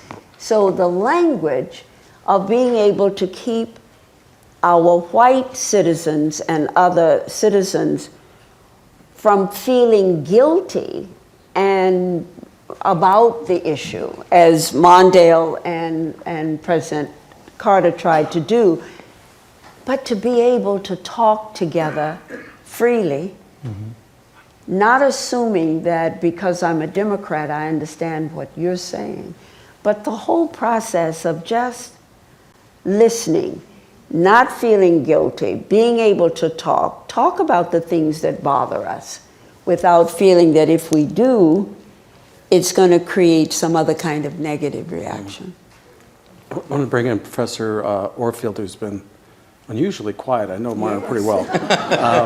And thank you. Professor Orfield, I want to direct your attention to an issue you've worked on for years, which is expanding housing for people of color from inner city urban areas into various rings of the suburbs.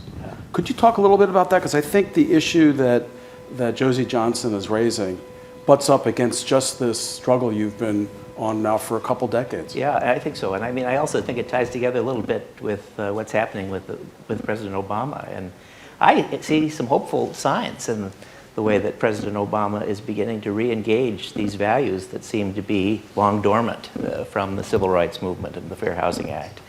I spent a lot of my career working on various civil rights rules in the Clinton administration and now in the Obama administration. There's been a dedication to moving forward a strong interpretation of the Fair Housing Act, one that has some meaning, a willingness to bring cases, a willingness to challenge this that hasn't existed before. I also think these issues like affirmative action and like seeming the Bakke worry that Vice President Mondale intervened, Ambassador Young intervened to straighten that position out. It feels to me that the President and the administration and perhaps the Democratic Party is clearer about some of these things than they have been. There's a long way to go, but we have new, strong housing rules, and they're beautiful pieces of machinery that I was pleased to see emerge from a long process that didn't emerge in the Clinton administration, that have emerged here, and they're beginning to win cases around the country. So it's a hard decision. It's hard for a black president to take a lead on this. I understand all the subtlety, but there's been a steeliness and a determination. And it's kind of a connection in this panel. When we were working on these rules, we were looking back at the debates, the thousands of pages of debates on the Fair Housing Act about the ghetto, about the problems of the ghetto. And today we have Ferguson, and we have Baltimore, and we have Chicago. And there's a resonance both, I think, in the Obama administration's going back to that time, thinking about Dr. King, thinking about the Civil Rights Movement, and trying to put some meat on the bones. And let's hope that that the new laws can take effect. Ambassador Young? The problem I have, this whole conversation is that we're talking about Vice President Mondale's legacy, which is absolutely wonderful and complete in terms of race. But Martin talked about race, war, and poverty. I would say that you have a A on war, A plus on war. But I would say that we did not get, that the problem we're facing now, I say Ferguson's not black and white, it's green. See, it's unemployed black folk and underemployed white folk. When I got to be mayor, the first thing I did was start raising policemen's salaries and integrating them at the same time. Because we had to deal with the poor. And policemen are poor. Teachers are poor. Garbage workers are poor. And that's the refusal to accept $14 billion in Georgia for the Affordable Care Act. In fact, the kid who did the shooting in Charleston really needed the mental health provisions, limited as they are. He might have been identified. That poor white people have a sickness that feel like they are being left behind by people like us. And so I think the Democratic Party has always been the party of everybody. And we have to, well, I mean, we have to keep that in mind with well. Your observation, however, about the green reality, you've been talking about this ever since I've known you, that economics is a very important component. What it recalls for me, however, and maybe maybe I'm stuck and you can help unstick me, but what I'm remembering is that was the same argument when our people were emancipated, that their moving into the employment world was going to deny poor white people that opportunity. So it's an old argument that we continue to try to understand rather than, in my view, really talk about it, allow people to raise questions without feeling guilty, having the opportunity to really understand how deep that teaching is and how much needs to be done. Build on what's already been done and said. We seem to keep starting as if things are brand new, that we haven't thought about that plan, haven't really examined what you did, Vice President Mondale, you and Carter. We start on some other piece of it. Well, but Dr. King, just before the Poor People's Campaign brought together 23 different ethnic groups. That's right.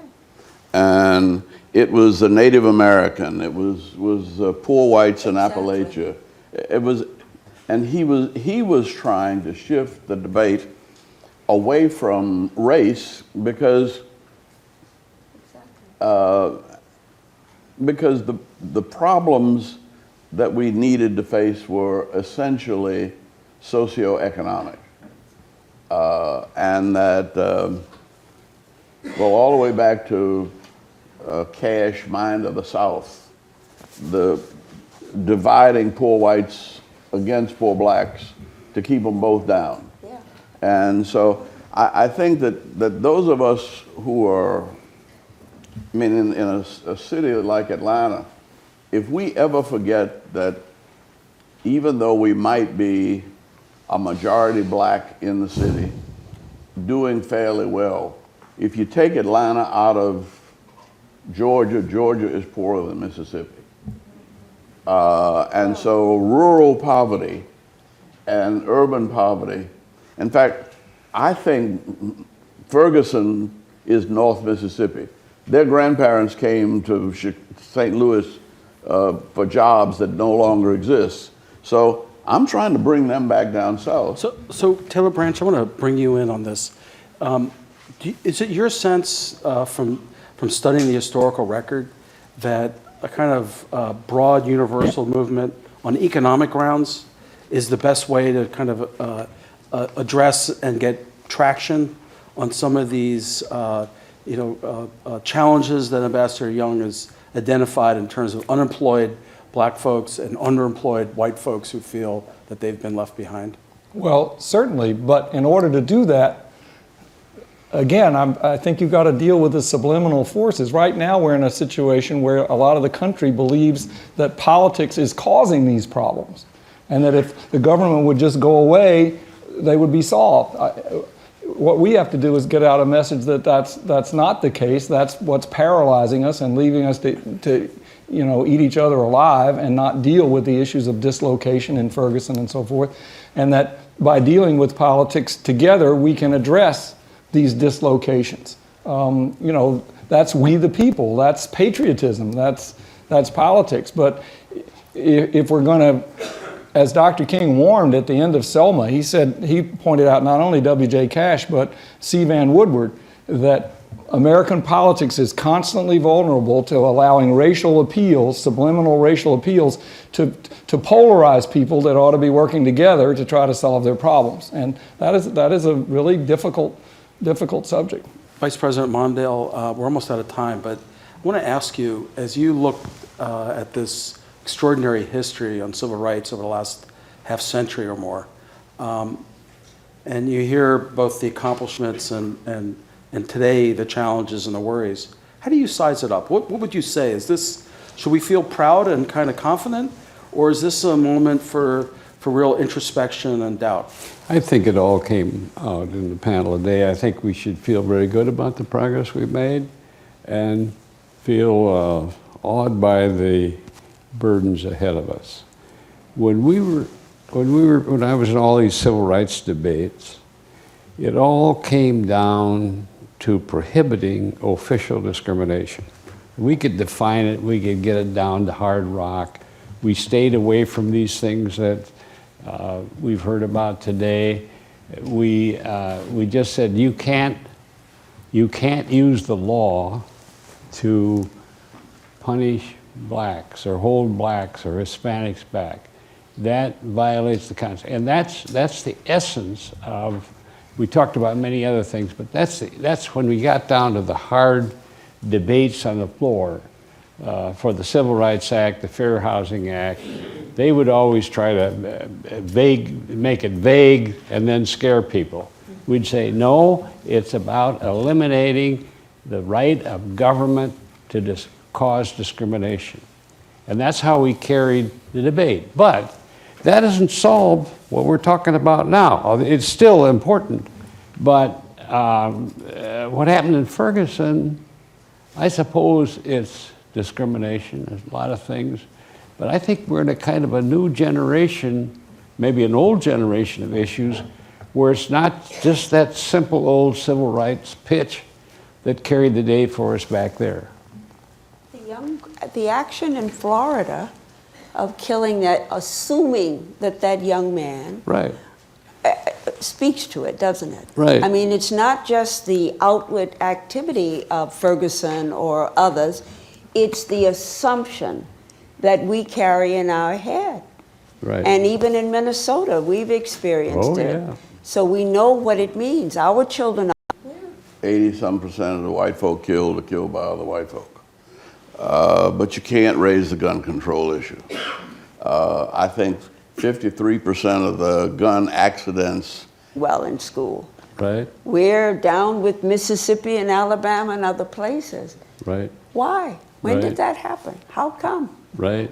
That was the And issue. all that you've done, Fritz. Yeah, for we're Minnesota. still left with this. Still. Yeah. 80-some% of the white folk killed are killed by other white folk. But you can't raise the gun control issue. I think 53% of the gun accidents happen in. Those are the issues that are being used, and I'm worried about the next election, that are being used to alienate a natural. I mean, I wish we could get back to the farm and labor where the farmers and the unions and the intellectuals were the Democratic Party, like you were in Minnesota. That worked. And that worked. It worked. It's the only way. It's the only way that the nation works is when we all get, and we can't leave the poor folk out. And we do with all of these good things. They tacked on an amendment on Section 8, fair housing, that says your grandchildren can't live with the grandmothers, and that you can't have a single unemployed man in the house. That did more damage to the black family and the white family, almost another decade of slavery. And Andy, that went all the way back to the early stages of trying to assist families in the 30s. Yeah. That all happened. You couldn't have two adults in a household, male, female, one of them had to go, and it was generally the man. So there've been a lot of, I'm saying, there's a lot of this, Well, and that's it's what I'm saying. very complicated. Those are the problems of the poor. And they're not only the problems of the black poor. Right. And they're the problems, actually, immigrant families do better with it. Because they come here as families and they stick as families. America sees them differently too, Andy, so we have to factor that in. They've been taught differently. This has been a absolutely stunning conversation, and unfortunately we've run out of time. I want to thank Taylor Branch, the incredible Josie Johnson, Myron Orfield, Ambassador Andrew Young, and Vice President Mondale. Thank you very much. So great to hear. You kept the whole thing moving.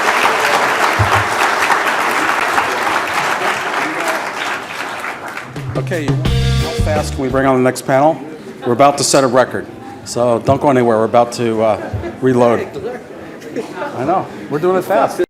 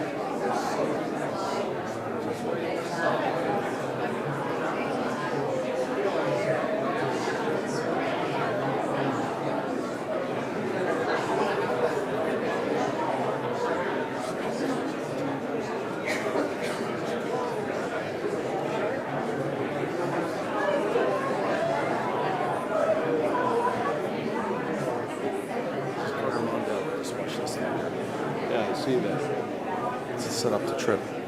Okay, we're all set, folks. If you could just grab a seat. This is how we do it in Minnesota. We work hard.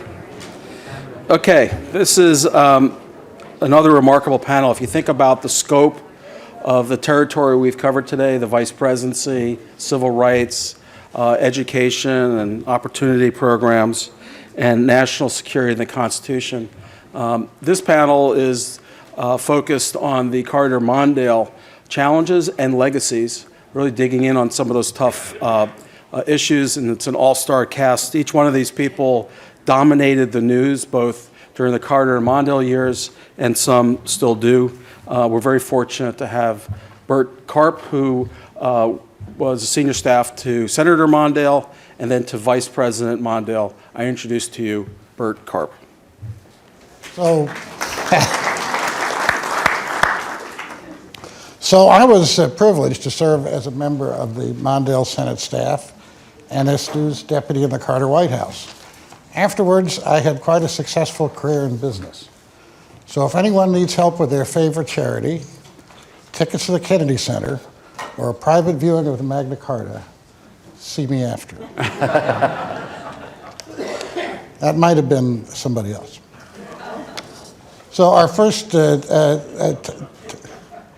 Donlan cut his eye teeth as one of the youngest members of our White House staff, which was somewhat unfairly famous for being young.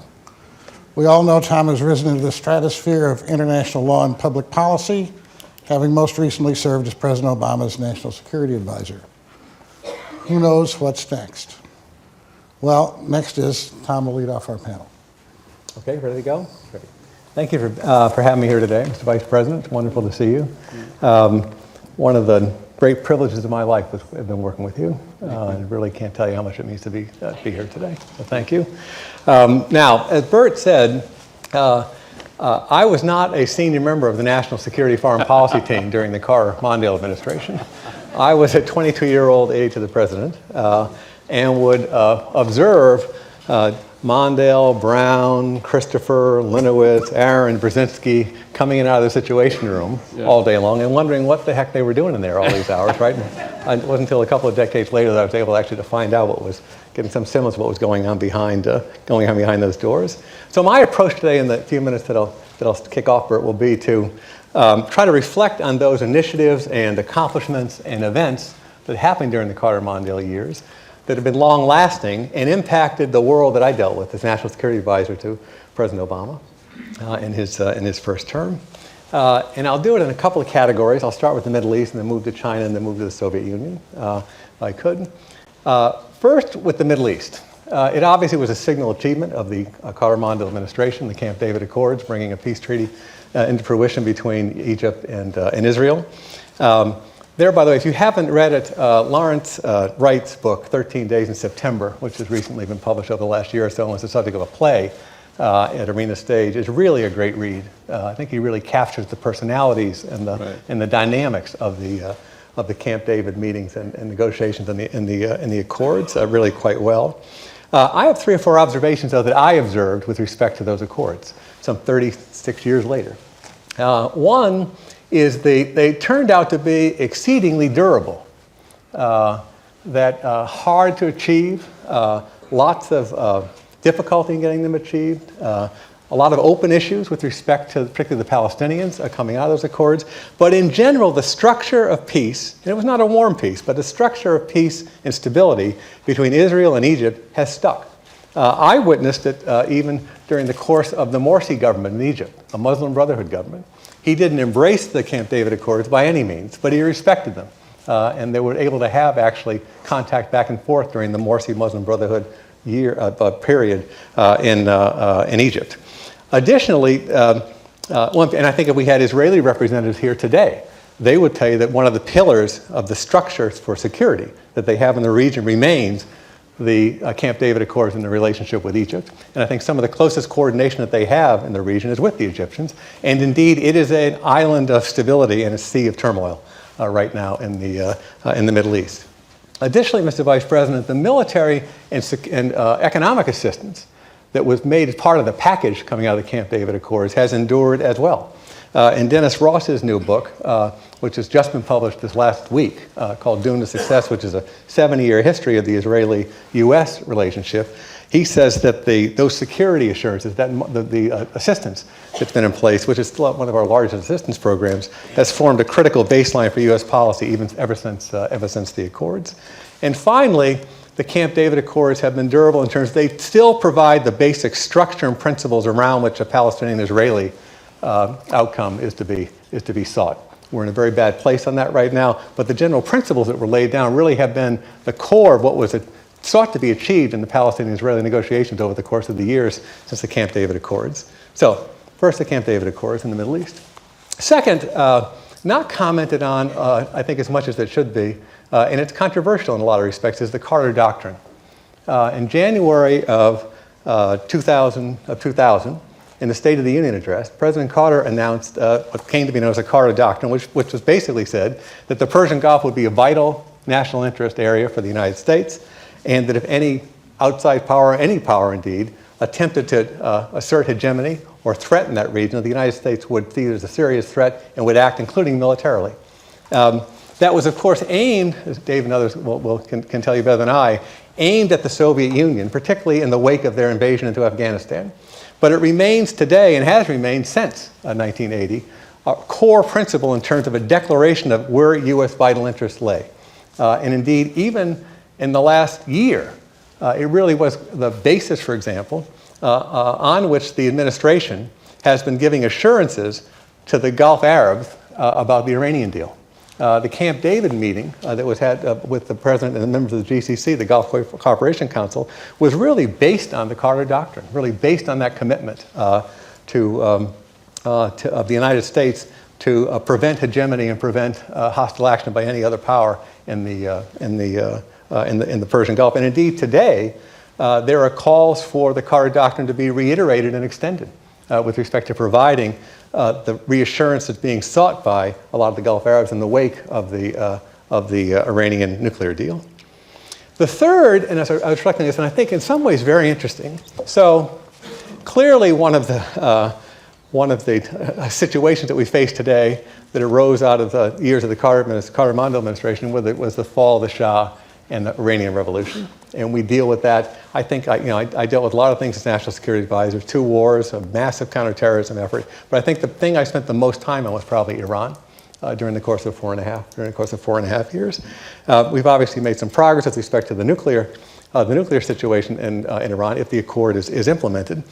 But there was a terrible tragedy that occurred, obviously in April of 1980, where we had 11 soldiers killed and 5 wounded, I think, where in the course of an effort to rescue the hostages, a helicopter ran into a C-130 refueling plane in the desert, and we had a horrible accident. And it was a very, obviously, damaging thing for the United States, and it was obviously very damaging for President Carter in terms of his future in the White House.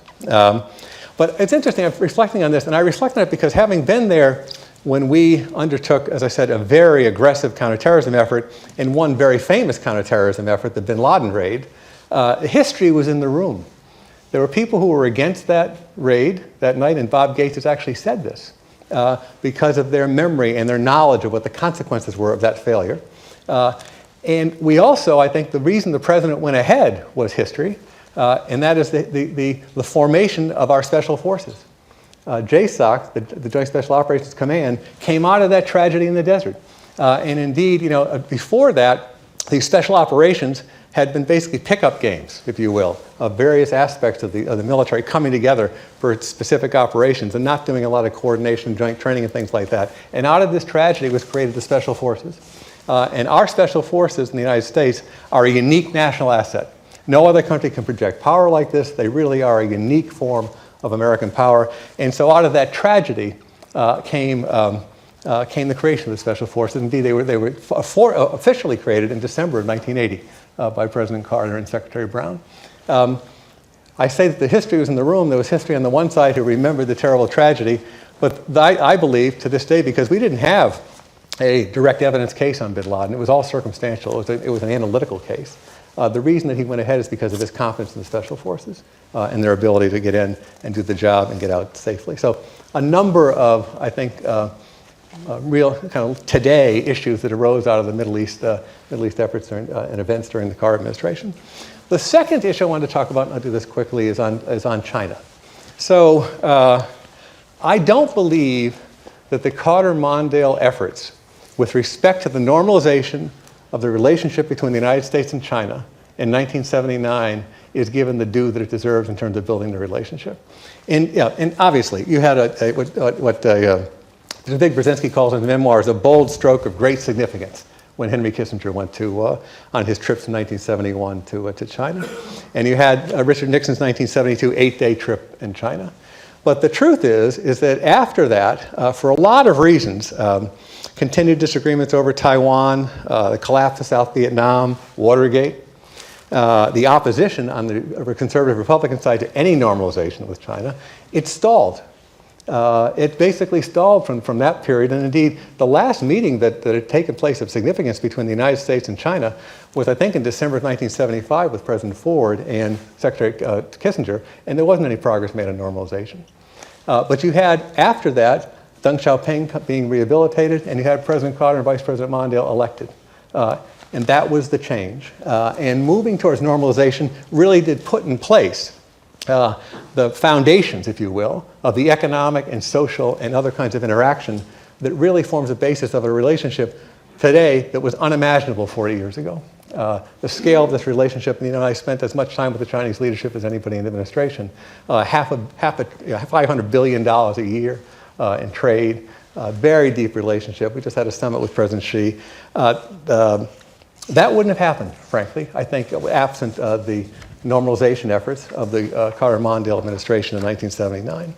The last thing I'll mention, which I think is underappreciated, and I came to this in reading Bob Gates', not his last book, where he talks about all the fights that he had with me, But his first book, right, his first book, when I was still on the junior varsity, right, called In the Shadows, which is an excellent book, and actually Bob's book is a wonderful book, his most recent book, Duty. And in that book, he calls for a full reassessment of the role of the Carter-Mondale administration and the end of the Cold War and the fall of the Soviet Union. And it's really kind of a clarion call, if you will, in one of the chapters in that book. And he makes 3 or 4 points which are kind of really interesting and undeniable, kind of in retrospect. One is that the Carter-Mondale administration was the first Cold War presidency to challenge publicly and consistently the legitimacy of Soviet rule over its people at home. And the Carter-Mondale human rights policy, building on the Helsinki Final Act, really did contest Soviet legitimacy. It supported all manner of dissident and democracy advocates, and through the testimonies, if you will, of many, many Democrats and Soviet dissidents will tell you it made a huge difference in terms of their challenging their government. The second is practical support. Tremendous amounts of effort put into the radio programs and literature and books and moving information into the Eastern Europe and into the Soviet Union. Third was sanctions policy. He was put in place after the trials of Sharansky and Ginsburg, and also after the Afghan invasion. There were significant military investments that were made in the Carter administration, that the Reagan administration built on. And last, there were a number of efforts in the Third World, including Afghanistan, to resist Soviet aggression. And I think that Bob's assessment is correct. That in fact, that the Carter-Mondale administration made a tremendous contribution to the end of the Cold War and the ultimate fall of the Soviet Union. And reading from this, the last sentence in the paragraph, President Carter took the first steps to strip away the mask of Soviet ascendancy and exploit the reality of Soviet vulnerability. And that story has not been hardly told until today. So I thought those were three interesting observations that I saw in my role as National Security Advisor that come out of the Carter-Mondale years. Thanks for your time. Great.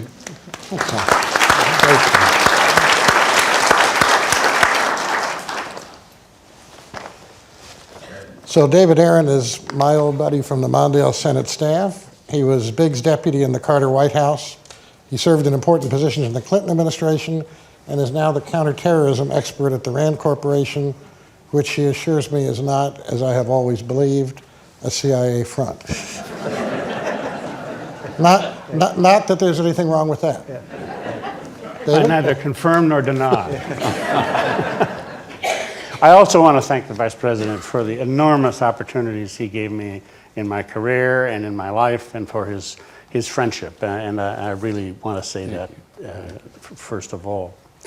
The Vice President was deeply involved with every major foreign policy breakthrough in the Carter administration. In addition to his intimate role in the policymaking process, he did this by using his many trips abroad as decision-forcing events, not merely goodwill gestures, and by applying his political insights and sensitivity to our foreign policy efforts. Let me start with Carter-Mondale's signature issue, human rights. Less than 2 months after the inauguration, Mondale met in Vienna with President Vorster of South Africa's apartheid regime, during which the Vice President publicly declared that democracy meant one man, one vote. This destroyed the apartheid fantasy that there was some way to have a reputable democracy and still keep the African population down. Equally important, it signaled the end of the previous, frankly, two-faced American policy of deploring the regime in public, but reassuring it in private that we would protect them against international pressures. This was a milestone on the long road to peaceful transformation in South Africa. There were other instances of human rights successes, some of which Tom just mentioned, but not the least of which was President Suharto of Indonesia releasing 5,000 political prisoners in the context of the Vice President's visit to Jakarta in 1978. But the most dramatic example was Mondale's initiative on the Vietnamese boat people. In 1978 and 9, hundreds of thousands were fleeing Vietnam in rickety boats, braving pirates and treacherous seas, which the UN High Commissioner on Refugees estimated claimed the lives of between 200 and 400,000 refugees. However, the U.S. Navy refused to pick them up, stating that it, quote, violated Navy procedures. The Vice President saw this as an overriding human rights issue. He went to President Carter, arguing that we couldn't let women and children down because it, quote, violates Navy procedures. Carter promptly overruled the Navy. But that was far from the end of it. The Vice President organized an international conference in Geneva to find a solution to the crisis. The problem was that neighboring countries in Southeast Asia were turning away boat people because they did not want to be the place of final refuge, even if they were willing to be the initial safe haven. The most dramatic moment came in Mondale's speech when he recalled the conference in 1938 held in nearby Evian by President Roosevelt to deal with Jewish refugees. It failed because neither the United States nor other countries were willing to take more than a token number, and 6 million Jews died thereafter. Mondale was not going to repeat that mistake. He made clear that America would do more than its share. In the end, we took in half of the estimated 800,000 Vietnamese refugees, and other nations took the rest. Mondale's visit to China, which Tom had just mentioned, referred to, offers another example of using his travel to force decisions out of the bureaucracy. Normalization was going nowhere, and Mondale's initial reception in Beijing was cold, cold, cold, until he told them that, among other things, the U.S. would provide most favored nation treatment. To get this policy change, Mondale had to break a lot of bureaucratic crockery, including overcoming the deep and determined opposition of the Secretary of State. The Chinese hailed the visit as a success.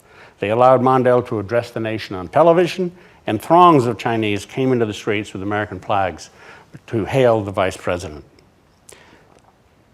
Mondale also brought his political acumen to Carter's struggle to bring peace to Israel and Egypt.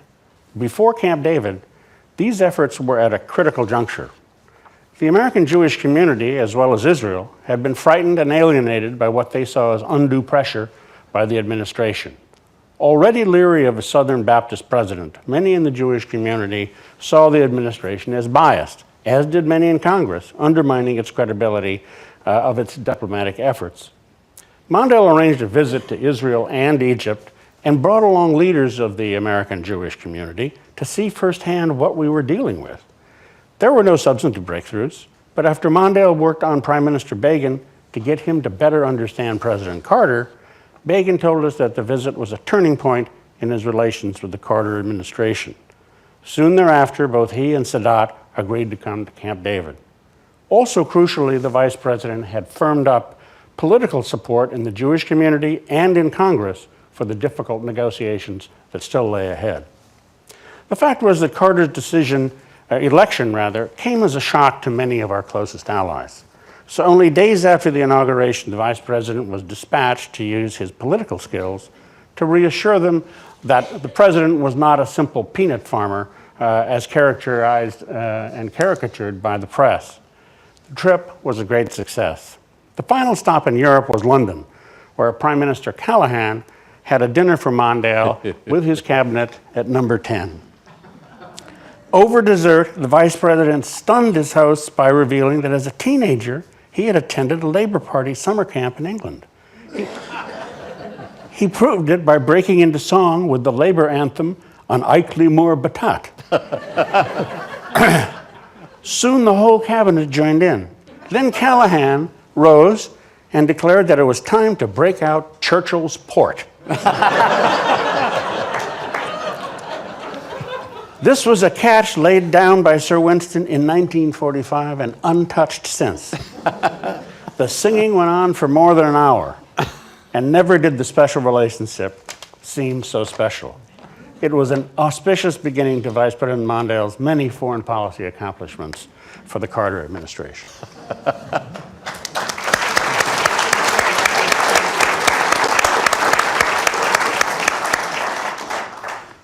I wouldn't want to have to follow that. But Landon is. And Just the right man. Right. So Landon Butler was, as in his sensible, low-key way, one of the very most effective members of our White House staff. If there was a tough assignment, Landon was likely to get it, and to get it done, and to leave the credit to others. He showed his good sense by going into the real estate business and doing very well, although not quite on Donald Trump's scale, as I understand it. Landon is going to talk about one of those tough assignments, the Panama Canal Treaty. Thank you, Bert. Let me say first, as I look through my notes and try to go through the dim past of trying to remember about the Panama Canal, the one thing that I remember the most, Mr. Vice President, is how fondly everybody in the White House felt about you. It was really a personal relationship and personal trust that was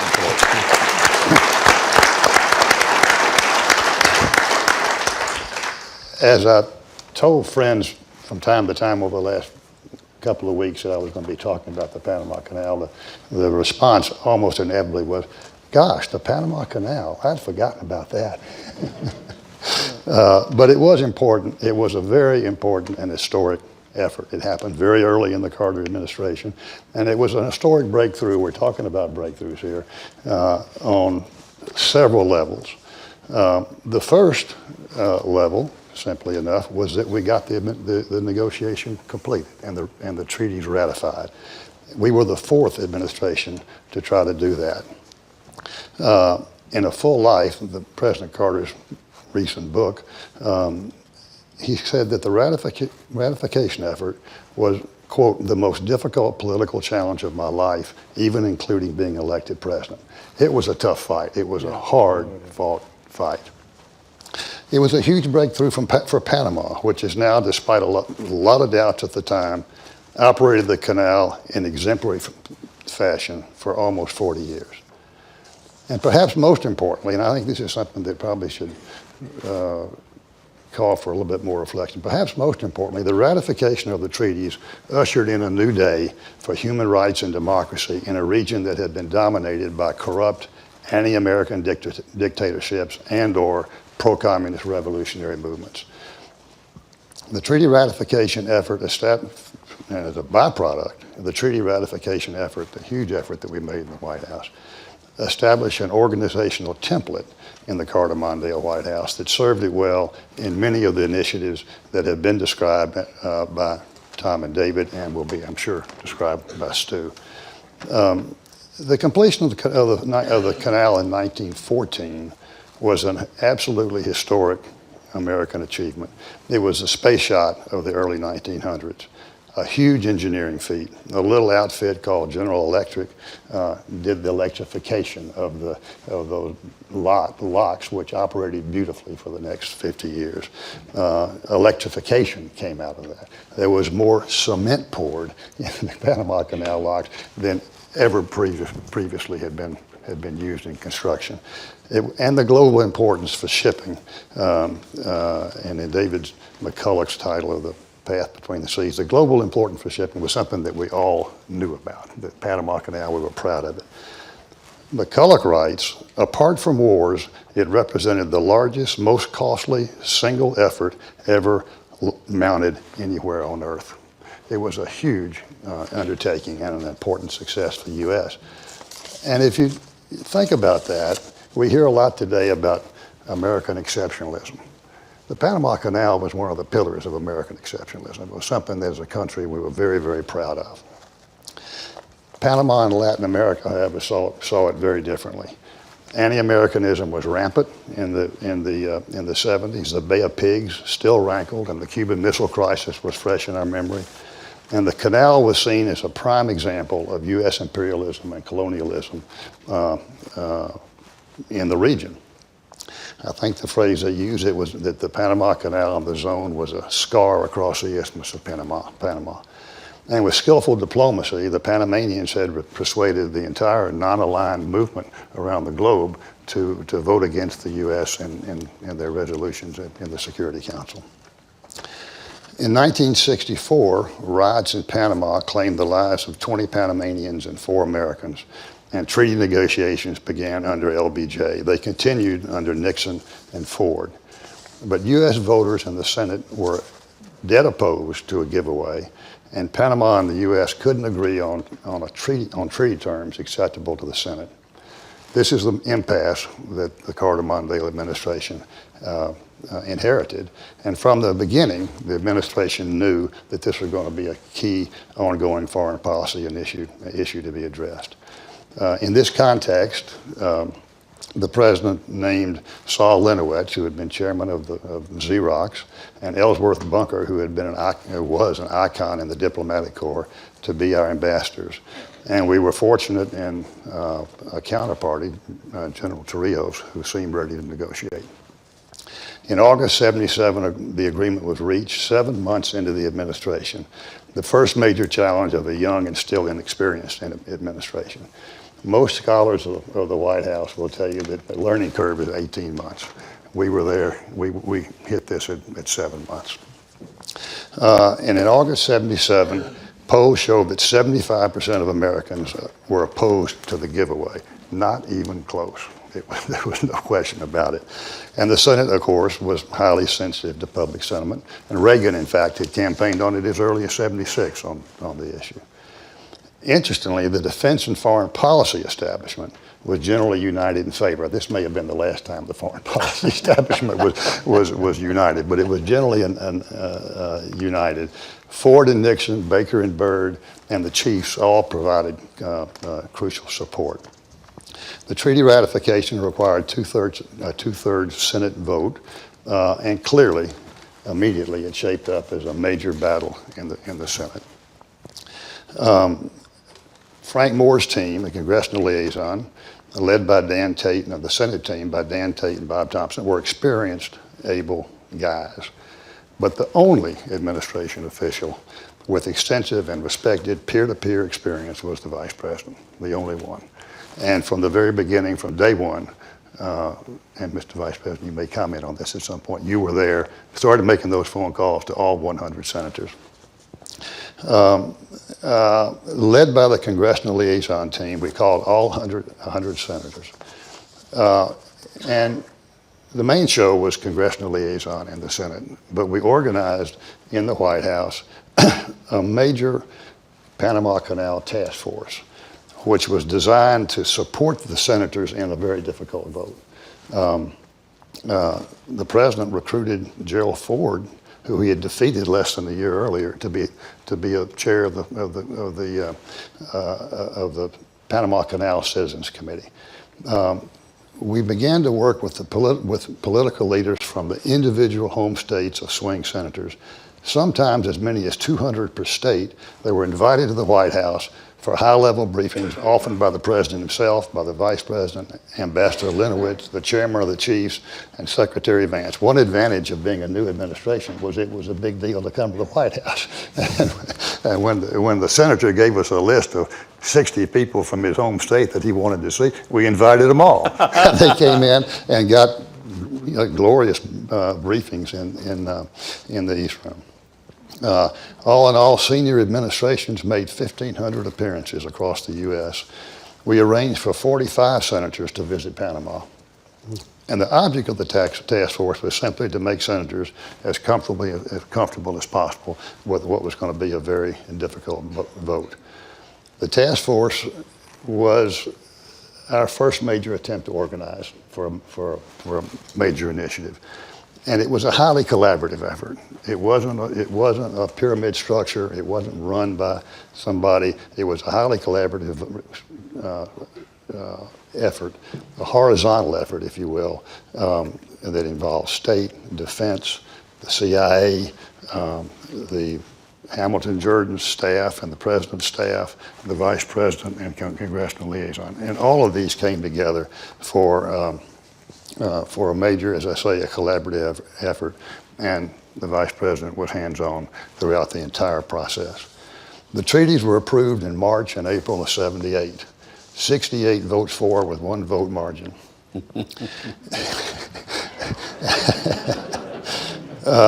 It was a courageous vote. 11 senators who voted in favor of the treaty lost their jobs in 1980. It was a major, major effort.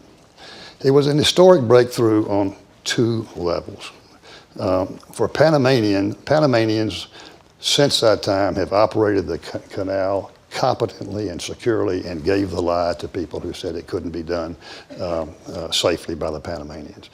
The most obvious proof of that is in the recent couple of years, Panama has obtained, without government backing, a $5.25 billion financing from the private sector to expand the canal and triple the cargo carrying capacity. So, and Panama itself is booming. That's one level. But it did, in fact, mark a new day for democracy and human rights in Latin America. This region, Latin America today, and I think one of the reasons people forget about the Panama Canal has been so successful. Latin America and South America are now almost entirely democratic. Even the countries that are opposed, like Venezuela and others, have free elections. It's a stable, democratic region now. The U.S.-Latin and U.S.-Latin American relationships have been turned around almost totally. I don't know if Bernie Aronson is still here. He was here earlier, but Bernie was a alumnus of the Carter-Mondale administration. He reinvented himself as a Latin American expert, became Assistant Secretary of State under Jim Baker, Democrat under Jim Baker. He recently was the special envoy to the negotiations between the government of Colombia and the FARC revolutionaries. They had been fighting for 50 years, 200,000 people murdered in these battles. The government asked Bernie to ask the U.S. to send an envoy. They named Bernie. They asked Raul Castro to host the talks.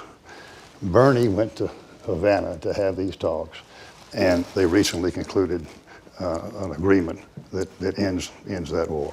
Now, it's unthinkable that could have happened in Havana with Raul Castro hosting the thing, had we lost the treaty vote. It would be absolutely unthinkable.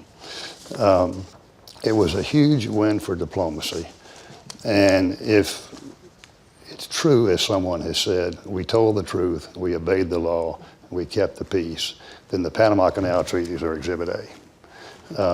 Given the razor-thin margins in the Senate, and it was very close, we didn't really know until the vote was taken. It's not a stretch to say at all that the Vice President's personal effort was decisive. I don't think it was, and I think there are a lot of people who were there agree with me. It would not have happened without your purple, and it's quite a legacy to have a continent now, democratic and free. A byproduct of this was that the task force support effort, is led by Hamilton Jordan, was seen as highly effective by President Carter.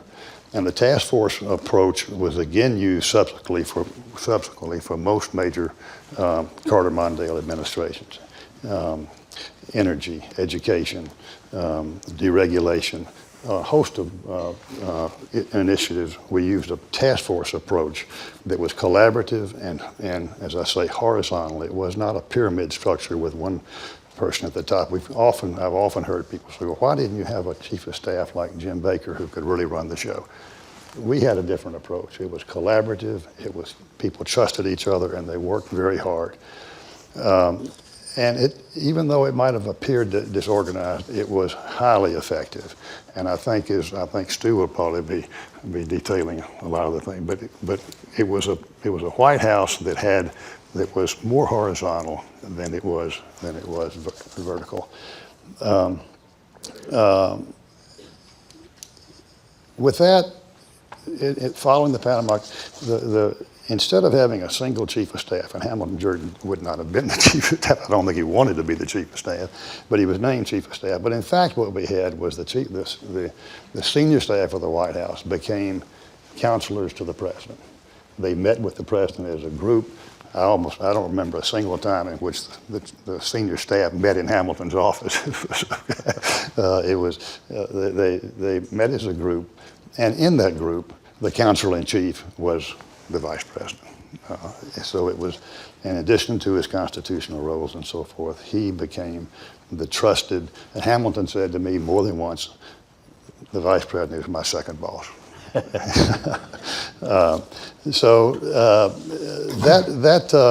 That was, I think, an important outcome. It certainly enabled us to do a lot of things that you've heard about and will continue to hear about. We became highly professional. It was not chaotic and amateurish. And I guess the question you would ask is, how else could an administration have accomplished so much if it wasn't a highly efficient outfit? In only 4 years. In only 4 years. Landon, can I jump in with my favorite story here? Yeah. We were trying to get senators that had taken position now to mysteriously decide they're for it. And I had to hold those conversations. Most were unsuccessful. But our toughest target was the senator from California. What's his name? Hayakawa. Hayakawa had run against the treaty.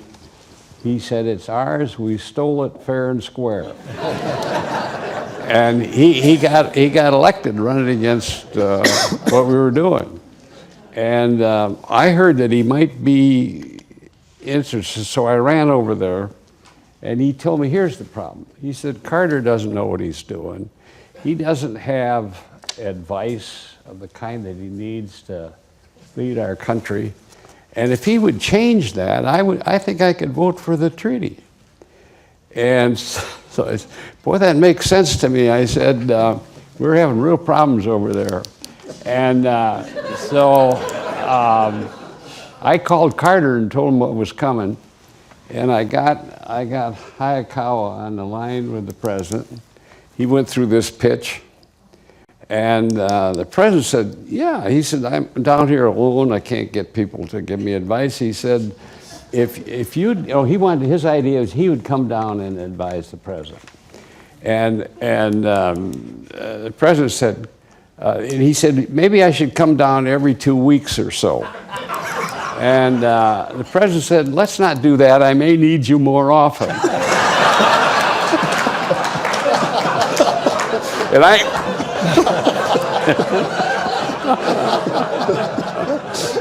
he voted for us.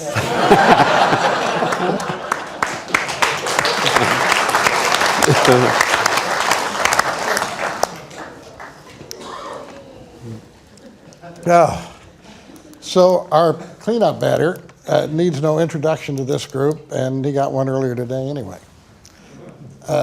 But I do need to thank Stuart for 4 of the most interesting years of my life, and to say, I think on behalf of all of us, that Stuart was, in so many ways, a person the Carter White House absolutely could not have done without. So, batting cleanup, Stuart.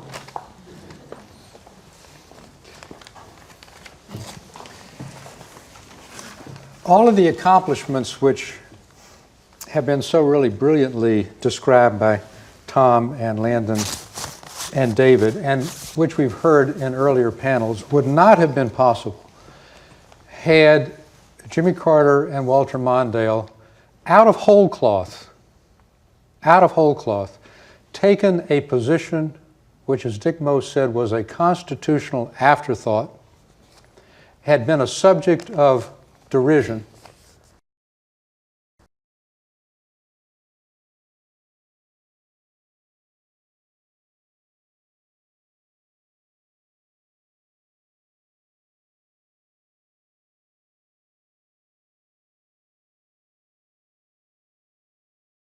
Word in 4 years in which Walter Mondale ever publicly disagreed with the president, even when he had private disagreements.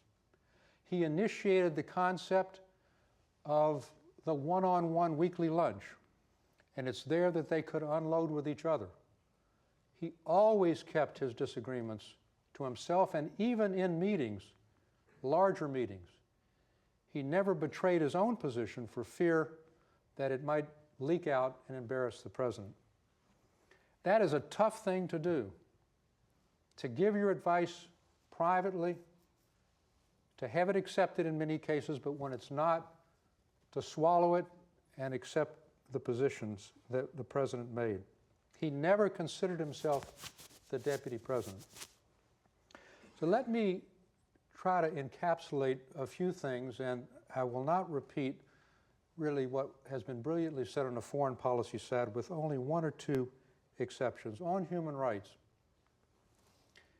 the human rights effort is something that endures today. Presidents sometimes give it more, sometimes less emphasis. But as Tom knows, there's an annual human rights report in the State Department to this day. And it's because human rights was put at the center of our foreign policy.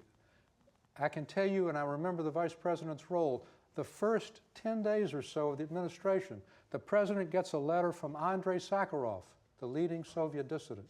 And the State Department wanted nothing to do with it. This is going to interfere with our relations with the Soviets, with SALT. And Mondale was an important factor in the President deciding not only to take the letter in, but to respond and said, I'm on your side. And then in addition, and here Fritz's fingerprints were particularly relevant, to go beyond that to the Soviet Jewish movement, to Sharansky and Ginsburg, as Tom mentioned. I can tell you for a fact, because he has told me, that the decision which the President made when Sharansky was charged with being an American spy, and Fritz was a very important factor in this, to say something no American president's ever said before or since when someone's arrested for fear that the next guy actually would be a spy. He said that Sharansky is not a spy. He never has been a spy. And Sharansky said it saved his life. But more broadly, championing the whole Soviet Jewish movement, championing the anti-Arab boycott bill are really reasons why Mondale's vice presidency was so impactful. David mentioned, and again I won't repeat, on the Middle East. That trip, David, which I was part of as well, was really critical. And the 50-minute ride that Begin and Fritz took from Ben Gurion Airport to Jerusalem helped break the ice, which he convinced Begin that Carter could be trusted. But even during Camp David, when there was an impasse, the president who had entrusted really running the country to the vice president during those 13 days called him up and said, I need you. And the vice president came up for what turned out to be 2 or 3 critical days, going from cabin to cabin, Begin to Sadat, Sadat to Begin. And it takes nothing away from Jimmy Carter's miraculous accomplishment to say that that intervention was really crucial at a very, very difficult time. Now, I want to suggest on the domestic side that we look at what I would call the 3 E's. The first is education. This was an education administration because Fritz Mondale and Jimmy Carter agreed that education was not an expenditure, it was an investment in our future. He had carried that feeling about education in the Senate, and he helped imbue our administration with that. And so we had the first Department of Education, the first time education was at the cabinet table and elevated, which it remains to this day. Huge increases in a tight budget environment, an extremely tight budget environment with inflation raging. 70% increases from Ford's budget over 4 years in elementary and secondary education funding and higher education funding for Pell Grants. And we look at the burden that kids have today in going to college. That huge increase in Pell Grants made it available for low-income kids who wouldn't have been able to come and did not saddle them with huge loans and debt burdens. Head Start, I mentioned at the previous panel, there's a new book that I took with me here and showed at the first panel.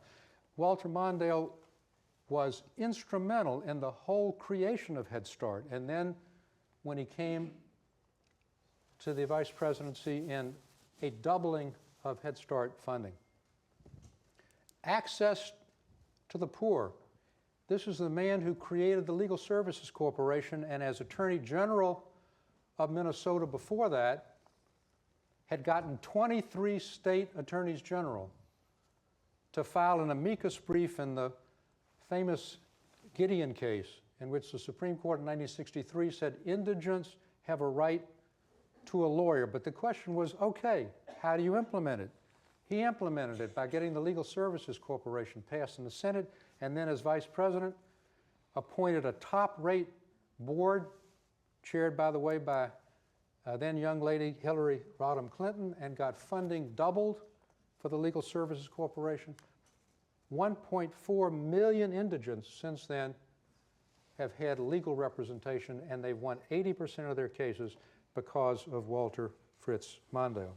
It was an education presidency. The second E is the environment. There were a number of things that bound this liberal from Minnesota and a moderate conservative from Georgia, and one was a love of the environment. They were both outdoors people. They loved to hunt and fish, and they believed in protecting the environment. And so during this 4-year period, it's the greatest conservation environmental presidency since Teddy Roosevelt. Why?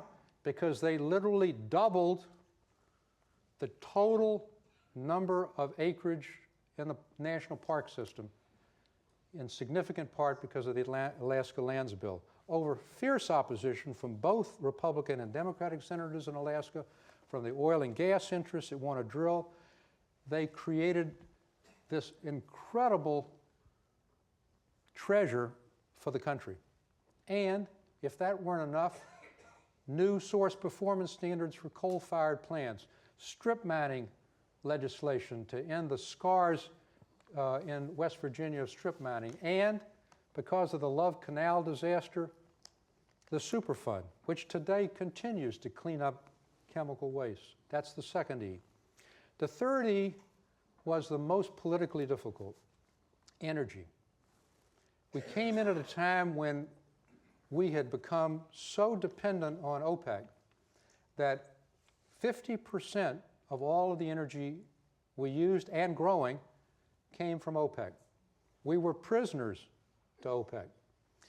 And as a result of the work of the vice president and the president, 3 energy bills were passed. A new Department of Energy was created.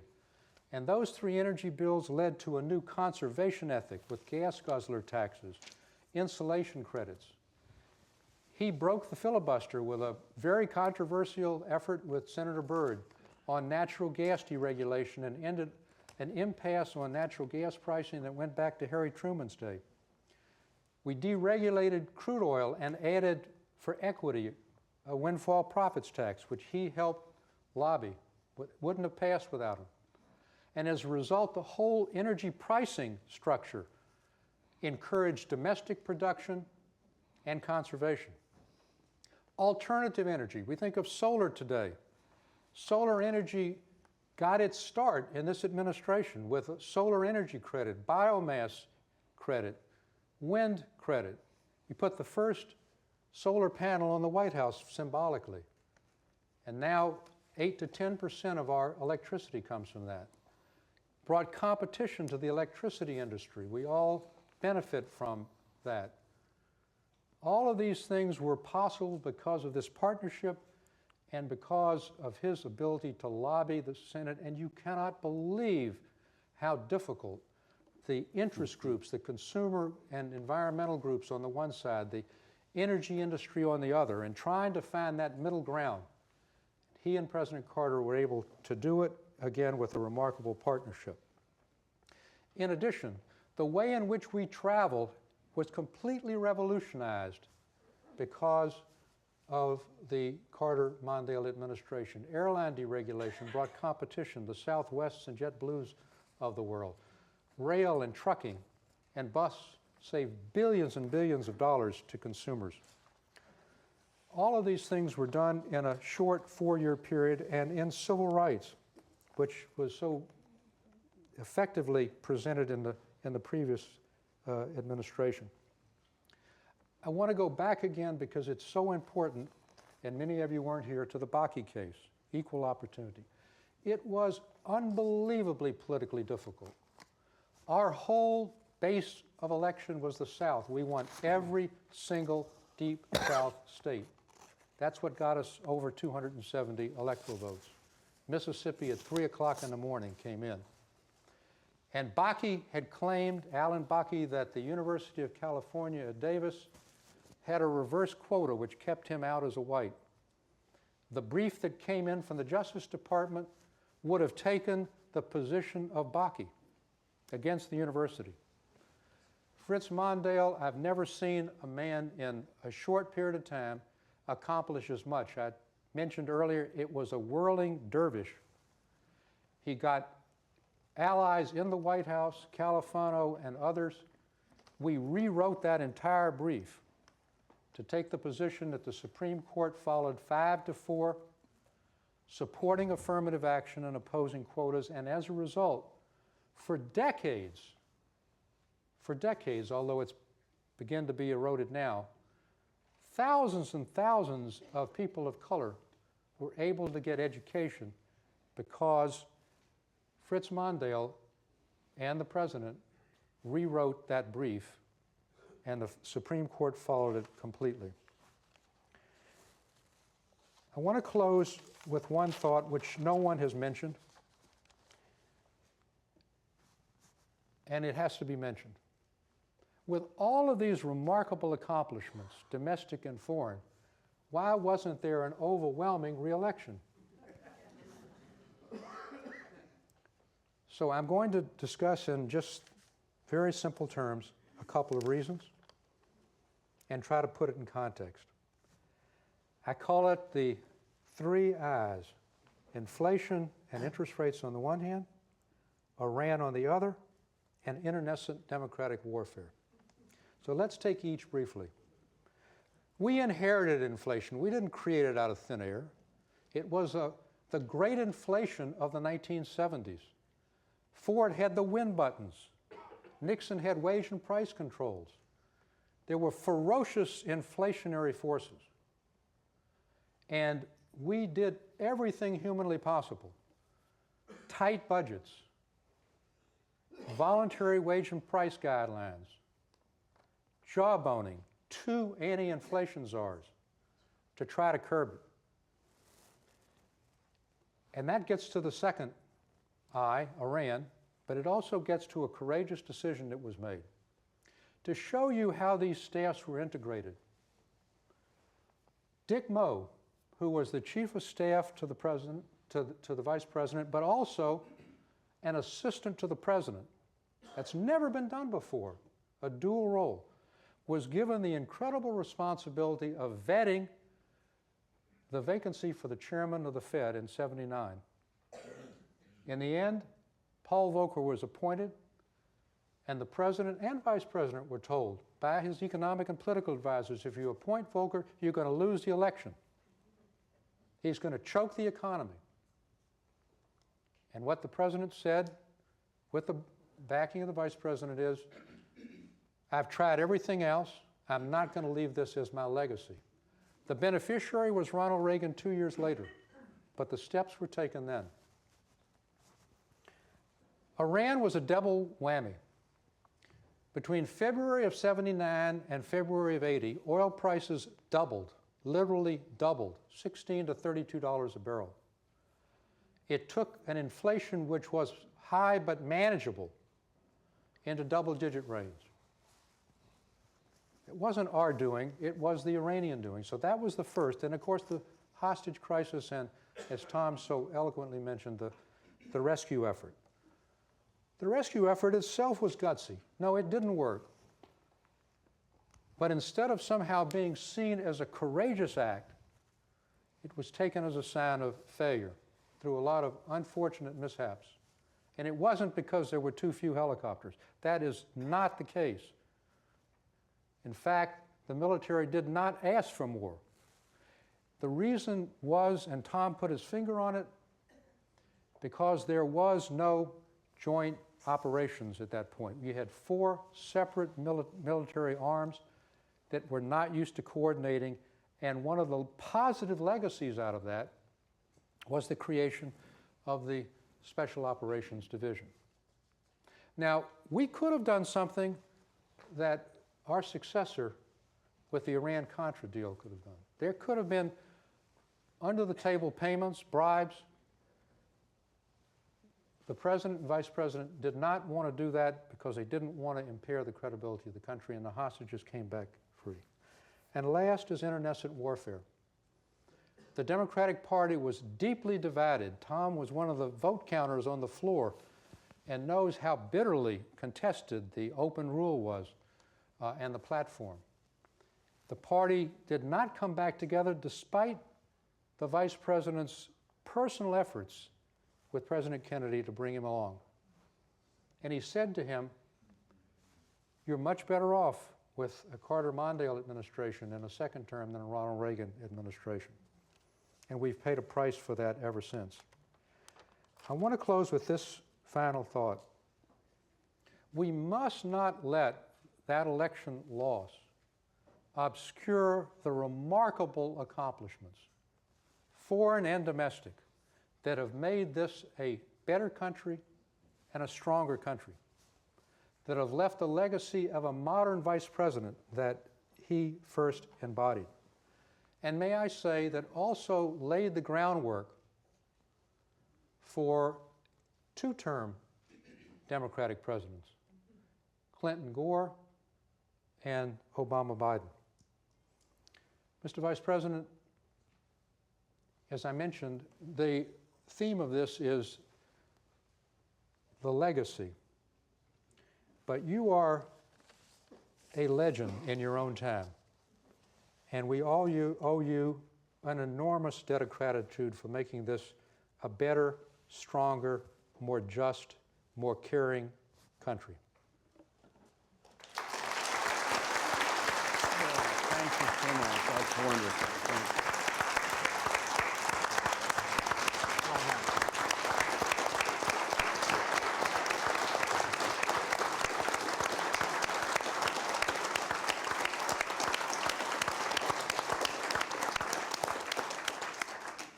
Mr. Vice President. I think we're going to hear from Jim Johnson now, aren't we? Yeah, but you go ahead. Okay. I want to thank every panelist for these marvelous remarks. I have these long, deep connections with each of you. I remember all those years we worked together. I remember the things that you talked about that we achieved, and I celebrate those successes. But in the real sense, it's the personal friendship. It's that testing under pressure that proves you're real friends, that you've got your feet on the ground, that we're trying to make things work, that I'll always remember. You know what those moments are. We had a lot of them together. And I think we got stronger each time. I will have a chance to talk tonight with President Carter. He's central to all these achievements. I love the guy, and I look forward to participating with him tonight on these discussions. I think what he's done here today, despite his health challenges, to come up and be with us is a real tribute to that remarkable American.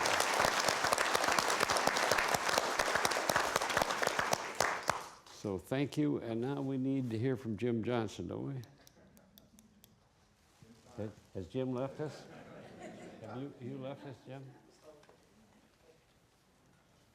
Okay, I'm sorry.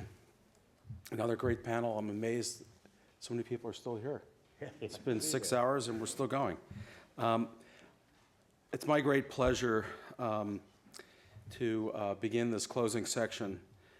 Minnesota, as many of you know, is, well, it's average in terms of size of the population. It ranks 21st in the country. But the pride of Minnesota, the University of Minnesota, hits above its population weight, well above it. And President Eric Kaler is a big reason for that. He has lifted the University of Minnesota into the ranks of the top 10 public universities for faculty awards, for research money, for annual giving, and the list goes on and on. Please welcome University of Minnesota President Eric Kaler.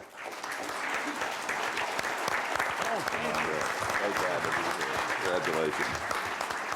Thank you, Larry, for that kind introduction, and thank you, everyone, for participating in a really remarkable day of conversation that reflects the incredible depth and breadth of Walter Mondale's experience, intellect, and impact. Today's collection of panels is quintessential Mondale.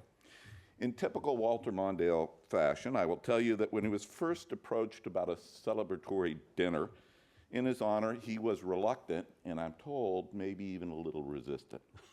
And that's how we wound up with him on board today for a terrific collection of panels.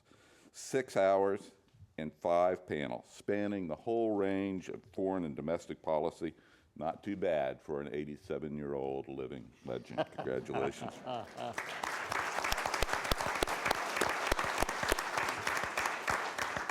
Thank you to all of our distinguished panelists through today.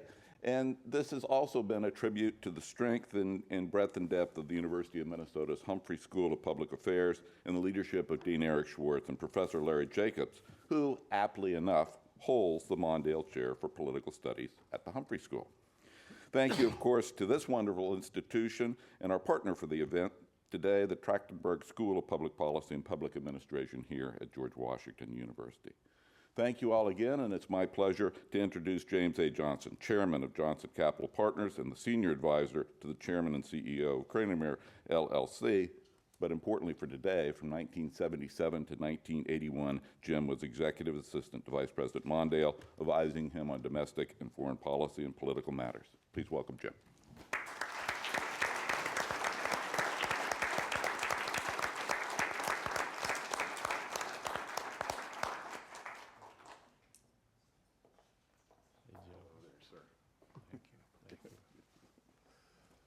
It's a real pleasure to be here. I must say, first of all, what an unbelievable audience. So responsive, so attentive, so patient, and in your chairs for over 6 hours. So let's start with you to say that it's time to close this section of the program, but you have all been absolutely fabulous. Secondly, the skill and substance of the panelists is overwhelming. And Mr. Mondale, it is very much to your tribute that you have such a range of capable people, staff and non-staff, friends and allies, who have the qualities, the values, the commitment, the conviction that you have. And you have people who are so happy, so pleased to be called Mondale people. And there are a lot of us. There are tons of Mondale people, and we are all so proud to have the label. So in July of 1972, Mr. Mondale asked me if I would do some work with him on his re-election campaign to the Senate. And then for 12 and a half years, we did 33 foreign countries, I think 46 states. We did over 100,000 miles in the United States. We did over 100,000 miles abroad. We did tens of thousands of hours of work together. And I must say, it is overwhelmingly the most significant dimension of my life. And I am so deeply grateful. I'm so deeply grateful for what you represent for the country and for what you represent for your family, many of whom I see here today. And I'm pleased to close this event by saying, we are so proud to be with you. Thank you. Thank you. Sounds great. Congratulations. Thank you.